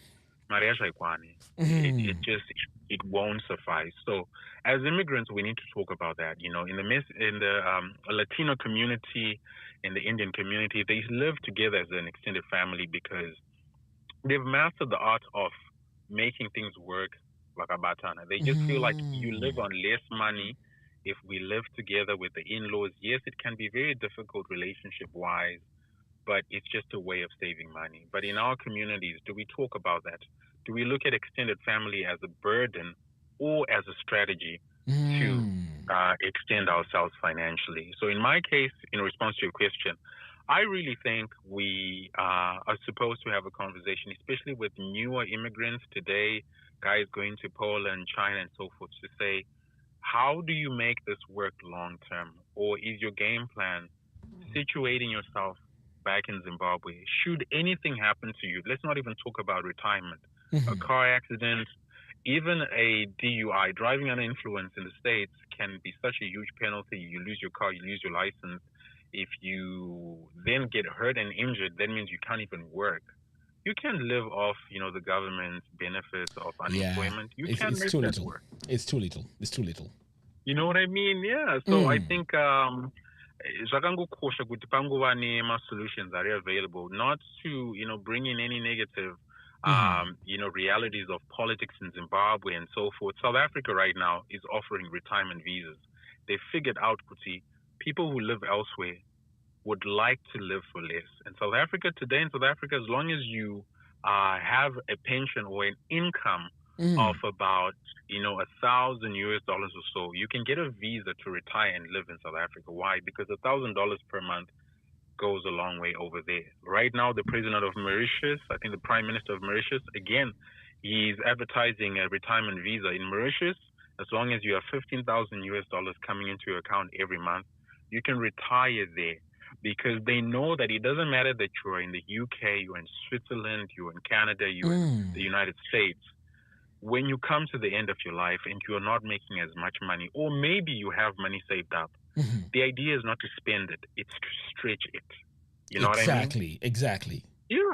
We're supposed to stretch it. So I don't get enthusiastic about the idea of retiring in a Western society. Why? Because it's going to cost me $5,000 per month to live in a retirement home. And even if I have it, I think it's financially reckless, right? It's financially reckless because your 5,000 in Zimbabwe can stretch. Do you see what I mean? Further, way further. Do you see what I mean? That's it. Plus, you got family around you. You have family around you, and the services. Even if you go private in Zimbabwe, it won't be as expensive as America. No chance. True story. True story. I have to share this. I got a root canal. You know, one of my teeth, I had a problem with my tooth, and then I was debating. I'd seen that dentist from Zimbabwe, Anis, so he's very good. You know, he's been doing very well with social media advertising. And I inquired with him, and the procedure was going to cost about, you know, $1,200 to do. But because of work, I wasn't able to do it, and it was winter time, so it was killing me. Dude, I used medical insurance, and I paid partly out of pocket. I paid $2,700 out of pocket, plus the insurance that I used to get a root canal that I could have gotten for $1,200 in Zimbabwe with a celebrity dentist. Are you seeing what I'm saying? Wow. Oh my goodness. It's crazy. It's crazy.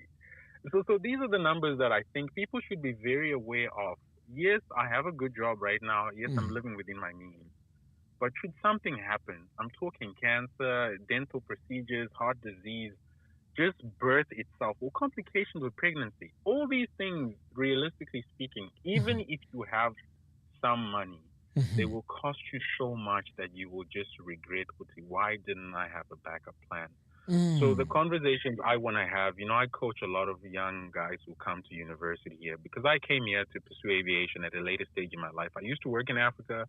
I worked in Cape Town, Tanzania, Zimbabwe, and so forth. And I have such a huge appreciation of Africa that I think we shouldn't allow the negative narrative to push us away. Because then you see all these people who are very well-to-do. Right now, you look at the real estate in Zimbabwe. The people who are buying those houses are foreigners from elsewhere in the world who figured out, let me go live in Zimbabwe and live like a king. Let me go live in South Africa and live like a king. Then I would live in London in an apartment. Then I would live in New York in a condo. California, it's unheard of. A starter home in California is $1 million. Wow. You could be a hard-working, legitimate person, but if your starter home is going to be $1 million, forget about the mortgage. It's not going to happen. You know what I mean? Wow. You know what? I'm glad to hear young guys like yourselves having this type of mindset, because all we hear and all that is mostly seen as, or I would rather say a lot of what a lot of people do is just people having fun, enjoying themselves, drinking, buying expensive things, and pretty much that's it. So to hear someone, a young guy like you being so articulate and also worried and concerned about these type of things, to me, it puts a smile on my face, because these are the realities of life. Do you see what I mean? True story, my brother. True story, sir. And thanks to you, for initiating these conversations, because I think there hasn't been a common narrative, especially now, given that Zimbabweans are so scattered, Australia, New Zealand, Canada, and so forth. This is one community that we can all come together and then enlighten one another. We are America, things, will work out for you. But do you know in the States, my wife and I don't even have a child because it's going to cost us $2,000 for daycare. That's for 8 hours a day, right? $2,000 on top of our rent. Yeah, on top of our rent, which would be $3,000. So we're talking about $5,000 between daycare and accommodation. I'm not talking about spending large. And remember, I said to you, a starting salary for a pilot with a legacy airline like Delta Airlines, which, being a pilot is regarded as a very esteemed career over here. So that's really good money. But $8,000 salary and then your expenses between accommodation and childcare is $5,000. Talk about owning a vehicle. There's so many guys who I've met, the guy I work with right now in private aviation. So right now I'm working as a contract pilot. So I basically get a job with a private plane owner or private company and work by the contract, living in Florida, because it's actually working out for me better financially than to get a good, esteemed job with an airline that is esteemed, but I'm going to be broke. Because once I start making that money, $8,000 per month, working for Delta, I'm not going to have money for a little while. Probably the third or fourth year when they've increased the hourly pay is when things start getting better. But even then, we still need to live within our means. That means we pick and choose where we shop for groceries. We pick and choose the kind of car we're going to have. We pick and choose and it's very hard, because I just think the system across the world is not making it any easy in terms of cost of living. Exactly. What it costs. Yeah, it costs so much to live. Even if you make good money, they will just take it away from you. No, I agree 100%. I mean, even when I came to the UK, 2001, things are not the same as they are today. This is why I cannot say, you know what, I mean, I'm 45 now. I cannot even imagine how things are going to be in the next 20 years. It's shocking. Do you see what I mean? So sometimes when I'm so passionate about Zimbabwe, about retirement, all these things, it may seem like I'm just one-sided, but I'm looking at how things were before and where things are going. Even if you look at the politics of the countries, right? It's changing. It's not going to be the same. But back home, back home will always be back home. If you don't like potholes in the main city, find yourself a village and live off grid. You can have enough time to save enough money, which get Starlink, and just live off the land. That's your retirement. Do you see what I mean? What can beat that? You see what I mean? You can't beat that. So you know what? Please, I think you're in the on the WhatsApp group and also in the community. Please engage. Let's have these conversations going. And also, I'd like to give you some advice, perhaps. Are you allowed to film and vlog while you're flying? Absolutely. I have an idea for you. Okay, I'll just give you quickly. Okay. If you want to expand this later, you can just let me know. My experiences in marketing and social media and creating content. I think you would do really well if you vlog, talk about your flying and things like that. It's very, very enjoyable. I know there's a few pilots. I want you to Google. I'm not sure if you've seen this or not. There are pilots that talk about their flights, interesting things about flying and so on. These people have a crazy following. This could come through as your side hustle and money that you can make off of YouTube. That's good. That's good stuff. That's good. I think content creation requires a lot of dedication. So I think by the time I start doing it, I have to commit, because I see the guys who have committed to it, they do very well. And I think we also don't have a lot of pilots who speak vernacular languages who also are promoting, dreams among young people. But it's also nice if I need to Simba and to fly out and to encourage young people who have dreams like I did, because I had dreams, and Zimbabwe was not a very hopeful country in terms of aviation. But right now, a number of Zimbabwean pilots are flying in the Middle East, and one of my mentors, his name is Matambanazo Shakureka. He's been a captain with Emirates forever, and then also Graham Creamer, the cricket captain. His wife, his name is Myrna Creamer, and she's also a first officer with Emirates Airlines. And I love how these guys are also using their platforms to also encourage young people who have dreams. And I guess before I go, I also want to say this to parents who are on the platform and young people, that don't narrow down your options in the West to let me just be a caregiver and so forth. You are totally allowed to be a medical doctor, a pilot, an engineer, whatever you want to do. So that way, the journey of living overseas becomes easier financially, because you have a career that makes sense. Because truth be told, in these societies, the average job doesn't pay very well. And there is a way they design the system so that it just stays like that, So it becomes way, way harder. But if you think about doing a career that may cost you a lot of money, I have to be okay with taking out a loan to get my flight training, but knowing that I'll be able to pay it back. It's about making use of the system, right? And in Zimbabwe, I wouldn't have been able to get a loan to do flight training. In South Africa, if you have a South African passport, you can get a loan to train as a pilot and so forth. So, some of these things, we also need to see them for what they are. We shouldn't limit ourselves in terms of what we could do when we move to the West. However, of course, you need to be very savvy, because, the local people don't always like it when foreigners come into their country and excel. Exactly. So I've had people ask me straight up, I'm like, what do you do? And I normally don't say I'm a pilot. I just say I'm into transport, because if you say I'm a pilot, they say, oh, do you actually fly? I'm like, well, I don't know. I play video games in my room, and I fly on the simulator in my room. What do you mean, do I actually fly? What is that supposed to mean? Yeah. So I think sometimes we shouldn't allow that lack of confidence from others actually deter us from doing what we're supposed to be doing. That's why I love you, man. The reason I really love your work, because you were so bold and outspoken about, I'm keen to go back to Zimbabwe. There is no shame. There is no, we shouldn't talk down about going back to Zimbabwe as if it's this thing, because, a guy who's doing very well in Zimbabwean business right now, his name is, what's this property guy's name? I'm forgetting his name. He's a white gentleman. He's building Popugara and Oh, so yeah. forth. Zaniko. Yeah, you know it. Yeah, I know the guy. He's got a podcast, You I know think. the guy, right? Yes. Yeah, but that guy is so outspoken about coming into Zimbabwe, investing. He's luring investors from Russia, from Saudi Arabia to come and put money into Zimbabwe. The president is officially opening his project. So I'm saying to myself, so why do people have a problem with Mr. Ruwa Organic Farm about going back to Zimbabwe and taking initiative? Exactly. But then other people from elsewhere, we're hearing now Mikos was bought by an external company. This and that was bought by foreigners. And we're like, okay, so while all of this is happening, we could maintain a narrative if we don't need to go back to Zimbabwe because it's hopeless and helpless.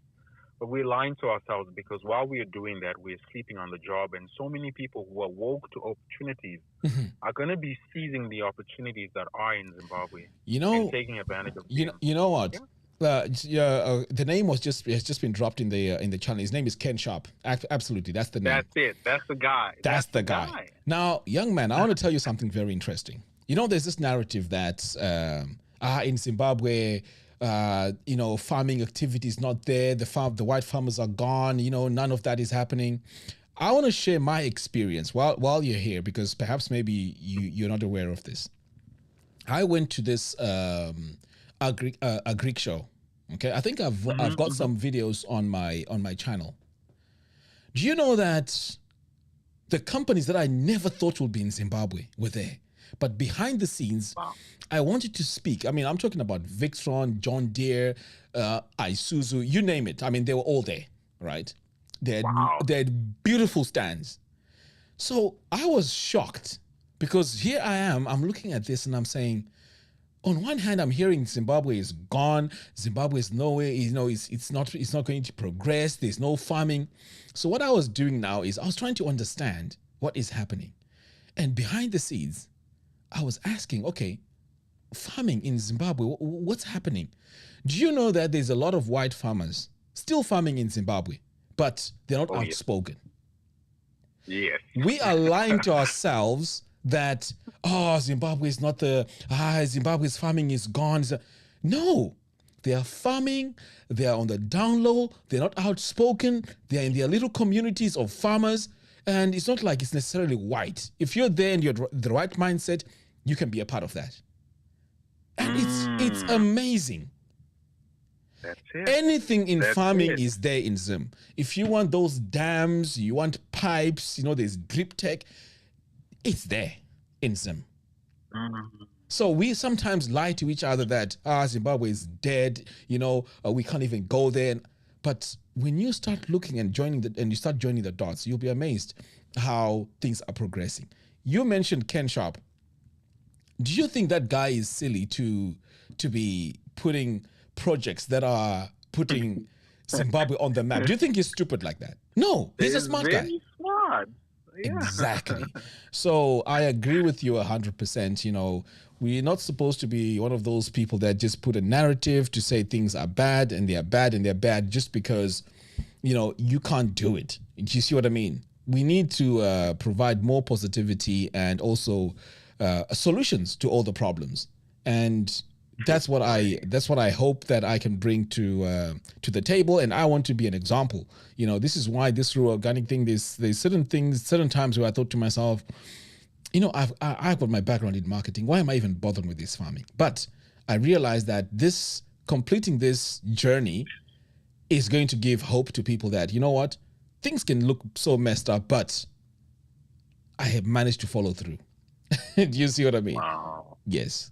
That is incredible. That is incredible, my brother. That is so cool. That is a lot of motivation that's coming from me now to really make it work, because I'm telling you, there's people rooting for me saying, no, you know what, you can do this. And we are waiting to see what you are going to do about this. And that's why I have to make it work, no matter what. I love that. And I just wanted to leave you with this too, in terms of in support of your business and the initiative you're making. So one of the things about, what I've learned about the Western society that I didn't know about what I didn't know about growing up in Zimbabwe was how, bank money helps you get ahead 10 times faster, right? So the Western society has figured out if anybody wants to do anything, you can get a loan, you can get investment, you can get it. Because Zimbabwe is going to start, for you to do something. And it just helps you not spend too much time trying to figure out that part, but actually gets you going. And then, of course, when you have achieved what you want to achieve, you can always pay it back, or you can always be bought out, or always sell shares and things like that. That's correct. So, yeah, so I heard there was a guy who was on the phone earlier on. I would love for him to get in touch with me as well. He was talking about finances and how the finance world works. The finance world is so genius because, it makes everything so much easier. A lot of people wonder why, how people like, for example, big name in Zimbabwe that starts with W, has a lot of money, and people don't understand where that money comes from. It's as simple as this. That guy went to people who have money, and they gave him money to start the initiative that he wanted to start. It's not that hard. Money is not kuti iri pasi pembedha kana iri pasi pemattress kana inoshandirwa maningi. Mari iri muvanhu. You have to just realize that either you're going to go to a person, to an institution, to a bank and say, hey, this is what I would like to do. How can you support me and help me?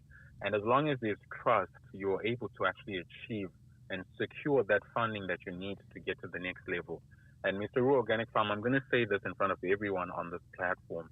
If there are people who you can rally, right, and all you have to do is just to put out an invitation. Don't even be shy about it. Don't even be, don't question yourself too much, because one thing's for sure, you have the vision, you have the passion, you have the heart, you have the ambition. And a lot of people may be running from, oh, why should we give this guy our money and so forth? But, well, that's on them. Because if you meet the right people, because right now I'm being told the guys like Kefalis, that is the dairy company in Zimbabwe, Ivans and all these companies, and like you're saying, all these Rhodesian farmers, that's how they sustain their business. They basically approach people who have the money, and in Zimbabwe, Rudland, the guy, the tobacco guy, and all these big time, Rhodesian era guys who have a lot of money. And all you have to do is to say, hey, look here, Mr. Rudland, I have this dairy company that I want to start. It's going to compete with Dairy Board because they're not delivering. How can you put money into my business? I assure you I'm willing to give up 30% stake of my company, 20% stake of my company, but I'm going to get the job done. I'm going to provide profits and returns, and it will be worth it. If you'd like to be bought out, if you'd like to remain in the company, that's fine. But I love that sort of entrepreneurial spirit. Why? Because it just allows you to get to where you need to get to quicker in order for you to focus on the things that you need to focus on. And I pledge that if you put out a petition out there, sir, of raising $100,000 to fund your business, I'm on board that all you need is 100 people. 100 people is not a lot of people. The average church in Zimbabwe has more than 100 people, right? Zimbabweans, but I look at your subscribers. You have thousands of people on there, and I think it's all about people with the right mindset. Don't worry about the people who question your legitimacy and all these things. Say, dude, your work speaks for itself. The things that you do, the vision you're all about, anyone who gives you credit just understands that this guy knows what he's doing and he knows what he wants in life. And I think that initiative of 100 people coming together and contributing $1,000 towards your business allows you to get from $0 to $100,000 like that. And once you have $100,000, you're gonna get to the place where you need to get to quickly with equipment, the developments at the farm, and before you know it, you're worrying about something else. And I think in confirmation to what was being said earlier on about partnership and so much, because like I said, over in these Western societies, the institutions that can do that for you are the banks or private people who have wealth. But at the same time, if I can copy and paste that, for me it's as simple as this. I have a vision to start a flight school in Zimbabwe. Okay. Do I need money to do that? Not necessarily. What I need to do is to convince someone with money and say, look here, the weather in Zimbabwe is fantastic. The cost of operation are way, way cheaper. All I need is a couple of planes and an investment of this much. You can own 60% if you want. And as the school progresses, we can buy you out. It's really that simple. It's not rocket science. And I think sometimes as Zimbabweans, like you're saying, unfortunately, negative narratives, they make us so, hesitant to even think like that. But, who would give me the money anyway, or who would support what I want to do? But let me tell you something. People who have the money usually don't ask those questions because they're risk takers. They understand that the business world and entrepreneurship is all about risk taking. And guess what? When you take a risk, I want to be a part of the 100 who put down $1,000 towards Ruwa organic farm. And before you know it, your farm is producing the blueberries and the raspberries and the strawberries that are being shipped to Europe. Because as I speak, there are farms in Zimbabwe owned by Rhodesians that are exporting fresh produce to Europe, to the Netherlands, to Norway, to Sweden, on cargo planes from Zimbabwe. Really? Right now, as we speak? I'll send you a link of one farm that's doing that, owned by a Rhodesian guy. And if you go on his website, he literally says it right there under About Us. If you would like to partner with us in what we're doing, we have all these companies in Europe and grocery stores that are buying our produce. If you would like to be a part of what we're doing, you're welcome to invest, to support in any way. And you see how it works? These guys have now taken away this struggle. But now he just has people who believe in the vision, and right now the next thing he worries about is getting on a plane, going to Europe, advertising farming exhibitions and so forth to say, hey, we have blueberries, strawberries, whatever you want from Zimbabwe. We have flowers. If you'd like for them to be shipped here, this is what we can do for you. And my brother, I would love to be a part of that. So I just want to say I support everything that you're doing, and thank you so much, especially as a young man. I tell you, the era of Wanogenda UK in the early 2000s, it was a very different time. We just live in much more harder times as young people. Though we are motivated, we have a vision, and we're driven. It's so easy to come out of the UZ today with a degree in law. And there's no opportunity because competition is so stiff. There are many other people with the same degree, many other people who speak Churungu Taura. Whereas back in the days, I feel like there was always opportunity for you to join a budding company like Econet Wireless and be outstanding. And we know these people by name: Nigel Shanakira, Dr. Shingim Tasa, Strive Masiwa, Taonda Nyambirai. I feel like there was so much room for people to stand out. As long as they were gifted, they were talented, they were driven. Nowadays, I'm competing with 100 other people who are as qualified, as driven, as motivated as I am. And legitimately, we want to stand out. But it's just a very different time. So the only thing that can change the game for us is to innovate and to do things differently. So you know what? I said it right. You know so what? Guys, the fans who are listening, Mr. Ruwa Organic Farm, I dare say, guys, if we put $1,000 together, just 100 people, not 1,000 people, whatever the case, and support the cause towards this man's initiative, this man is not going to have to worry about $100,000 to invest in his business. Okay, if you want 1% ownership, that can be given, to you, depending if you decide to take 20% and break it down into 100 portions. That's fine. But I think we have to have the mindset, the equity. Wealth creation is a long game, and it's also about networking. The fact that I would have said yes to supporting you, the next time I need support in whatever I want to do, guess what? It's a ripple effect. And before you know it, none of us are worrying about money and investment in what we want to do. I agree with you, and you've nailed it, because you see, with me now, I can do it, but it's going to take me 3-4 years, right? Tell me about it, man. Do you see what I mean? But I can get this done in 6 months and show the results and give people that hope that, working together is the key. There's so many people in the diaspora with a lot of money. But because of this narrative that we have that, do you see what I mean? We are not going anywhere. I know, right? You know what, young man? I'm really, really glad that you took some time out to come on this call, and everything you said, I was listening attentively. I agree with you 100%. And I'm actually surprised that there's young guys out there who are that sharp, in terms of life. It's not very easy, to be that clued up on life at your age. because even going back at my time, my age, I wasn't thinking the way you were thinking. So I'm really impressed. And like I said, please drop me a message. Remind me about this conversation. I'm going to put a group together, and we are definitely going to make it happen. And if you have any people as well, people like who are experienced in certain areas, would like that too, because we don't want a situation where we make mistakes and then the money just goes. We want to try and keep this in such a way that we have expertise who are willing to help us with this vision. It makes things easier. Of course. Yes. Of course, absolutely, sir. Yeah, just don't hesitate to play with the Rhodesian farmers. They know everything, I promise you. Those guys, they know everything. Fantastic. Yeah. All right, young man. Thank you very much. And let's stay in touch and keep communicating. Awesome, my brother. Thank you so much for having me today. Thank you. No, thank you. Cheers.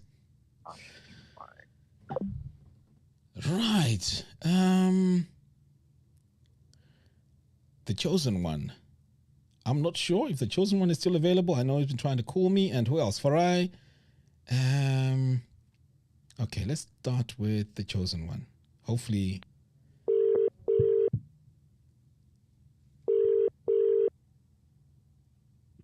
Hey, Brother Augustine. Yes, how are you? Hey, I'm doing okay, brother. How are you?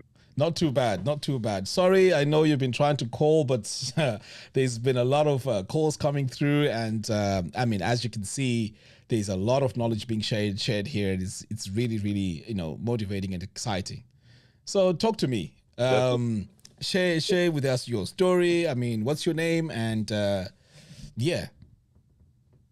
Okay, so I am Costa, and I basically left the Zimbabwe in 1990.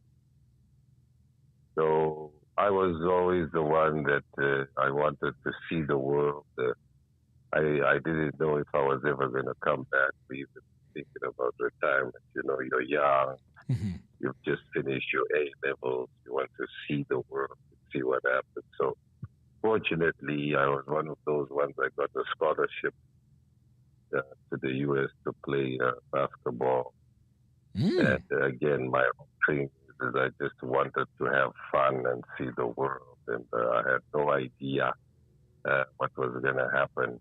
So when you go to the U.S., you learn very quickly that the world is full of opportunity, because that country, 50, states, everything is different. There is a lot of opportunity and abundance.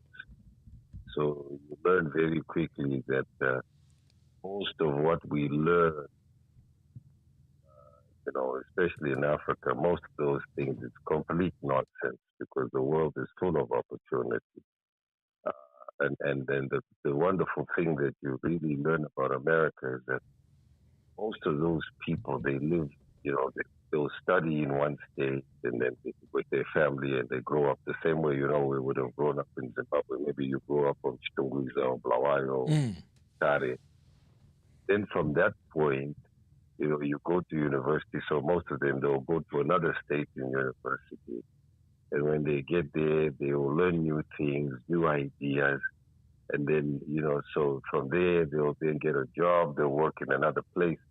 So at the end of the day, after 10 years of worth of working, and of course you will do everything. Okay, there was a gentleman earlier that it's all about mindset, and that's what we learned, right? You have to be willing to look at yourself and say, look, I don't know anything right now.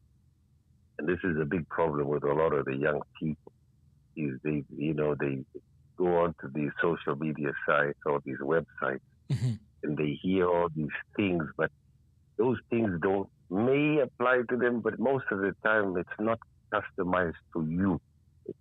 Everybody is different, you understand? So there's a famous saying that when you're young, like in your 20s, the only thing you should be looking to focus to do is to learn. Okay?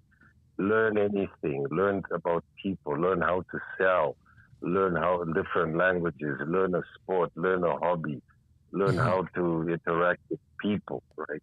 So that's what you're going to learn. Learn a trade, learn anything. Just learn in your 20s. So when you get into your 30s now, you've finished whatever it is that you learn, then the next stage is to earn. Okay? I like that. Okay, so once you finish learning, you're going to start to earn. Now, the good thing about earning, we all start from zero. Okay? Nobody ever starts from a very high number. If you're lucky, maybe you're connected and your father knows somebody, your brother, okay, you might get into a good company, but there is no guarantee you're going to be able to stay there. Maybe you get in today, they're giving you £100,000 in a good job city of London, and then 2 days later they cut you, so you're gone. So whatever you're going to be earning, okay, whatever you're going to earn, just be grateful. Okay, the same way you were hungry to learn and you wanted to learn. Now you need to just be grateful whatever you earn. So when during that earning stage now is the time when you need to start thinking about your later years, which is when we do what they call a return. Return the knowledge, return the money back to the next generation and to people who don't have, or, you know, those people, your family members.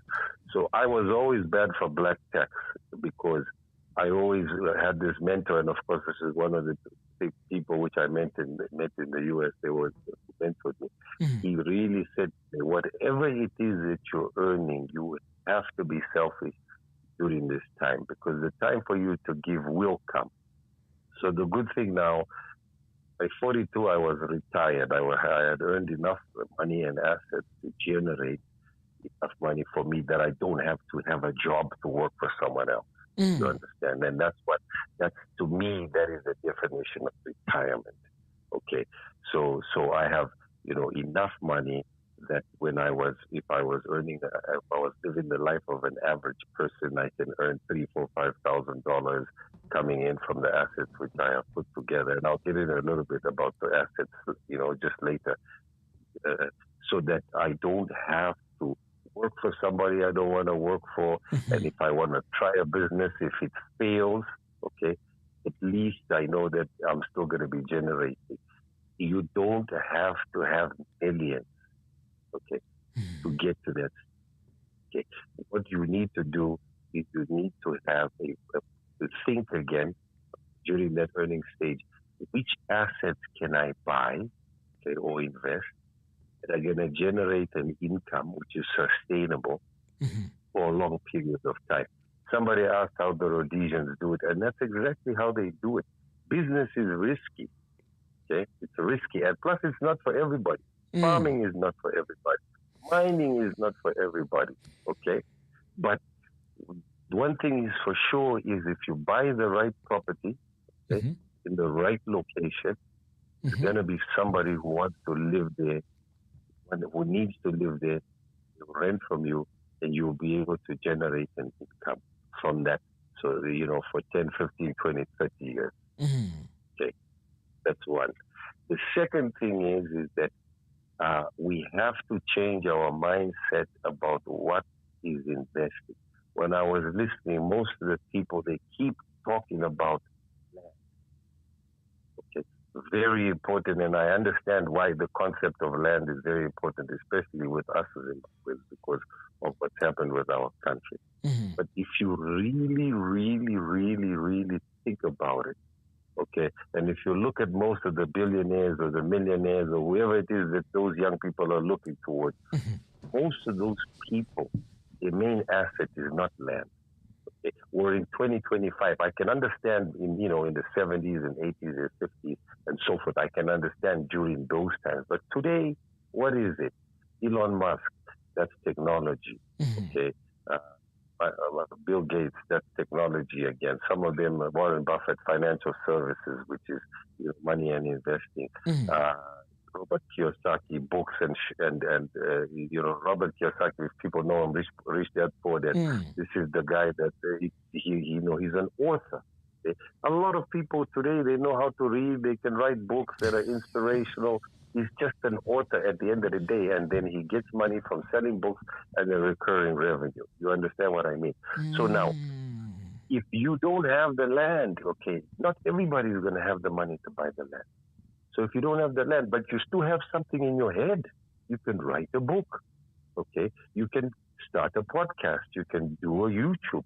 And I remember the last time you said that, because you generate money from those companies, and even if it's $200 a month or $300 a month, think about that now.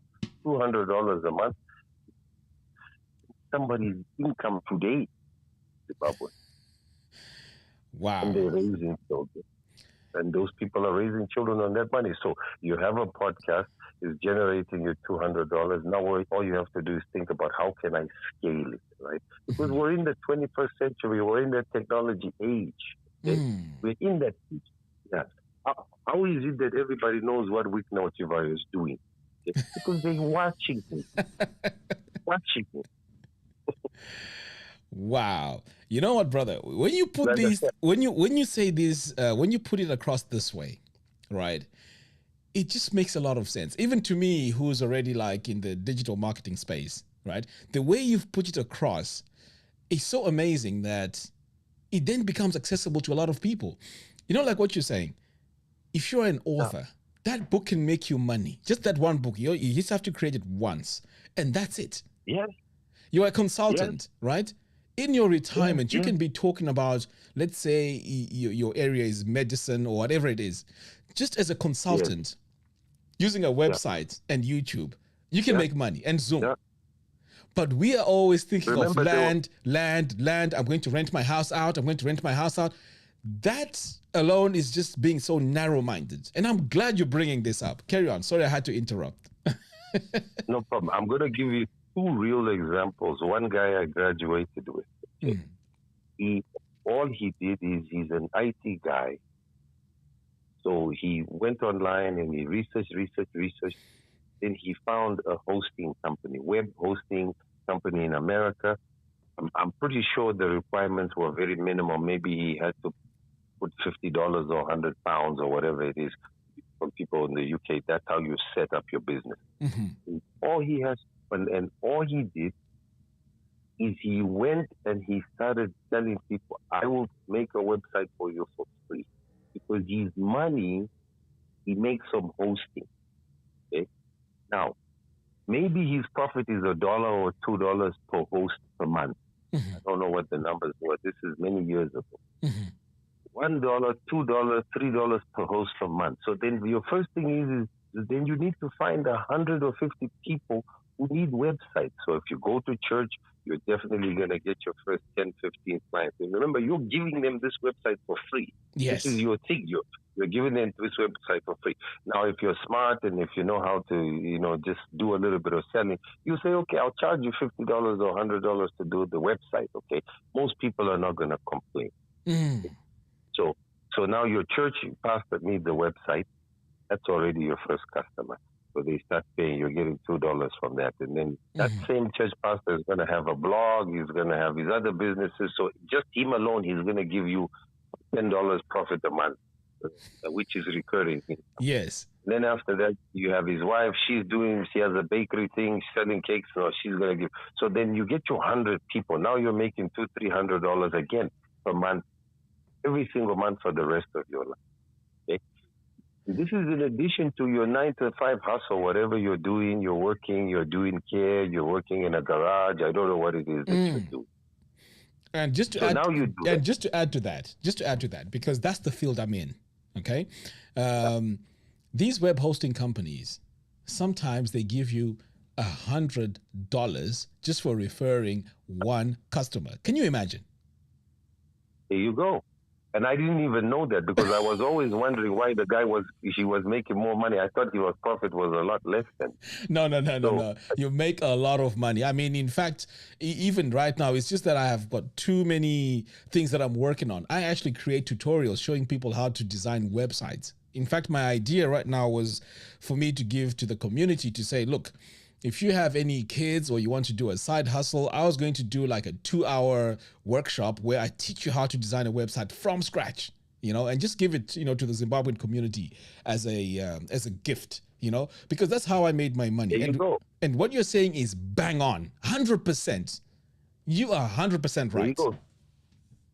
There you go. So you have these young guys. Okay, now you're making your $100 a month. Remember, your goal is like me. For me, my number was $5,000 a month. Okay, because I just in my head somewhere I figured that if I'm making $5,000 a month, this is going to be enough for me. At least I know I'm going to have food. I'm going to be able to, to drive a decent car, pay for fuel. If I go out, whatever. That was my number. So again. So the guys, so those guys with the website, your number could be $500 or $1,000. Because remember, whatever your number is, okay, whether it's 500, 1,000, 2,000, when you get to that number, now you have the most important thing for retirement or for your life, which is time. Okay? And as long as now you have time, you can start to experiment and to get into business. So if you want to become a pastor or whatever it is that you want to do now, because at the end of the day, you have enough money that you can take a shower, dress well, and go to those things.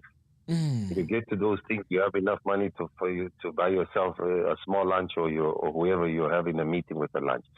At that point in time, you just become another week now in your own life. Because people don't understand. How does this guy have time to be doing all of this and he never goes to work? And then, of course, this is how you sell yourself. This is how you start to sell yourself. Wow. No, you know what? This is amazing. This is amazing. And I'm glad you're sharing this because, like you said, we as Zimbabweans, we just think of land. I'm building a house. It's going to be rented out. That's it. There's nothing beyond that. Exactly. So what I did, for those who might be interested, I was into the wealth management and investment space. So our game was very simple. You meet people, they have money, they don't know what to do with it. There was another gentleman earlier who said that you need an advisor. So very simple. And Old Mutual does it. Does Morgan does it. This is nothing new. What I did, okay, nothing new. But of course, in America, you just get more money and it's just more crazy. But anyway, so what happens is you build a base, okay, of people who have money. Those people need your advice. So part of the advice is they buy mutual funds, they buy index funds, they buy all these things. So inside of that portfolio that they have, there is administrative fees and investment fees, which our company makes. And out of that, I get my small recurring revenue. So remember, most of those people, if you look now, a lot of people today if you're going to make a lot of money, which is for a long time, it's not a lot of money. You're not going to make $1 million right up front. You're making $50 a client per month, $100 per client per month, $200 per client per month. When you add all of that up, you get to your 5,000, and that's 3, 4, 5 years worth of work. It's not one day, okay? You get to your 5,000. Wow. Your company is making you hundreds of thousands. You're making 5, so everybody's happy. Okay? Now, I got tired. I got married. It didn't work, and then I left. And then at that point in time, I just said, you know what? I want to go to Dubai. So I moved to Dubai. When I got to Dubai, this is when I realized that everything that I had learned about meeting people, about working with recurring revenue, this is what a new city like Dubai, this is the type of person that it's looking. And again, then you're going to see more opportunities, more people. And when you've been doing something for a long, long, long time, people come to you. You don't go to them. You understand? So your greatest asset is yourself, the knowledge that you have, and how you package yourself. That is what everybody has to be striving for. There was another gentleman. His main thing was he was a consultant on this call. He was a consultant to help people to do, I think he was saying that he helps people to set up all these air businesses in the UK. And again, it's all about him. Put an ad on Facebook, he said. He put an ad on Facebook. People responded. The minute they met him, they knew this is the right guy. This is the guy we're looking for. It's not the money. It's not anything special. It's not your parents. It's not your background. It's not your accent. It's not how you look. It's just you, and when you talk people, they know immediately this is the guy we're looking for, and right away they want to work with you. And then again, because you're not after money, you're not hungry for money, guess what happens? You're going to give them a lot more service, a lot more time. They're going to be so happy with the results. They're going to send you a friend who sends you another friend and a friend and a friend and a friend. And before you know it, you have an actual business, and more money is coming. So then what I did now is then I started to invest in properties in Dubai. Everybody knows that market. Again, this is when now the land, which all of us want, I finally realized it. But that was 25 years late. Wow. You understand? The land came 25 years later.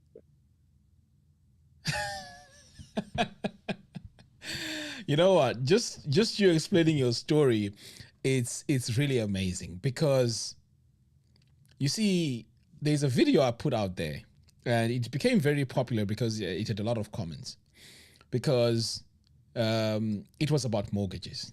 Because I was thinking to myself, if I have 30 grand here, do I go into a mortgage, or do I continue what I'm doing online, where I know I'm on the YouTube space, I'm getting recurring revenue. Yes, I'm not going to make a lot of money now, but it's going to grow. And you know what? It paid off.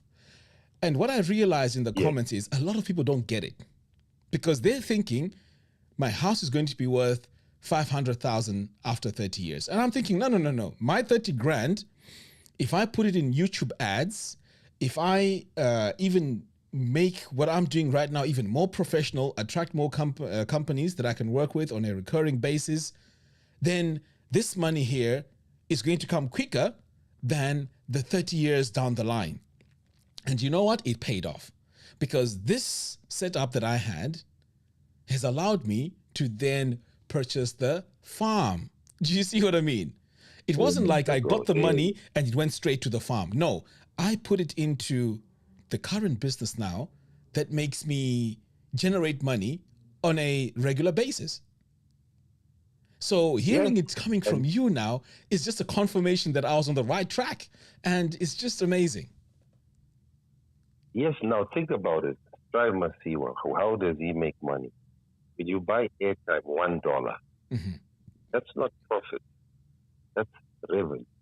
It's revenue, right? Yes. They probably make 3 to 4 cents on every time you buy airtime. 3, 4, maybe 5 cents. 5 cents, let's say. 3 to 4 to 5 cents. Which $1, that makes it 5% profit margin, which, that's probably what the margin is today, because the costs are very high. They have those boosters. They have to fix and pay for them. They have thousands of cars that you see decorated everywhere. They have to pay for advertising. Yes. They have to pay, so obviously it's 3, 4, 5 cents that they make it. Now, he's good. His business is network marketing. 5 million customers. I don't know how many it is now. I used to check. Maybe it's 5 or 10 million customers at this point. But he's just networking with you, me, and everybody on our phone line. Every time we juice $1, he makes 5 cents. So I did the same concept with financial services and investment. You're doing the same thing with hosting websites and YouTube. Other people can do the same thing with books. Other people can do the same thing with shows. Whatever the case may be, and this is the real economy. Land is a capital business. It is not for everybody, and it's not ever going to be for everybody. It's an aspirational asset for people who actually are able to have enough income, because first you need to increase your income. The problem is there's only 2 ways to get rich. Increase your income, or you reduce your expenditure. So think about it like this. You have a wife and I think 5 children. You can still get rich from the income that you want by just eating every day. Every day. You live in a 1-bedroom house, and then your children will sleep on the floor, and then all that income that you're gonna go, it's gonna increase, and you'll become rich. But of course, your lifestyle is not gonna be that glamorous. That's true. Okay, or you increase your income by having 2, 3, 4 different income streams. You're working your job, you're making your 20, 30, 40,000 pounds a year. You have that web hosting that's generating another 5, 6, 7, 8, 9, 10,000 a year. And then you've got, whatever else. So your little side hustles and projects, you do events and so forth. So now all of a sudden you're getting closer to that 60, 70, 80,000 pounds a year. But the beautiful thing is not all of it is going to be taxable. Because people forget impact on the type of income that you have. Wow. People forget that. So if you get a job, a very nice job, City of London, you're working for HSBC and they're paying you 250,000 pounds a year. Well, guess what's going to happen? Out of that 250,000, you'll be lucky if you get maybe 100,000 of that in your bank account. Wow. Okay? Because of the tax system. Yes. So I got very quickly accustomed to getting taxed above 50%, and this is the reality. Okay? So everybody wants to get a nice big job that pays you well. But one of the other things that you quickly learn is that half of that is going to be taxed. Not going to see that money. Wow. You know what you're saying, and I mean, I can tell you're speaking from a place of knowledge and experience, and it's just so amazing, just, the knowledge that you're dropping here. Now, can you just take a moment and answer this question? It's from the chat. Shalom Z says, let's say you buy a house for 500K. With time, you gain equity, right? That 50K in equity can be used as down payment to another property or pots into YouTube or start another business. What's your take on that? Okay. So, first of all, if you have 500,000 cash to buy the house, the most stupidest thing you're going to do is to take that $500,000 and to buy that house. Because I'll tell you why. And again, obviously you're smart enough to get the 500,000 cash, which most people are not going to be able to get that 500,000 in liquid. Most of them are going to get to mortgages. So the first question for the lady is, do you have the 500,000 in your hand right now to buy the house cash? If you have the 500,000 in your hand right now to buy cash, then don't do it that way. You would rather take the 500,000, put some of it as a deposit, and then get a rental unit. So let's say you put a deposit of 10% or whatever. So you take 100,000 from the 500, then you put that into a rental unit. That rental unit is going to pay for itself, and it's still going to create the same equity. Plus, you have 400,000 cash left. Okay? So so at that point in time, if you have 500,000, leave everything and focus on building a portfolio of properties with the 500,000. And you're going to still be renting your one bedroom with your friend or your mother or whatever, and those other people are going to be paying off those loans. This is the best time to take a mortgage. This is the best time. But the first thing is you have to get to that 500,000, and I'm pretty sure most of your audience, they don't have that 500,000 in cash to begin with. They don't. Chances are they don't. They don't. So let's go to the scenario where she has a nice job, 50,000, 60,000 pounds a year, and then the bank says, okay, we can give you up to 500,000, meaning that she has to come up with 10%, which is 50,000, and that's easy to get if she has a nice job. So that 50,000, they'll give her 450, which is a loan for 20 years and so forth. In that instance, then I still would say keep your 50,000. Okay. Now, I'll tell you something that's happening in Zim. If you go to those affluent suburbs in Harare and maybe Bulawayo, those affluent where those well-to-do people stay, get yourself a 1-bedroom unit, studio unit, in those areas. And there are many people who have really good jobs, working for banks, they're working for embassies, they're working for all these institutions where they get the income is guaranteed. Let them rent that out for you, or you can do Airbnb, your 50,000. Okay, you understand. So I've done something like that, and I have a unit, 1-bedroom in Borrowdale. You know this Pokugara, they have Pokugara West Properties, all of those units. Yeah. Okay. So there, for 1-bedroom, I get $800 a month. Okay, for 1-bedroom.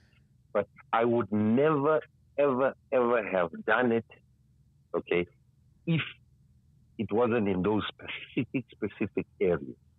Right. Okay. You understand?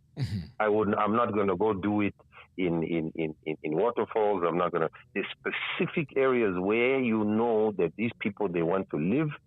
Those guys are working for the UN. They're working for embassies. They're working for these places where those guys are making $10,000-$15,000 a month. So for them to pay me $800, and by the way, they already get housing allowance.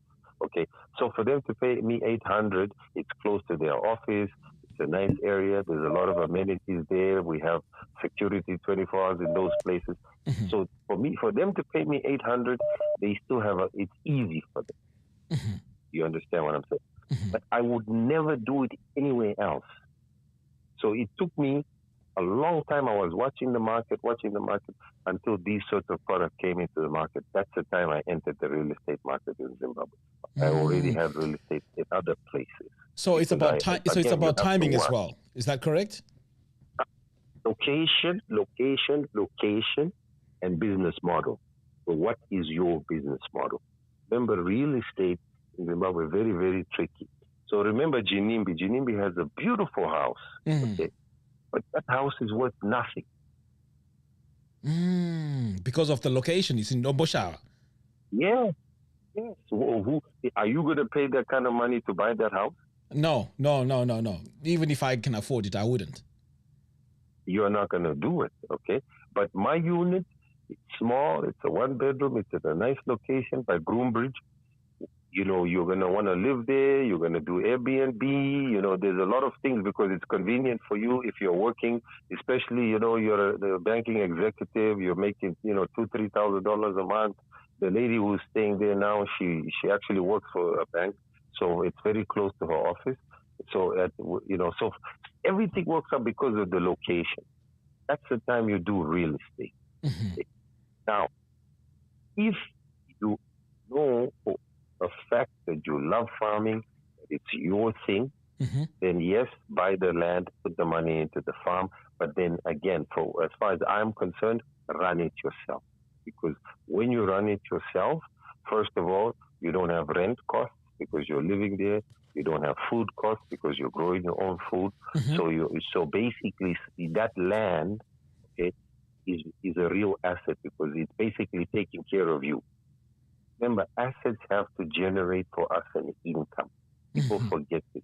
If I buy a land, in my neighborhood, let's say Narakuroshto with a Unit J, then I buy a very nice land and I build a very nice house, okay? And then my sister is staying there, my auntie, and so forth. And what is the benefit? Okay, for them, yes, they're happy, they're proud of me. But my money is now sitting dead. By the time I retire and I'm 65, I don't want to live in that area anyway. Maybe down in the you understand? At 65, I've been living in the Dubai, and UK, America, and you understand? At 65, I've been working hard. This is not my ideal life anymore. Just like Aniti, I think you said your kids are not going to want to live it. Correct. Yeah. They have their own plans. Yeah. So you are not going to want to live in that house at 65. Right now, when you're young in your 30s, yes, it sounds like a good idea because that's where you grew up and it sounds like but at 65, you've seen the world. You don't want to live in that area. You understand? That's not your ideal area anymore. Understand? And some people will argue with me and they might say, maybe, I can collect rent. Try it. People in those areas are not going to pay you a rental income that is going to sustain anything there to recover your capital. Yes. So while we're on this, while we're on this topic, because I think there's a lot of misconception and a lot of emotions that go around this. What if someone comes to you and says, "Okay, I've got a decent job, and I'm going to get a mortgage for, let's say, $500,000. Yes. The plan or the exit plan is, after I pay it off, I'm going to sell it and then move back home and then buy a house." Do you see, what's your view on that? Okay, now, this is, again, me personally, as somebody who's been advising people with money and helping people to make money, and I keep my own advice, that is the worst thing you can do. If you take that loan to buy the house, and then somebody else stays in that house and pays off that mortgage, then yes, please go tomorrow and sign up for it. But if you, your wife, your children are going to use your own salary to pay that house, then you're setting yourself up for a trap, because today you have a job, tomorrow you lose your job. That's one. Okay? What are you going to do? How are you going to manage it? And then people need to understand this idea that property is going to keep going up and up and up and up. It's a fantasy. Property in today's world goes up, goes down, depending on geopolitical conditions, recessions, so many things. You've seen it in the UK. There's some areas that didn't appreciate. There's some areas that didn't appreciate. Okay? It's true in Dubai. It's true in America. It's true in South Africa. And even when I watch in Zim, I watch many, many areas. Some of those areas have not appreciated in 10, 15, 20 years. They just haven't. It's not your fault. It's not my fault. And so that's not a good strategy. When you work hard and you earn your money, Augustine, you need to put it into something that you are sure that it's going to keep its value and it's going to generate you something. But as long as you are using emotion to make a financial decision, then you're basically going to regret that decision. Sometimes you might get lucky. It's like gambling, right? When we do gambling, it's an emotion. Okay? Sometimes you might get lucky that actually the price goes up. But most of the time, it's not going to work that way, because if life was based on luck, we would all be rich. You understand? Yes. And also, if it's the fact that, after the 25 years of paying that mortgage, nothing goes wrong, then of course it's a win. But chances are things go wrong, health, whatever it is. And like you said, I hadn't thought about this. If you're living in that house and it's a 500K mortgage, then it doesn't really make sense, does it? No, it doesn't. And by the way, so the mortgage is one thing. Then you have insurance. Then you have property taxes. Then you have to fix the thing. When you're living in a $500,000 house or pound house, the expenses, the light bulbs are not the same. It's not those cheap ones that you buy. It's expensive. You have a lot of little things that you have to put in there, and it's all taking your money. So most of those people, when you really look at them, they don't have any money. They're living in a nice house. They're driving a nice car. But they don't, just when you ask them, can you send me 50 pounds or 100 pounds? It's a stretch for them. They don't have it because everything is going into that house. But if there is a tenant, then the contract is very straightforward. It says, in the contract, it says, I will fix the big things. I'll fix the roof. Okay, if something goes wrong with the roof, I'll fix it. If the electric system happens, I'll fix it. Light bulbs, you fix yourself. The toilet system, there's certain things I'll fix, there's certain things you fix. So the tenant is the one that's going to be paying to repair the house to keep it in a good condition, and then you will participate on the upside and they pay the mortgage. So again, there is no emotion in this decision making. Okay. The same way. Go ahead, sorry. So the same way when you wake up and you make business decisions about your business, I have to do 1, 2, 3, 4, 5, there is no emotion. Same thing with this idea of okay. You have to take the emotion out of it. If I say to you, Augustine, why did you buy this house? And if you told me, oh, it's because it's in a nice area and I like the color and this and that, already I'm going to tell you that property is not going to do well. But if you tell me, listen, this area, I know that the people who live here, there's a lot of jobs close to here, the train is close to here, I can get tenants who are Indians, they have a good income or whatever, then to me, I know that property is going to do well for you. Again, it's a business. It's a business. It's not an emotion. Right. So now there's also a comment here, and I often find this mentioned a lot. So the question now is: so renting, paying someone else's mortgage is a good idea? Question mark. Is renting? Well, again, yeah. Go ahead. Okay. So think about it like this, Augustus. What is your situation today? So I, for example, I live in a rented house. Pay somebody every month, pay for the rent. The beautiful thing is, I have my own units, and I explained to you some of those areas that are generating me money. So when those places pay me, I pay this guy. But whatever I'm paying this guy, I don't have to fix it. I don't have to fix anything. You understand? And when I didn't have enough money for a deposit or to buy the land or whatever, then I have to rent. I don't have a choice. You understand? There was one gentleman in the Midlands earlier. His situation was different. This was probably in the 90s and the early 2000s, okay, in the UK, okay. Property prices were low. There were a lot less immigrants during that time. His rent, I think he said it was £400. You cannot get that anymore, that kind of mortgage. So again, the times have changed. People's situation has changed. The economy has changed. So that decision that our parents were doing and our situation today is completely different. So don't make any financial decision based on what somebody else did before, because we're living in a new world. Our parents they didn't have YouTube businesses and social media businesses. That wasn't there. It wasn't there. So for whatever they had, we have something else to replace. And so we have to move with the time. I have another question for some of your people. How many of these people even know what is crypto? How many people know what is blockchain? Okay. How many people know what is content creation and the kind of money you can make there? And as long as they're not researching these things and having these conversations with themselves, they're going to be stuck on, I want to buy land, I want to buy land, I want to buy land, I want to buy land. And they don't realize that the economics of land today in an overpopulated world is not the same economics that it used to be before.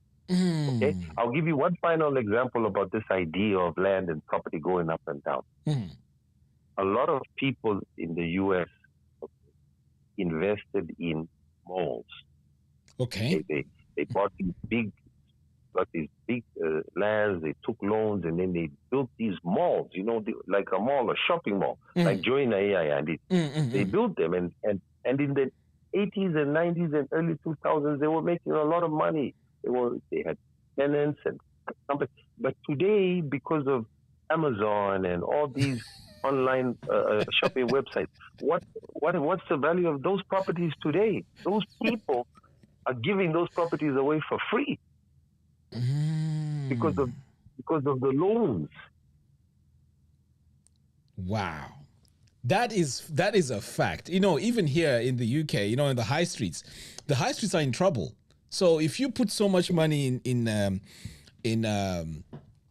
high street properties, because of Amazon alone, they're not worth that much anymore. It's simple as that. But I'll give you another example. Internet cafes. That was a big business. I used to know a guy. He used to have 5th Avenue. He had 2-3 different internet cafes, and he was making a lot of money because those days we used to go. We would give him $1. After 30 minutes, the thing starts flashing, and you haven't finished doing your work. And then by the end of the time there, you finish $5 or $10 you give him, and he makes a lot of money. Today, where is that business? It's non-existent. So this idea, if you're young, if you're in your 20s, if you're in your 30s, if you're in your 40s, whatever it is that you're thinking of doing to make money, it has to be in line with what's happening in front of you. If you're using a card to make a payment, then you need to look closely at how those payment systems are making money. If you're on social media all the time, you need to look closely how are those social media people making money. If you're, whatever it is that you use every single day, ask yourself, I'm paying these people money every day, Netflix, how do these people make money? Because, for example, if you're into Netflix, if you use a lot of Netflix, and you have an acting, you have a talent with his acting or whatever, so you can go onto Netflix website and see how can you make your own little 5 minute or 10 minute movie, and they'll pay you for it. Exactly. You understand what I'm saying? Wow. You understand? They will pay you for it. They will pay you for it. Okay, it sounds complicated, but if you go on their website and if you do a 10, 15 minutes research, you're going to see a section that says, about acting and all these things, and then they'll give you a budget, 50,000, 10,000, and you'll make it, and they'll start airing it, and then they will start to pay you, because we're in a digital world. It does not matter where you're from, who you are. I mean, we have all these people, Lupita Nyong'o, we see them. There's another guy in the U.S. who is a Zimbabwean comedian. There's this Ndoro, I think is his name. Yes, Kandoro, yes. Kandoro. He's doing it. There was another guy. So all of these people are actually doing it, right? So it's not that we can say, oh, this is only for Americans or for British people. It's for everybody. It's your talent. You can do it. I don't know much about it, but of course you can do your own research. There's people making money from websites, people making money from hosting, people making money from content creation. All you have to do, depending on your talent, you have to now research, and find out how does it work. Okay, I'm in the crypto space now. That's my big thing. Okay? And again, when we talk about crypto, we're not talking about trading and buying and selling. That is all gambling.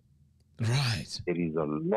There's a lot more inside of crypto, which is bigger than just buying Bitcoin and all of that. Of course, you can. That is one thing for people who know, those sorts of business.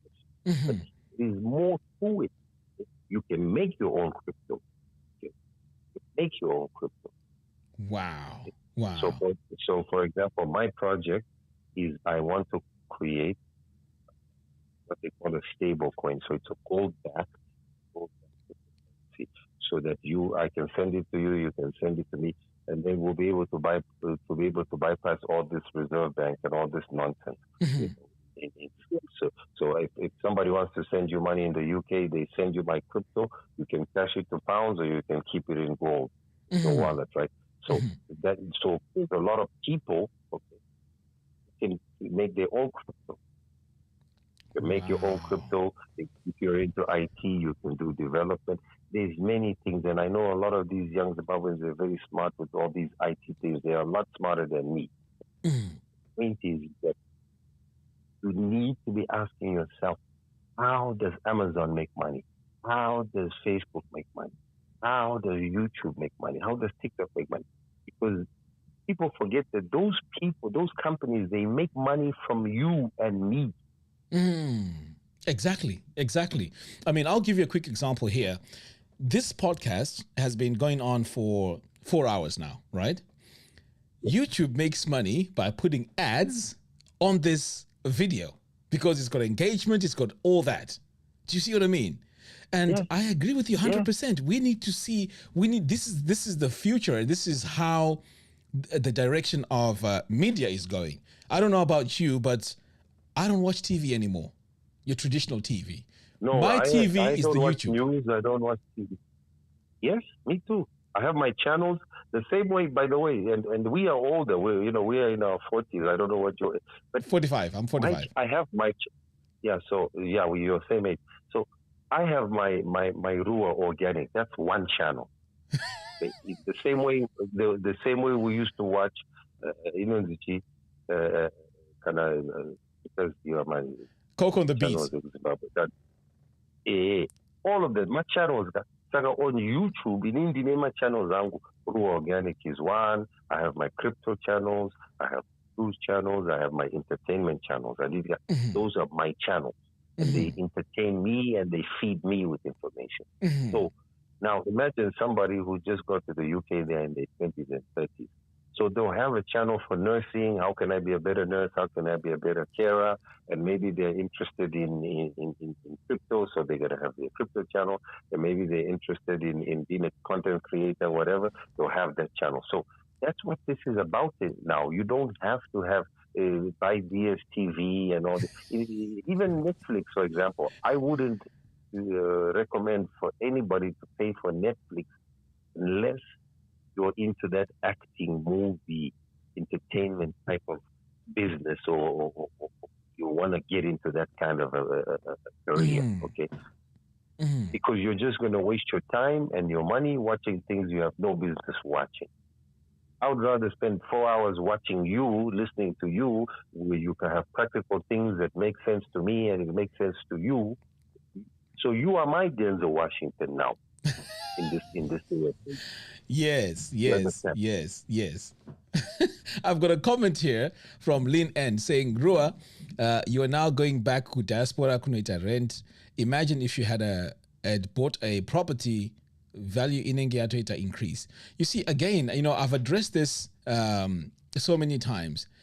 The 30,000 that I had, which I could have put into a property for mortgage, I took that money and bought equipment for my studio, which then made me so much money to then buy a house in Zim and also buy a farm. And that same 30,000 is still making me money today.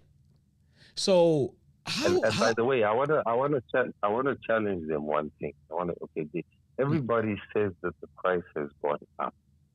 Okay, they say the price has gone up. Okay, me and my own mother. Okay, so remember, this Lynn she's just somebody who's following the story. Me and my mother used to fight every single day because she would say to me, "Oh, you need to buy a house back home. Look at your friends; they are buying, they are building, they are everything like this." So what I did is I used to, for every friend of mine or whoever used to buy a house, I would write it down, and then I would go onto the website, all those property websites, and then I would write it in my book. What is the value of that is today? But people forget one thing. Okay. The price then and the price now, there's other developments in that area which are competing. So if you look now at the percentage of the price increase versus the amount of money that you've generated from that 30,000 and so forth, you're going to be much, much better off than the person who bought that house. And when they go back home to live in that house, they're going to put in more money to bring it back to current, because those people who are staying there, they are just destroying.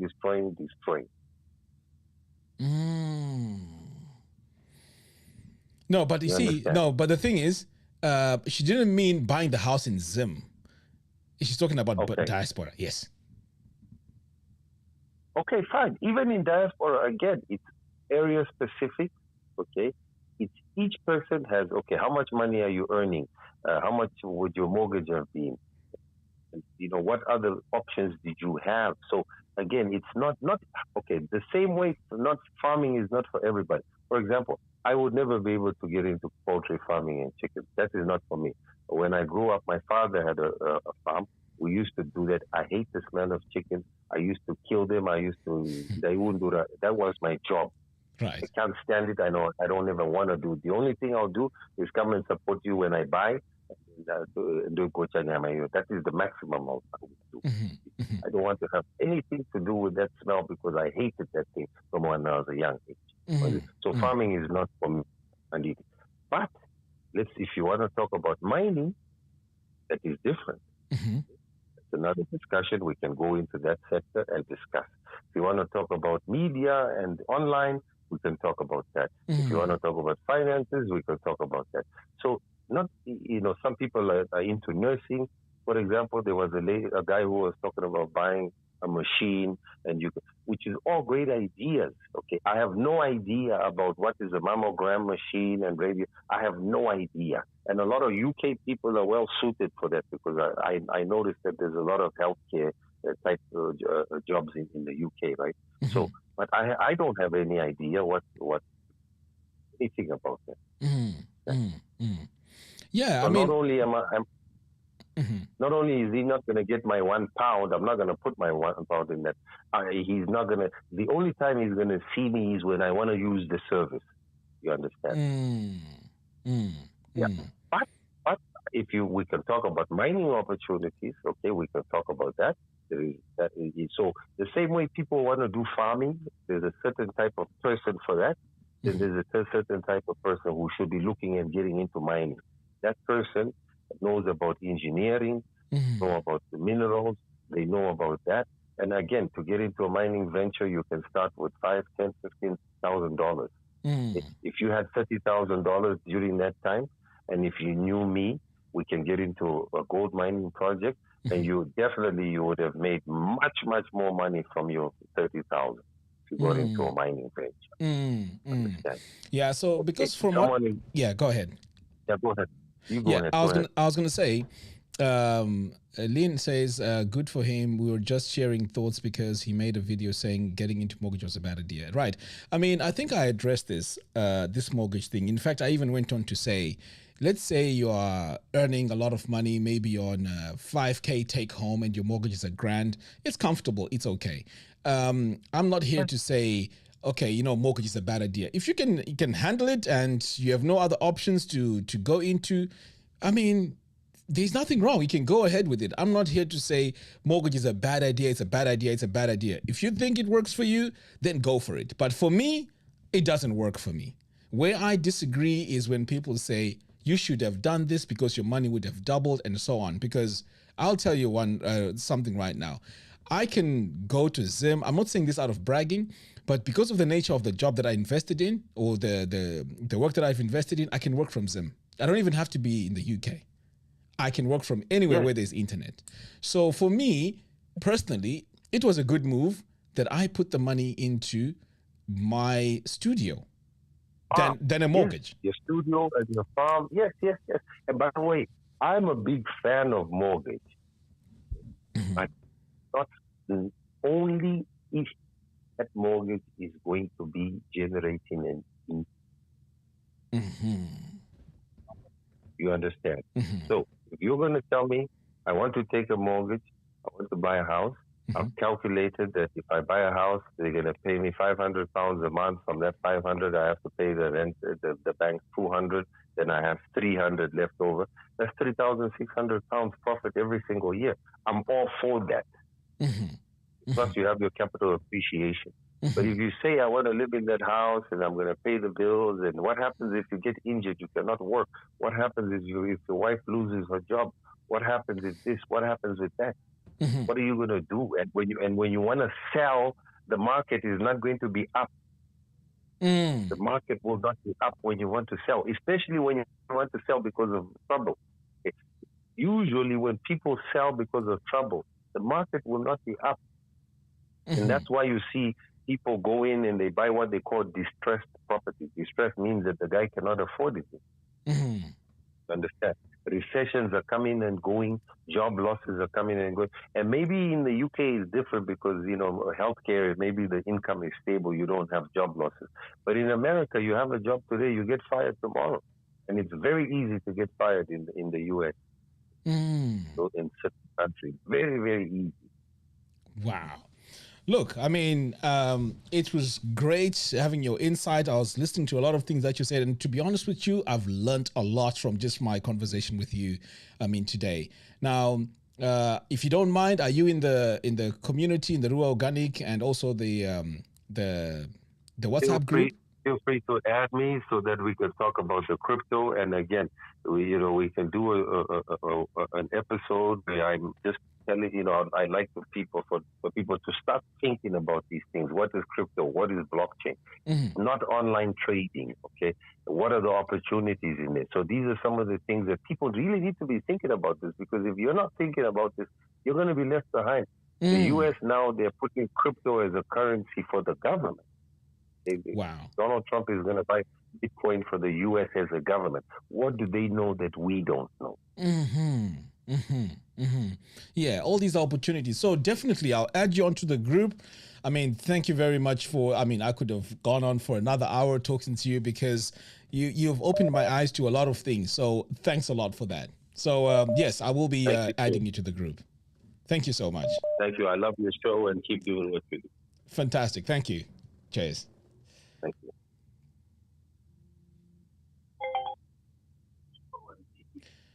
Taz, welcome to the show. I know you've been waiting for a while now.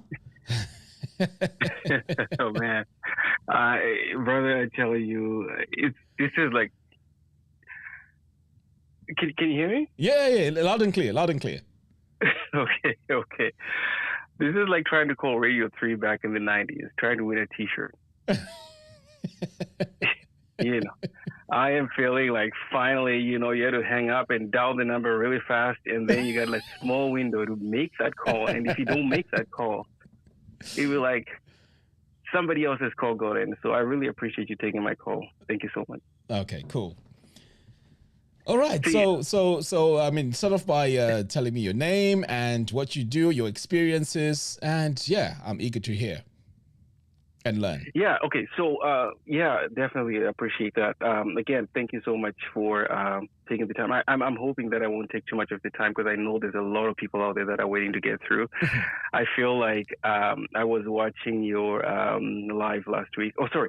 My name again is Taz, and I am in Canada. Okay. And I was watching last week, and I realized that this is almost like talking to a therapist, because I think all of us really, we're going at this alone, and we got to a point where we realize that, you know what, as much as I'm going on this journey alone, there's so many people that are in the same journey, so many people that are the same age, so many people that are from the same country, so many people that are hoping for, that time when in Zimbabwe where you used to just be able to just go to work, buy your lunch, pay for school fees, buy your uniform for the kids, like that. I just feel like, and now we're so scattered all over the world. We don't even have, it's even hard to even make friends. You now make friends based on like, oh, I work with this guy, or this guy's from Zimbabwe, but you don't really have the people that you grew up with, the people that you can, your people. So at the end of the day, I think that I was looking at your videos and, all the people that are kind of talking to you and that are calling you, that are trying to talk. And I feel like I'm in the same boat, because I've thought about doing a YouTube channel. I've thought about starting a masterclass. I've thought about all of these ideas, but there was always, I think fear was kind of what drove me. It kind of trumped everything. The fear of failure, the fear of the comments, the fear of people saying, hey, you know what? This guy doesn't know what he's talking about. This guy's got a mortgage. This guy, like that kind of stuff. Like that's the fear that has kind of stopped me from even proceeding with any of this. And I see my dreams. I see people have done the stuff that I had this idea and I wanted to do this idea, and then I see somebody else doing it, and I'm like, that was my idea, and then it's just gone, right? Somebody else is doing it, and I think that's been my struggle. So when I saw you being very, very, you were being open and honest, and you were willing to be vulnerable, to put yourself out there and let people comment and say stuff. And you still take it with just, I don't know, you just take it with, you're not afraid of it. And I don't know when you go to sleep or when you go back to your home, to your family, whether it bothers you. But for me, that stuff eats me up. And I feel like, why would that person say this to me? Why, so I don't think that I have really anything to offer in terms of business, in terms of ideas. But I've got lots of ideas that I wanted to put out there. But I think the fear of failure is what kind of drove me into not doing whatever I wanted to do. I'm also in tech. I've done a lot of podcasts. I've done a lot of like web design. I've done a lot of like just content creation. But again, that fear of failure has really been the worst thing. And I've seen, there was a guy, Zororo Makamba, I don't know if you remember that guy. Yeah, I remember. He used to have I used to have this show called, it was something, he just talked about like what was happening in Zimbabwe in the week. Like a business show. It was a really good show. Exactly. And there's something that I wanted to do for the longest time, but I could not do it because, again, I was afraid. Right? So at the end of the day, I think he was there, he did that, he moved on. You know, I've seen people doing the stuff. They're living the dream that I wanted to. But I don't want to ramble on and on. The other thing you talked about, the mortgage, you know, I know somebody had commented about, you know, hey, you know, you're in the UK or whatever. But I think that in that video, you also mentioned that, you know what, my advice or my ideas that I'm giving here are mine. They work for me, and I don't want to be in debt. I don't want to be, you know, you talked about your personal story. And I think that was what we should have taken out from that. I mean, some people, yes, it works for them to have a mortgage and to be able to take the equity in the home and whatever. Some people, they want to go back to Zimbabwe and they want to go and invest. And everybody has got a different story. But I think the long story short of it all is that we have a lot of people here that have been going at it alone wherever they are. And now, when you've opened up this platform, people are willing to be vulnerable and to just talk about the struggles that they've gone through. You know, be it, you know, having kids, having a family, you know, having challenges, because we all have challenges that we might not even be able to share on any platform like this. Or, you know, the immigration journey alone, you know, being, you know, in a hearing where you got a lawyer and you got a judge, and you can't even share those stories with anybody else because you don't want to be vulnerable. So I've always wanted to tell those stories, to meet people and have their stories be told and be willing to be there. But I think that fear of, you know, being judged, that fear of being, I think, you know, it lets us live alone in the diaspora, and, you know, that's So there's something I want to say regarding the fear, because you see, everyone has fear. In fact, I want to share something with you. You might find this even crazy, right? Before I press the stream button to go live, I'm always sweating and nervous. Okay? Now, to you, it may seem like, oh, I'm just doing it and it's flowing and it's amazing, right? Half the time... You would have fooled me. Sorry? I said you would have fooled me because it doesn't look like it. There you go. So I do have that. Even the fact that I know, you know what, this evening I'm going to do a live show. That in itself is scary. Half my day is just me thinking, well, how do I start this podcast? What should I say? What should the topic be? What if 20 people only turn up? How is that going to make me feel after getting 200 last week? So, you know, you start having all these things, right? So the fear itself, everyone has that. Don't ever think that people go through and they don't fear. The fear is everywhere. What makes the difference is what you do about the fear.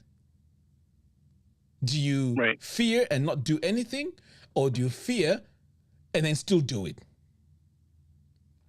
And I think that's what it is, though. Like we as human beings, we love to be in a place of comfort, right? A place where, you know, the mortgage is paid for, the rent is paid for, there's food in the house, the kids have been picked up from school, everybody's safe. We don't want a place where we have to, you know, cause chaos, even if we're being oppressed against, right? We try to just be safe.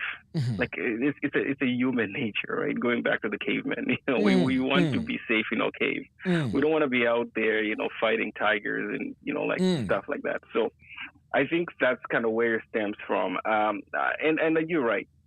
I think it's something that you kind of have to kind of break out of that fear. Like I remember I used to be able to, when you go to like a sports arena or like a tournament or soccer match, and you know you're in there, you're sitting in the crowd and you're cheering, you know, I always had that fear that the next person sitting next to me, they heard what I said. I said something, and maybe my accent was weird. Maybe I say the wrong thing, or like there's always this constant thinking twice about doing something. And what I've heard here so far on this platform are people that have invested in farming, and people that invested in mortgages, and people that invested in like crypto and all this stuff. And I'm thinking like, life just keeps going on, and here I am just in my comfort zone, waiting and hoping that things are going to change. Maybe somebody else is going to stand up and change things, and then I'll be like, oh yeah, this is the right time. Now it's time for me to, but I still feel like it's like a mental thing that I still need to get over. And it's been holding me back. Yeah, it's a mental thing, but also remember that it's the story you tell yourself. I mean, I can tell you right now that coming from Zimbabwe, right? I've never done media. Okay? I've never done media.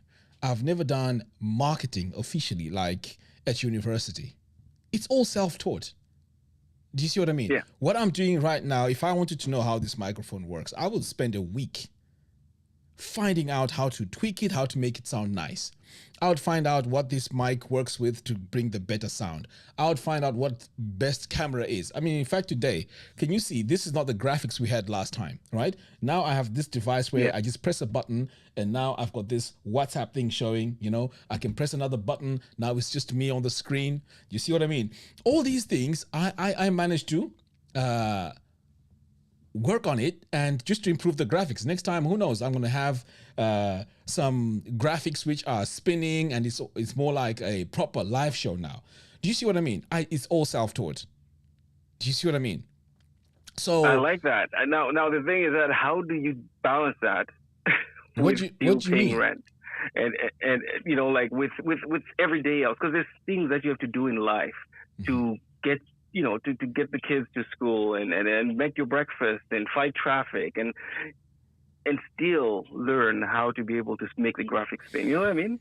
Yeah, but you see, here's the thing now. This is where now time management comes in. That's number one. Number two, this is where when your passion is, like, for example, I don't watch football.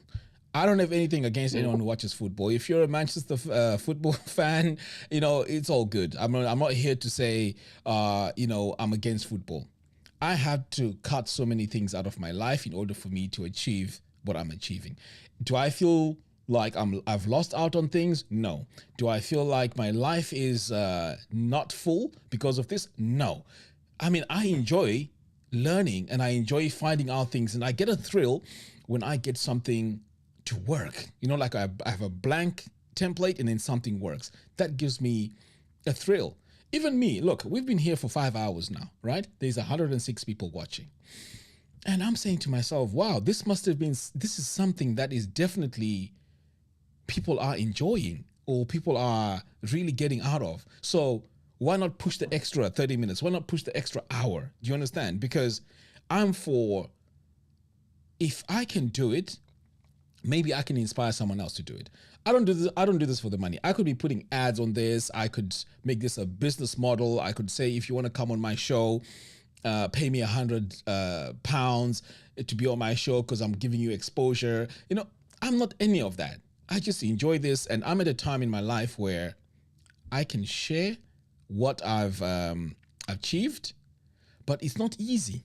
But that idea of, if I help one person and tomorrow it works for you, that to me is fulfillment.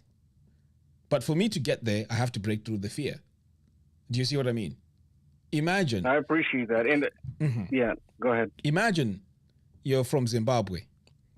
You're here in the UK. You're starting a business.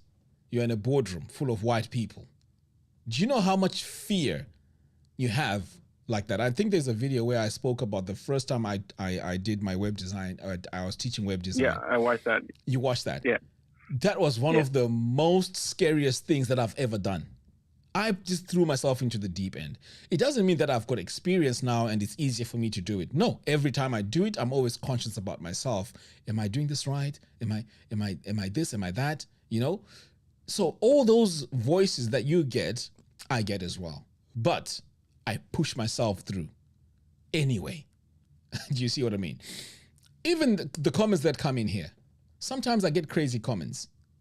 So what I do now is when I get a negative comment, my instinct is to fire back. Okay? But then again, what I do now is I say to myself, maybe this person doesn't mean what they mean. Okay? I give the message to my wife. I say, can you read this? Just in case I'm not getting it right. She'll read it and says, no, this guy he means this. And then sometimes I calm down and I say, you know what? Maybe I'm just in this frame of mind today. I'm just pissed off and I'm just in a negative mode. Do you see what I mean? I'll give you an example. Lynn N, there's a comment she put in there where she said, I can't remember what she said, nothing negative or anything. Let's say I'm having a bad day. I could say, okay, where did I say that I'm advising people about mortgage, for example? Do you see what I mean? And already that's aggressive. But maybe she doesn't mean it in that way. It's just because I'm in this frame of mind that morning is why I'm responding the way I am. So to answer your question, how do I go to bed after seeing all these negatives or whatever it is? I go to bed well because I look at the majority of people, their reaction is the fuel that makes me continue. So if I make a video, 99.9% or 99% gives me a thumbs up to say it's a good video, that to me is enough motivation. If there's one thumbs down, as human beings, we are inclined to want to focus on that one person that has done the thumbs down. But I've just taught myself that I can't really focus on the negative people because they'll always have what? An opinion. So in this case here, for example, we're talking about mortgages, right? It is a sensitive topic and I get it. And you can have this mindset. It's like religion, right? If you're a Christian and then someone is trying to convince you to be a Muslim, it's very hard, no matter what you say. You understand what I'm saying? Because it's now belief. Yeah. If I'm a Muslim, you coming to me trying to convince me about being a Jew or going into Buddhism. I mean, there's no way you'll be able to do that because it's belief. So it's the same thing with mortgage. If someone believes they're doing the right thing, even if you produce the facts, it will still won't make any sense to that person. And likewise, you, the one who's doing the mortgage, if you try to convince me that I'm doing the wrong thing, it will be very difficult for you to convince me that I did the wrong thing. Why? Because I have my results that are working for me, which are making me comfortable right now and flexible. So why would I take a mortgage? So I think I think the other thing too that I find with that is that, like I said, you have stepped up. A lot of us were thinking about, personally, I was thinking about stepping up the way you have stepped up, the way you have exposed yourself to the world and say, this is who I am, this is what I believe, and you're okay with that. I wanted to be that kind of a person. But then when I got scared, I saw you stepping up and saying, you know what, I don't want a mortgage. I was able to lose, that amount of money that you lost on the chickens. And I'm okay with it. And I'm moving on. And I am thinking, so you have now, and this might sound weird, but you've come this person who's inspiring, who is like, you know what, you can throw this at me and I'll be okay, right? So anything now you say kind of carries weight. And when it carries weight, it's like, I got to listen to this guy because he is going to lead me to where I need to be, which might be the wrong, understanding of, because you have walked your own journey. You have told your own story. But because we as people, we like to cling to things. We like to cling to what is his success story? What did he do? How can I follow? You talked about this before, is that we like to follow people that have done things. And I think that because you are the one who was able to step up and say, look, this is what I've done and this is what I'm doing and this is what I'm going to keep doing. I don't believe in mortgages. I've lost money and I'm still going, you've lost that deal with that company that you had and you keep going. Yeah. So when we look at you, we're like, okay, this guy's invincible. Like, you know what? I got to follow whatever he's saying, right? So this is what I'm talking about. This is the therapy piece that I'm saying that as much as we're afraid, we'll look at you and you think, you know what? If this guy can do it. But let me say, but let me tell you something. You might think it's easy for me to come out there and talk about my shortfalls. It's not easy. Mm-hmm. But for me, it's like I want to put the story out there because there's a lot of people who are doing things halfway, thinking they are total failures because they've failed in this thing, in this part, or whatever it is. There's a time when I did my initial videos. There was so much negativity. Some of the words that Zimbabweans would say, I'm telling you, was crazy. One guy said to me, when I did the broiler, the Roadrunners, he says, just because you've got 2 chickens now, you think you can go around saying you're a farmer. That hit me hard. And I was like, oh my goodness. He's true, because when I'm looking at the real farmers, they have thousands of chickens. Here I am, I only have, at the time, I don't know how many I had, less than 1,000. And I'm calling myself a farmer. Right. So it put doubt in me. But at the same time, there were some messages which were also positive, but I was also drawn to the negatives. Someone told me, you've put in so much money into these chickens, and you failed. So why would anyone want to listen to you? Do you see what I mean? That can really take so much energy out of you. It's not easy. And sometimes it plays on your mind, especially if you're having a bad day. But you know what? I also get a lot of love from the comments where people are saying, you know what? I've tried this. In fact, I'll tell you a quick story. I won't mention the name. There was one guy who called me, right? And he says to me, look, Nkoma, I want to talk to you. And I said, no, go on. What's up? And he says, look, I have £500,000, right? And I'm like, okay. Then he says, I want to buy a farm in Zimbabwe. And I'm like, okay. Then he goes, do you think it's a good idea? I talked to the gentleman. I don't know if he's listening now, but and I hope he doesn't mind. But anyway, I haven't shared his name, so it should be cool. And I say to him, I just told him what came from my heart, what I would do if I was in that situation. So I say to him, look, if you have $500,000 and you want to buy a farm, I wouldn't advise that, because if you spend $500,000, that's usually how much a big farm costs, because he was looking at the big land. I'm just summarizing the story, by the way, because we had a 30, 45-minute chat. So the idea really was, if you have 500,000, is to just get yourself land on a lease, which is literally free, or at the most, maybe you pay maybe 10 grand, right? And you still have 490,000. So on that land, if you're scared that they'll take it away from you, why don't you do crops? You go in there, you put soya beans on 50 hectares. You can start making profit. And at least you still have your 450,000, your 400,000, 490,000. Yeah. The most you can put in there is maybe 100,000 if you really want to go in, but you still have 300,000. So compare that to buying the farm for 450,000 cash. Which is better? Do you know what the guy said? He says, you know what? Thank you very much. I'm not going to be buying the farm. I just thought maybe 50 hectares is big. I need that. And I said to him, look, I have 4 hectares and I'm struggling to put structures there. 4 hectares is big. I mean, for farmers out there, there's a lot of, 50 hectares is massive. So anyway, just to cut the story short, he said, I want to give you a little something. And I said, oh, okay. I just gave him a bank account. And guess what? He deposited £200 in my account. Just for that advice. Today, good example. There's 2 guys. The first person, he donated £50. The other one, £20. Do you see what I mean? And this is just me sitting on a chair. I'm just talking and I'm just having conversations. To me, I'm enjoying this even more because I'm starting to have really smart people. And I'm not saying smart because you have to agree with me. I like people to disagree with me, but in a respectful manner. I have no problem with disagreements. Not a problem at all. Yeah. The only issue I have is when you start getting personal.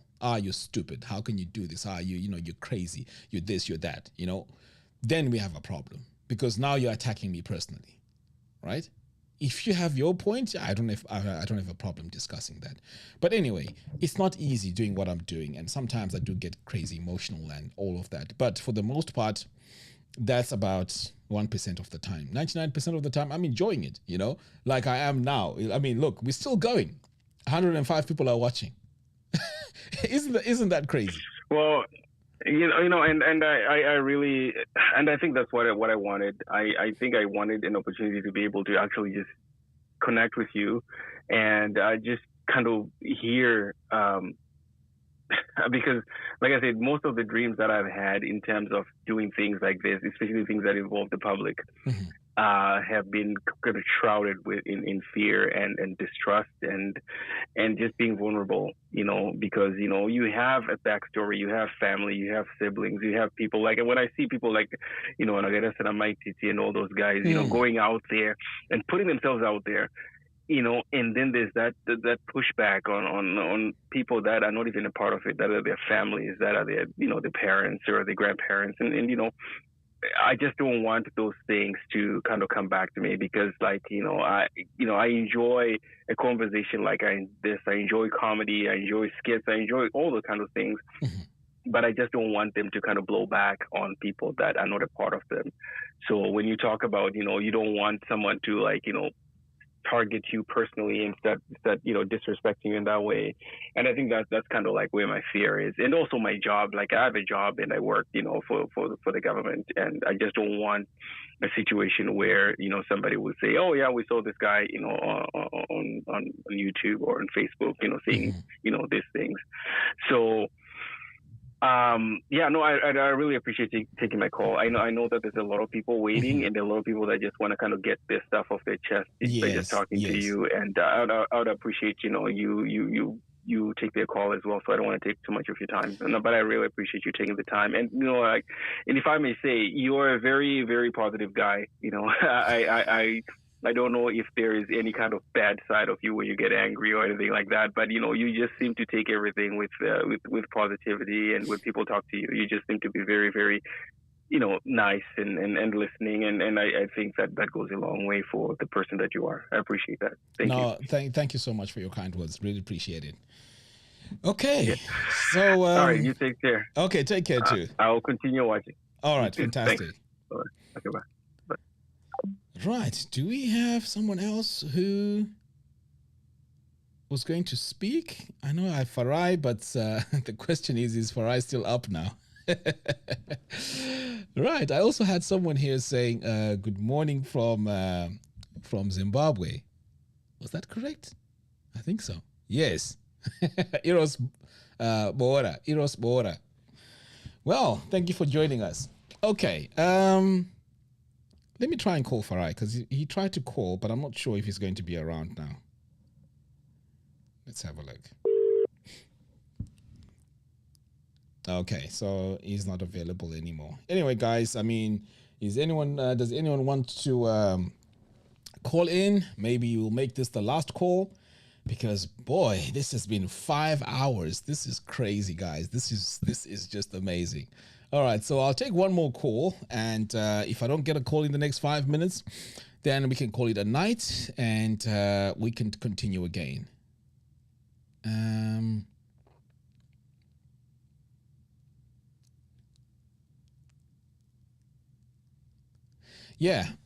was going to say, I'm really glad that, people are coming in and, saying a lot of positive things and helping each other. This is what I've always dreamt. And to be honest, to be at this stage. Right. Let me take this call, guys. Let me take this call. Hello? Yes. Hello? Can you hear me? Yes, loud and clear. Loud and clear. Loud and clear. All right. I'm not gonna take much of your time. First of all, I just wanted to take this opportunity to let you know that you're doing quite a good initiative. I've been following your YouTube for some time now. So with that said, I think the only thing I wanted to let you know is that, just like everyone else, you're not alone.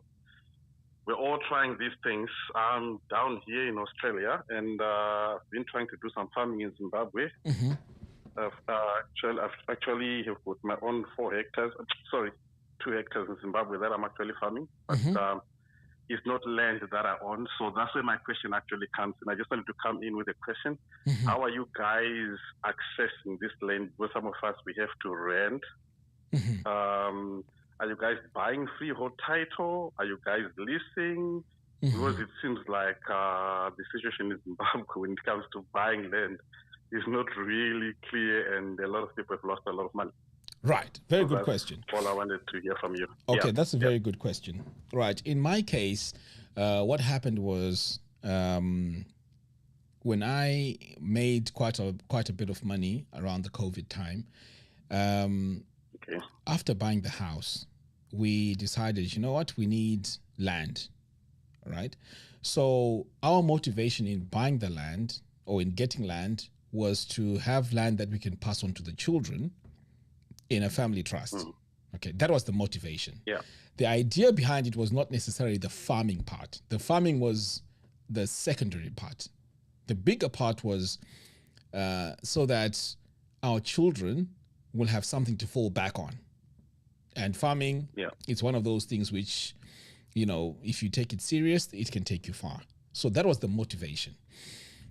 So if I were to go back to before buying the land, what would I have done? I'll be honest with you, I wouldn't have bought it. Yeah. Okay? Because there's a lot of money that went into it. I mean, we are talking about 120 something thousand. Okay? Pounds. US dollars. That's quite a lot of money. Or US dollars. That's quite a lot of money still. Exactly. So, and this is cash. We're talking cash here. Okay? So this type of money is money which, if I was to get to lease or even to rent, I could have made that money just from the renting alone. I'll put my structures there, or even just grow potatoes or grow cabbages at the right season with the right agronomist and everything. I would have made even more money, and I wouldn't even need to spend a fraction of the 120,000. So what happened now is that 120 was going to what? Towards the land. What do I have now for developing the structures? I'm struggling now. So I'm having to work now, save up money, buy a borehole, save up money. Okay, now I need to get some tractors to come in and plow, save a bit of money. I need to put fencing. I need to save a bit. Like right now, as we speak, I'm saving money so I can work on my security, the CCTVs, blah, blah, blah. That's why I'm sort of like, that's like my next stage.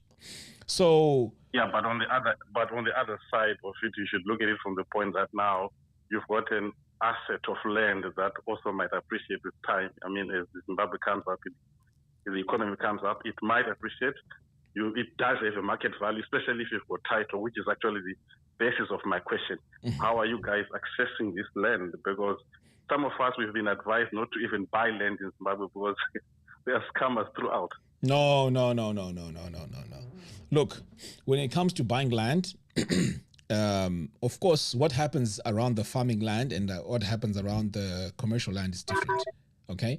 The farming land, I would say to you, unless the land has proper title, like the farm has title, like full title deeds, okay? Yes. Then I wouldn't recommend you go and buy the farms, because it took me 6 months to look for land. And I'll tell you, throughout those 6 months, there were documents which looked legit.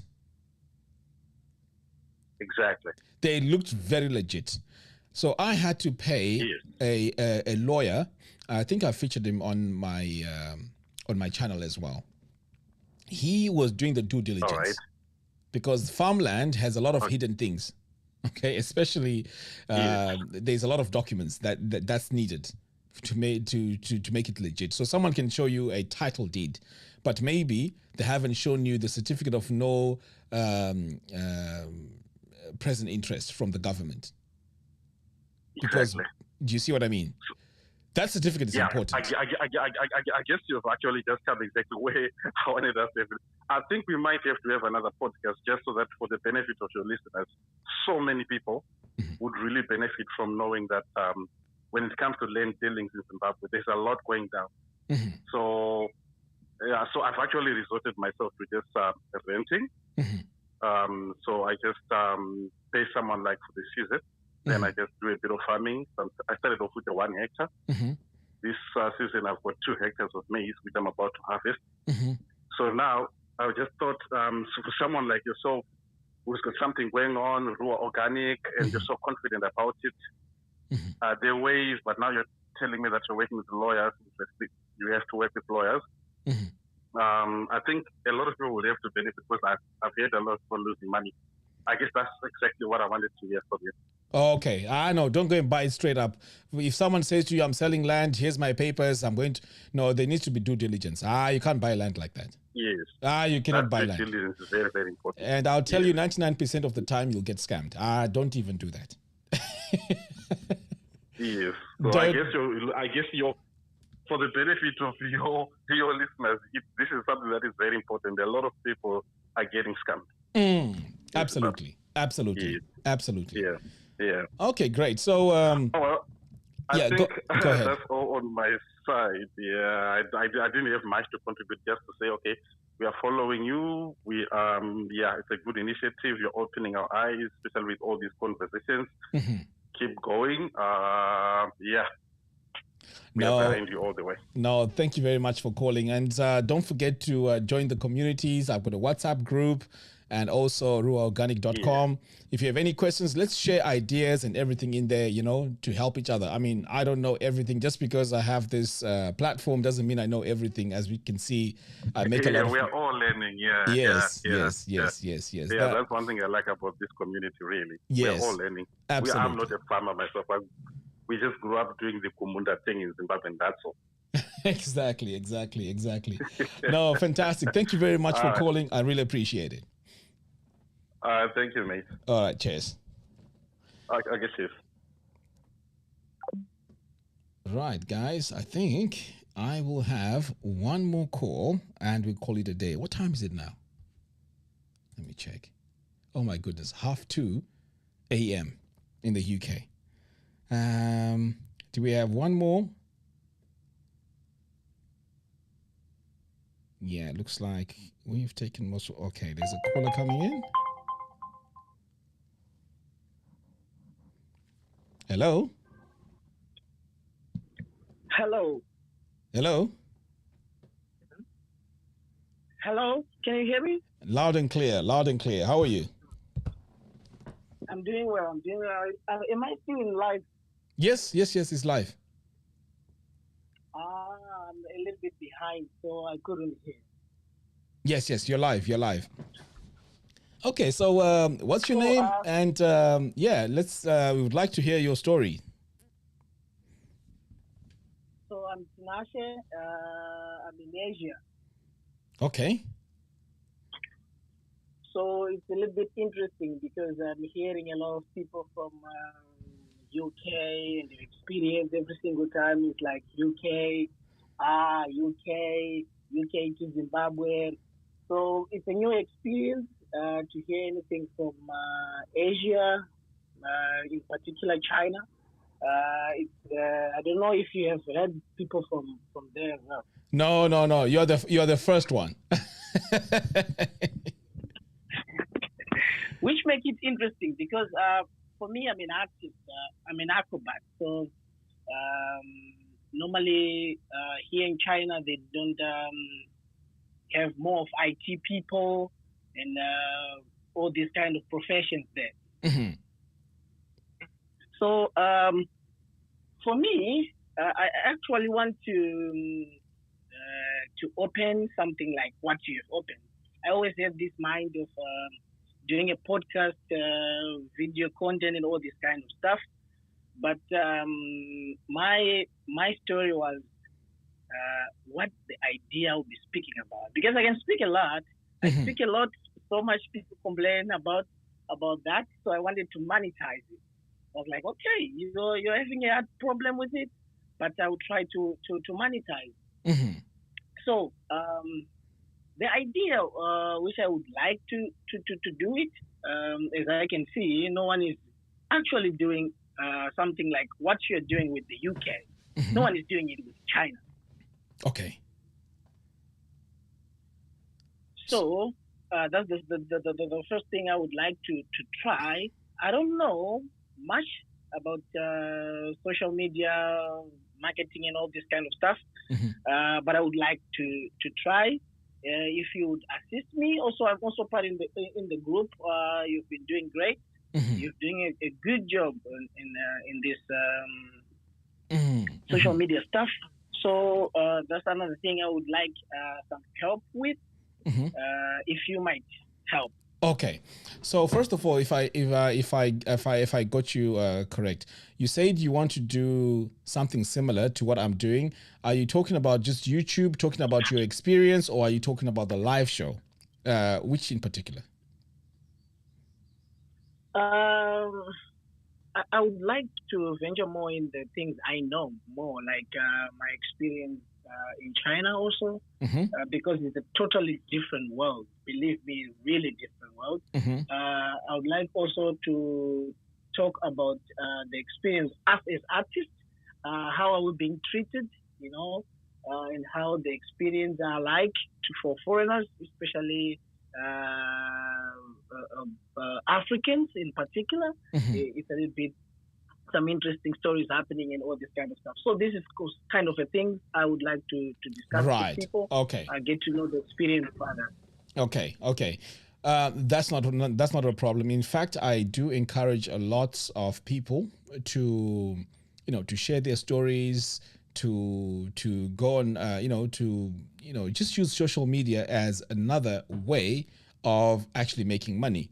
Of course, you don't make money right away, but over time, it's something that, can open up even more opportunities in terms of making money, meeting people, and so on. So here's what I'm going to say to you, and I'm going to say this to you on this show, okay? I can help you. You don't have to worry about me charging you a fee or anything. I will share with you everything that I know in getting yourself up and running. So all you need to do is to send me a message and just remind me about this conversation and just introduce yourself again, so I know exactly who you are, because as you can imagine, I've received so many calls and messages. Like for me to really track Uyundiani, it's so difficult. But I am willing to help you. I'm willing to help you. You don't need to worry about that or money or anything. I'm actually passionate about it. And just to show you that I am someone who's not going to, charge you for anything. I don't know if you saw 2 days ago, I did a video with what's his name again? Evander, the guy who is working hard to save up money so he can go back to Zimbabwe, and he lives in his car. Yes, I did. The guy in the van, yeah. Yes, I did a podcast with him on the show, and all this is just for me to, help people, give something back. This is not for me in any way. It's just a money-making thing. No, I would like to see a lot of us, succeed. Who knows? Maybe tomorrow I'll get some help from you, and I need something from China. Do you see what I mean? That's what this is about. For real. Yes. So yeah, just drop me a message and remind me about this conversation. That would be wonderful. I will do. Just to show appreciation of your work, here in China now it's 20 minutes to 10, and I've been watching this show. I haven't slept yet. I was watching this show, like most of it. I think I just missed 1 hour of it. I had a lot of people. I don't want to turn back and rub things about the narrative people are passing by Zimbabweans. So what I want to say and add up on that is don't be deceived. The narrative is there because something happened. I don't want to give bad influence, bad energy to the people, but these are like real facts I find out. And also, I think you can also testify with this, with your experience, how people were robbing you. Zimbabweans, these people were Zimbabweans. So we need also to be careful with the people we're dealing with because, yes, good people are there. People to cooperate with, work with, they are there. But also, there are scammers there. So we need to be careful, especially when you're doing these kind of things, and also have a little bit of research of what these people do and what these people have to lose. Because some other people, they doesn't have anything to lose. They don't have a name to carry. They don't care about their dignity and all this kind of stuff. So they're just like, okay, if I can just take money from you, oh, I win. I just take maybe, $10 from you, $100 from you, and that's it. He doesn't care that tomorrow the name has to go on and on. So there are those people. But with this kind of conversation, I think we're going to meet the kind of quality people which will make Zimbabwe great again. And, Absolutely. And we will move, I think. Absolutely. And while we're on that, I don't know if you looked at the chat. There is one of our listeners here. I think his name is Play Entertainment. He's saying, or maybe she, he or she saying, I have a friend in China from Zimbabwe who's doing the podcast I can connect you with. Did you see that message? That would be great. Let me check about it. That would be great. That would be great for sure. Yep.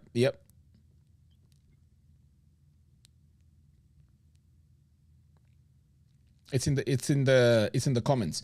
So these are the sort of things that that I like about what we're trying to do here. If we hadn't had this live show, this opportunity would not have even started. And who knows, this connection here could lead to something even great. And this happened. For sure. It's a wonderful thing you're doing. It's a wonderful thing you're doing. Yes. So I'm really excited. I mean, I really like people to help each other, and I also need help. And wherever I can help, I would like also to help as well. IB Info says, I think I should bring my Achimwe brothers. Is that a typing error? IB Info.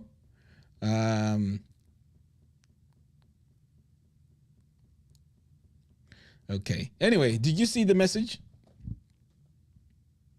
Yeah, I saw the message. Fantastic. So just connect, get in touch. But again, you can still connect with me. Okay, that would be wonderful, Mr. Ruwa Organic. Yes. And once you've created it and so on, perhaps maybe we could even have a show or even a podcast talking about China, how we can get some things shipped from over there, if that's the kind of thing you do, because obviously China is the place where everyone is buying all their goods from. So if you have that kind of insight, that would be amazing too. That would be wonderful, for sure. That is where the marketing will start. After you get known, there's a lot of things here. Honestly, I'm in the business city, the Guangzhou. Nearly most of all Zimbabweans who say, like 90% of them who say they go to China to buy things, they come here. So it's a really good city, and there's a lot of things, and there's a lot of business to do, and there's a lot of things to help people with. It doesn't mean that you need to just come to China. We're already in China. We can just go confirm. Because the problem here happens is people sometimes, they're in Zimbabwe, they want to buy things, but they don't want to waste money on the flight. So they want to check the quality here of things before they buy these things. So they just find people like us who are already here. They send us the details, the address where they want to deal with these people. We go verify the quality of the things they want to buy, the quantity, and just make sure that the things are shipped and they will not lose money. Yeah, you know what? I would be interested to buy certain things for the farm, maybe things like incubators, things like plows, things at the farm, basically, whether it's CCTVs, stuff like that. We know all these things are coming from China, and once they are rebranded, they just mark up the prices. So, I mean, let's keep in touch, and definitely I would like to know what else, we can do in regards to shipping things from China. That'll be great for us, definitely, or even for the community. Definitely. If you heard, there was a Canton Fair here. A lot of business people, young people, also coming from Zimbabwe. I met them. Some on the independence were celebrating a little bit with some Zimbabweans here. We met a lot of people who just come for a few days to check things here and see these machines, what is happening. Believe me, everything you want is here. It's here. Just need to know the right people, and people just need to connect, to verify, and everything here. If there is someone who is in China already, they make it sure that they will not cheat. Chinese, they are not that cheating, but if you're not there, you might be sold wrong quality of things. But if there is someone who is here already and they know that these people, they are already in China and they're staying in China, they are afraid to mess out with you because they know that you can come here anytime. So if you come there and you say, okay, I want to buy this solar system, for example, I want this solar system, I want these panels, I want a lot of these things. And for me, I stay here. Here's my details, this is my address, and all this kind of stuff. They will respect you more, and they will try to do straight business with you. But a lot of people, they're getting cheated, being sold less quality of things because they're just coming here for one day. So when you go there, coming back again and all this kind of stuff, it will be cost. So they just know that you will not come back. So using someone who is already here in China is a very big advantage. That if things go worse, maybe for example you bought your machines and they're not working here, I can just go to them, report that the machine you sell us is no longer working. You can return it, and you can get another one. So it's much easier if there is someone who is already in China. Okay, I mean, that is fantastic. I really like that. So please do send me a message and just remind me about your name and the call, and then we can speak after that. I don't mind, discussing this after. Wonderful. Excellent. Thank you very much for calling, and hope we will chat very soon. Okay. Have a good time. Thank you so much. Keep on the good work. Keep up the good work for us as young people. Anyway, I'm 26, so for us young people, I think this information we really need it. We really need it, and also get motivated and meeting the right connections and the good network with positive people. Yes. Thank you so much. I really appreciate it. Okay, you too. Thank you. Have a good time, man. And you. Bye-bye. Wow. Okay, guys. One more call, and I think we'll have to call it a night because I am getting tired. And I'm sure those of you that have been with me on this call for this long, you're probably getting tired as well. So let's have one more call. I'll just give this a few minutes. If not, we'll just wind this down, and pretty much that's it. Okay, we have one more call. Those of you that have been with me. Hello? Hi, Ruwa Organic. How are you? You're live. No, I'm doing fine, mate. First, I just wanted to applaud you for a sterling job that you're doing. I'm calling from Japan, and such is the impact that you have made. Wow. That you are actually, you're doing great. I hardly miss your episode, and my daughter is always like asking me, Daddy, why do you watch this man a lot? But I draw a lot of inspiration from your story. I think you remind me a lot of Abraham Lincoln, your tenacity. You never give up, and I'm always in in all of the things that you do, mate. I really, really marvel what you've done to raise from such setbacks time and time again, and give it a go, dust yourself up, give it a go. And I really wish I could be happy man that you are. Wow. You know what? I really appreciate you telling me this. To be honest, I don't even look at myself that way. But wow, if this is having that much of an impact, this is truly shocking and amazing to me, to be honest, because I don't see myself as making that sort of impact. No, you've really left a mark on my life. Regardless of how your story ends, you've really done it amazing. I watch every episode that you post on my way to work. Whenever I feel down, whenever I feel discouraged, you always have a way of lifting my spirits and telling me and reminding me that setbacks are not really our finality. Wow. No, that is really, really amazing. So tell me, in Japan, how is it there in Japan? Oh, Japan is a beautiful country. Japan is a very beautiful country in every way. I feel like what has been the biggest culture shock for me is that the honesty of the people. And whenever I look at how people are honest, how organized things are, I really cry for my beloved country. You know, I've on 5 occasions lost my wallet on the bus or on the train, and I've recovered it with everything that is in there. And it can be, you can have $10,000 US in it.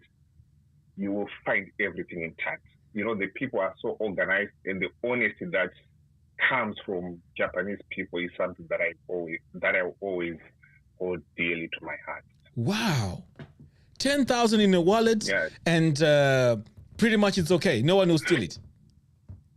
You find everything intact. You find I don't even know where the keys to my house are right now. I leave the house, the doors open, and everything. You know, it's actually kind of funny. Because if you know, when I look at it, like the honesty of the Japanese people, even if it is 12 midnight and someone is on a red robot, they'll never cross that robot until it is green. You know, so such integrity, such organization is something that I feel like as Zimbabweans we need to really learn from it. You know. I think Zimbabwe as a whole, there will come a time when we will have to for being the people that we are not, but we've turned out to be great people because of the circumstances that we find ourselves in. There are not honest people in Zimbabwe, very little honest people in Zimbabwe, and that is actually one of the things that is actually holding us back as a country. If you look at it, you can have right now, I can say I have a substantial amount of money that I'm holding on to, but I'm so fearful of investing in Zimbabwe because I don't even trust the people around me to run it in my. So you're always like, if we could have people who could say, let's grow together. You're unemployed, you're not doing anything at the moment. I have $200 that we can do maybe 10 or 20 chickens. Let's grow from there. You find the moment you give that $200, there's no accountability, there's no honesty. So I feel that as Zimbabweans, we really need to, I don't know what it will take. We need a reset of the mindset, so to speak. No change of government is going to change that for us. Yes. No change of leadership is going to change that for us. I agree. We as a people, we really need to have a hard reset and start to feel for each other, to really feel for each other and say, we are together. We really need to grow together. If we fail, we fail together. But if we win together again. No, you know what? I agree with you 100% because you see, like with me, if someone was to say to me, look, here's 5,000. Can you do this for me in Zimbabwe? Right? For me to spend that money, and sleep well at night. I don't understand how someone can do that. Knowing that, that money, this person has worked so hard. Because I know, kuti wana anoshanda sei kumashift. Handitika. Ndodya mari your 5,000. Aha. That to me doesn't sit well with me. It really surprised me. Even because I feel that when I was in Zimbabwe before I relocated to Japan, all that I prayed for was someone who could have faith in me, to whatever that my dream, if someone could actually support me, and I never had that opportunity. Right now, I'm in a position where I could possibly help someone, but I feel like I cannot find the person who is actually honest enough to really to take advantage of that opportunity, And, so and you know what? It's sad because look, if you watch some of my videos, my latest videos when my chickens were stolen, I just said, you know what? I'm just going to take a reset, right? I'm back here in the UK. But can you imagine now I have to start doing a lot of research on which cameras to buy. I have to think of, okay, now I need Starlink. Now I need a solar system. Things which are things I was thinking that I would add later on, in the farm process. But now I've been pulled back almost a year by setting up all these things. The lights need to be there. I need some dogs. And in the meantime, I could be producing my chickens. But I can't. Do you know how? And now I'm buying things that are not bringing in money. Do you see what I mean? I'm buying things that are not bringing in money. At least if I sell chickens, I'll make a bit of a profit. But now I'm buying CCTVs. How is the CCTV going to bring me money? I'm not saying it's not important. It is very important. But the money now is being diverted because we cannot have people who are trustworthy. Do you see what I mean? It's very, very, very sad. It's very sad. Sorry, it's unfortunate that you are the one who is having to take all the losses that come with. For us, we have the benefit of learning from you, so it's less costly. But sharing your story alone is something that is so inspirational, and I feel like yesterday I was actually telling my wife that there's a bigger story that is going to be told about you. The fact that you've had all these setbacks, challenges, failures, is actually going to spring into being one of the biggest businessmen that people will ever know. I feel like you've learned a lot and you continue to invest in knowledge, and I feel that, strongly feel that you one day you hit the jackpot and things will actually, a lot of people will draw inspiration from your story. Yeah, thank you so much. And to be honest with you, I pray that becomes the case, that at least, all this pain and all this suffering turns into something positive in the end. And at least people can learn from it. And I can one day sit down with people and talk about how to work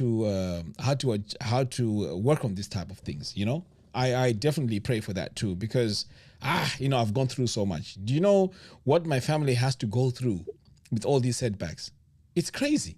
I can only imagine. In the other episode that you did when you were talking about a supportive, a very supportive wife, partner, and family around you, mate. It's one of the things that I feel like your wife is someone that I don't know the kind of person that she is. I can only imagine for myself. I know my partner is very supportive, but the level of tolerance to lose so much money, or it actually breaks people. It does. Of course, it does. It breaks people. And if the fact that he stood by you, supported you, I remember the other video that you were doing when you were walking around town in Harare. She was there by your side. Yes. And the fact that she continues to support you, be it in some cases even giving you some of your hard-earned money, that alone is something that is a marvel, man. It is a marvel. It's something that I'm in awe. I hold it in high regard. Yes. Because sometimes we forget that there's a family behind this. I mean, right now as we speak, you know, I have to use public transport. I cannot even take, let's say, 2,000 and say, let me buy a car to make things easy for me. You know, I can't do that because I need to buy the cameras, I need to buy this, I need to buy that, I need to buy this. And I have to put them through all of that because that dream has to continue. And if I give up, can you imagine what message I'm sending to all these subscribers now? Yeah, like that. That's why I said you are to me, you are the Abraham Lincoln of our generation. The tenacity, never giving up, and you know, it's so encouraging me. No, I really appreciate it, man. I really appreciate it. So what do you, out of interest, what do you do in Japan? Why Japan? I'm in tech as well. Actually, I didn't choose to be in Japan. I only moved here after my wife moved here, and I then joined here. She came here on a scholarship. So I only joined with the family a little bit later, a few months after she came here. So it wasn't out of choice. But Japan is actually a beautiful country, warm people.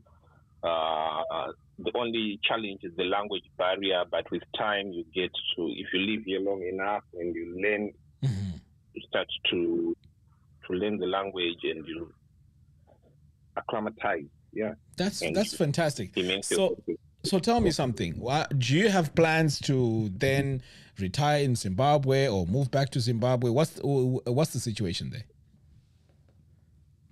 You know, whenever I see an old person, an old African man here, or an old black person here, or it just breaks my heart. I would never want to retire in Japan. I would never want to get to 45 even in Japan. I want to be back in Zimbabwe. That is why I always pray that Zimbabwe, one of these days, Zimbabwe will be great again. You know, just to give us that opportunity to work, just give us that opportunity to be a stable economy. That is the least that we ask for. Stable economy where you can plan things, where you don't have to wake up today and you have to use the Zig, tomorrow you have to use the bonds, tomorrow you have to use the, I don't know. You know, all we ask for is a stable economy, which allows us to plan, which allows us to work, which allows us to be as enterprising as we can be.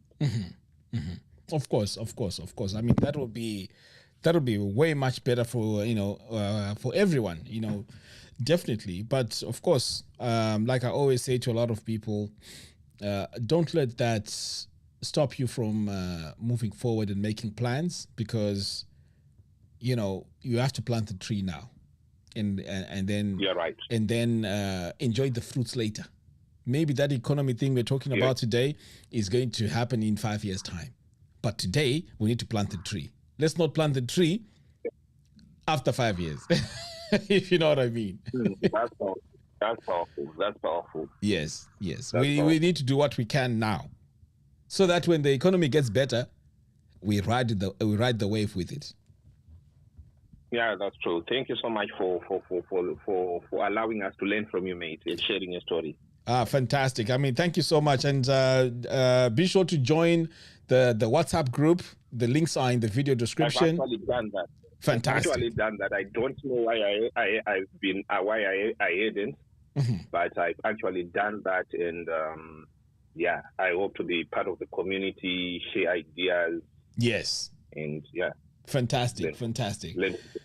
All right. Thank you very much for calling. I think you're going to be my last caller now. Yes. Take care, and we'll really need to do something. I've actually been watching for the last 4.5 hours now. So yes. No, thank you so much for your contribution. Appreciate it. All right. Cheers, mate. All right. Take care.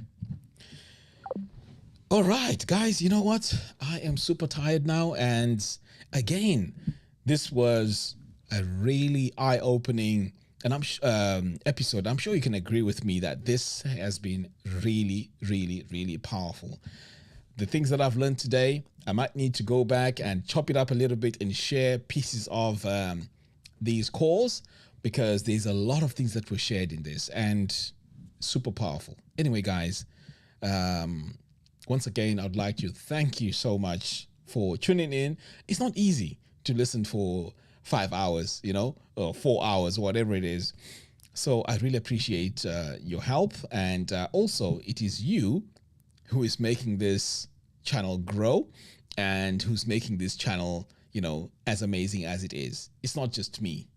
I look at it as this is teamwork and it's us. So thank you very much for your support, and those that have donated as well. Thank you so much. I really appreciate it. It just makes things easier for me as well. So again, thank you so much. We'll do it again next week. I'm now really looking forward to this again. So let's do this again next week. In the meantime, I'm going to make some plans, see what sort of content I'll be doing. And also, do give me some ideas of what content to create as well.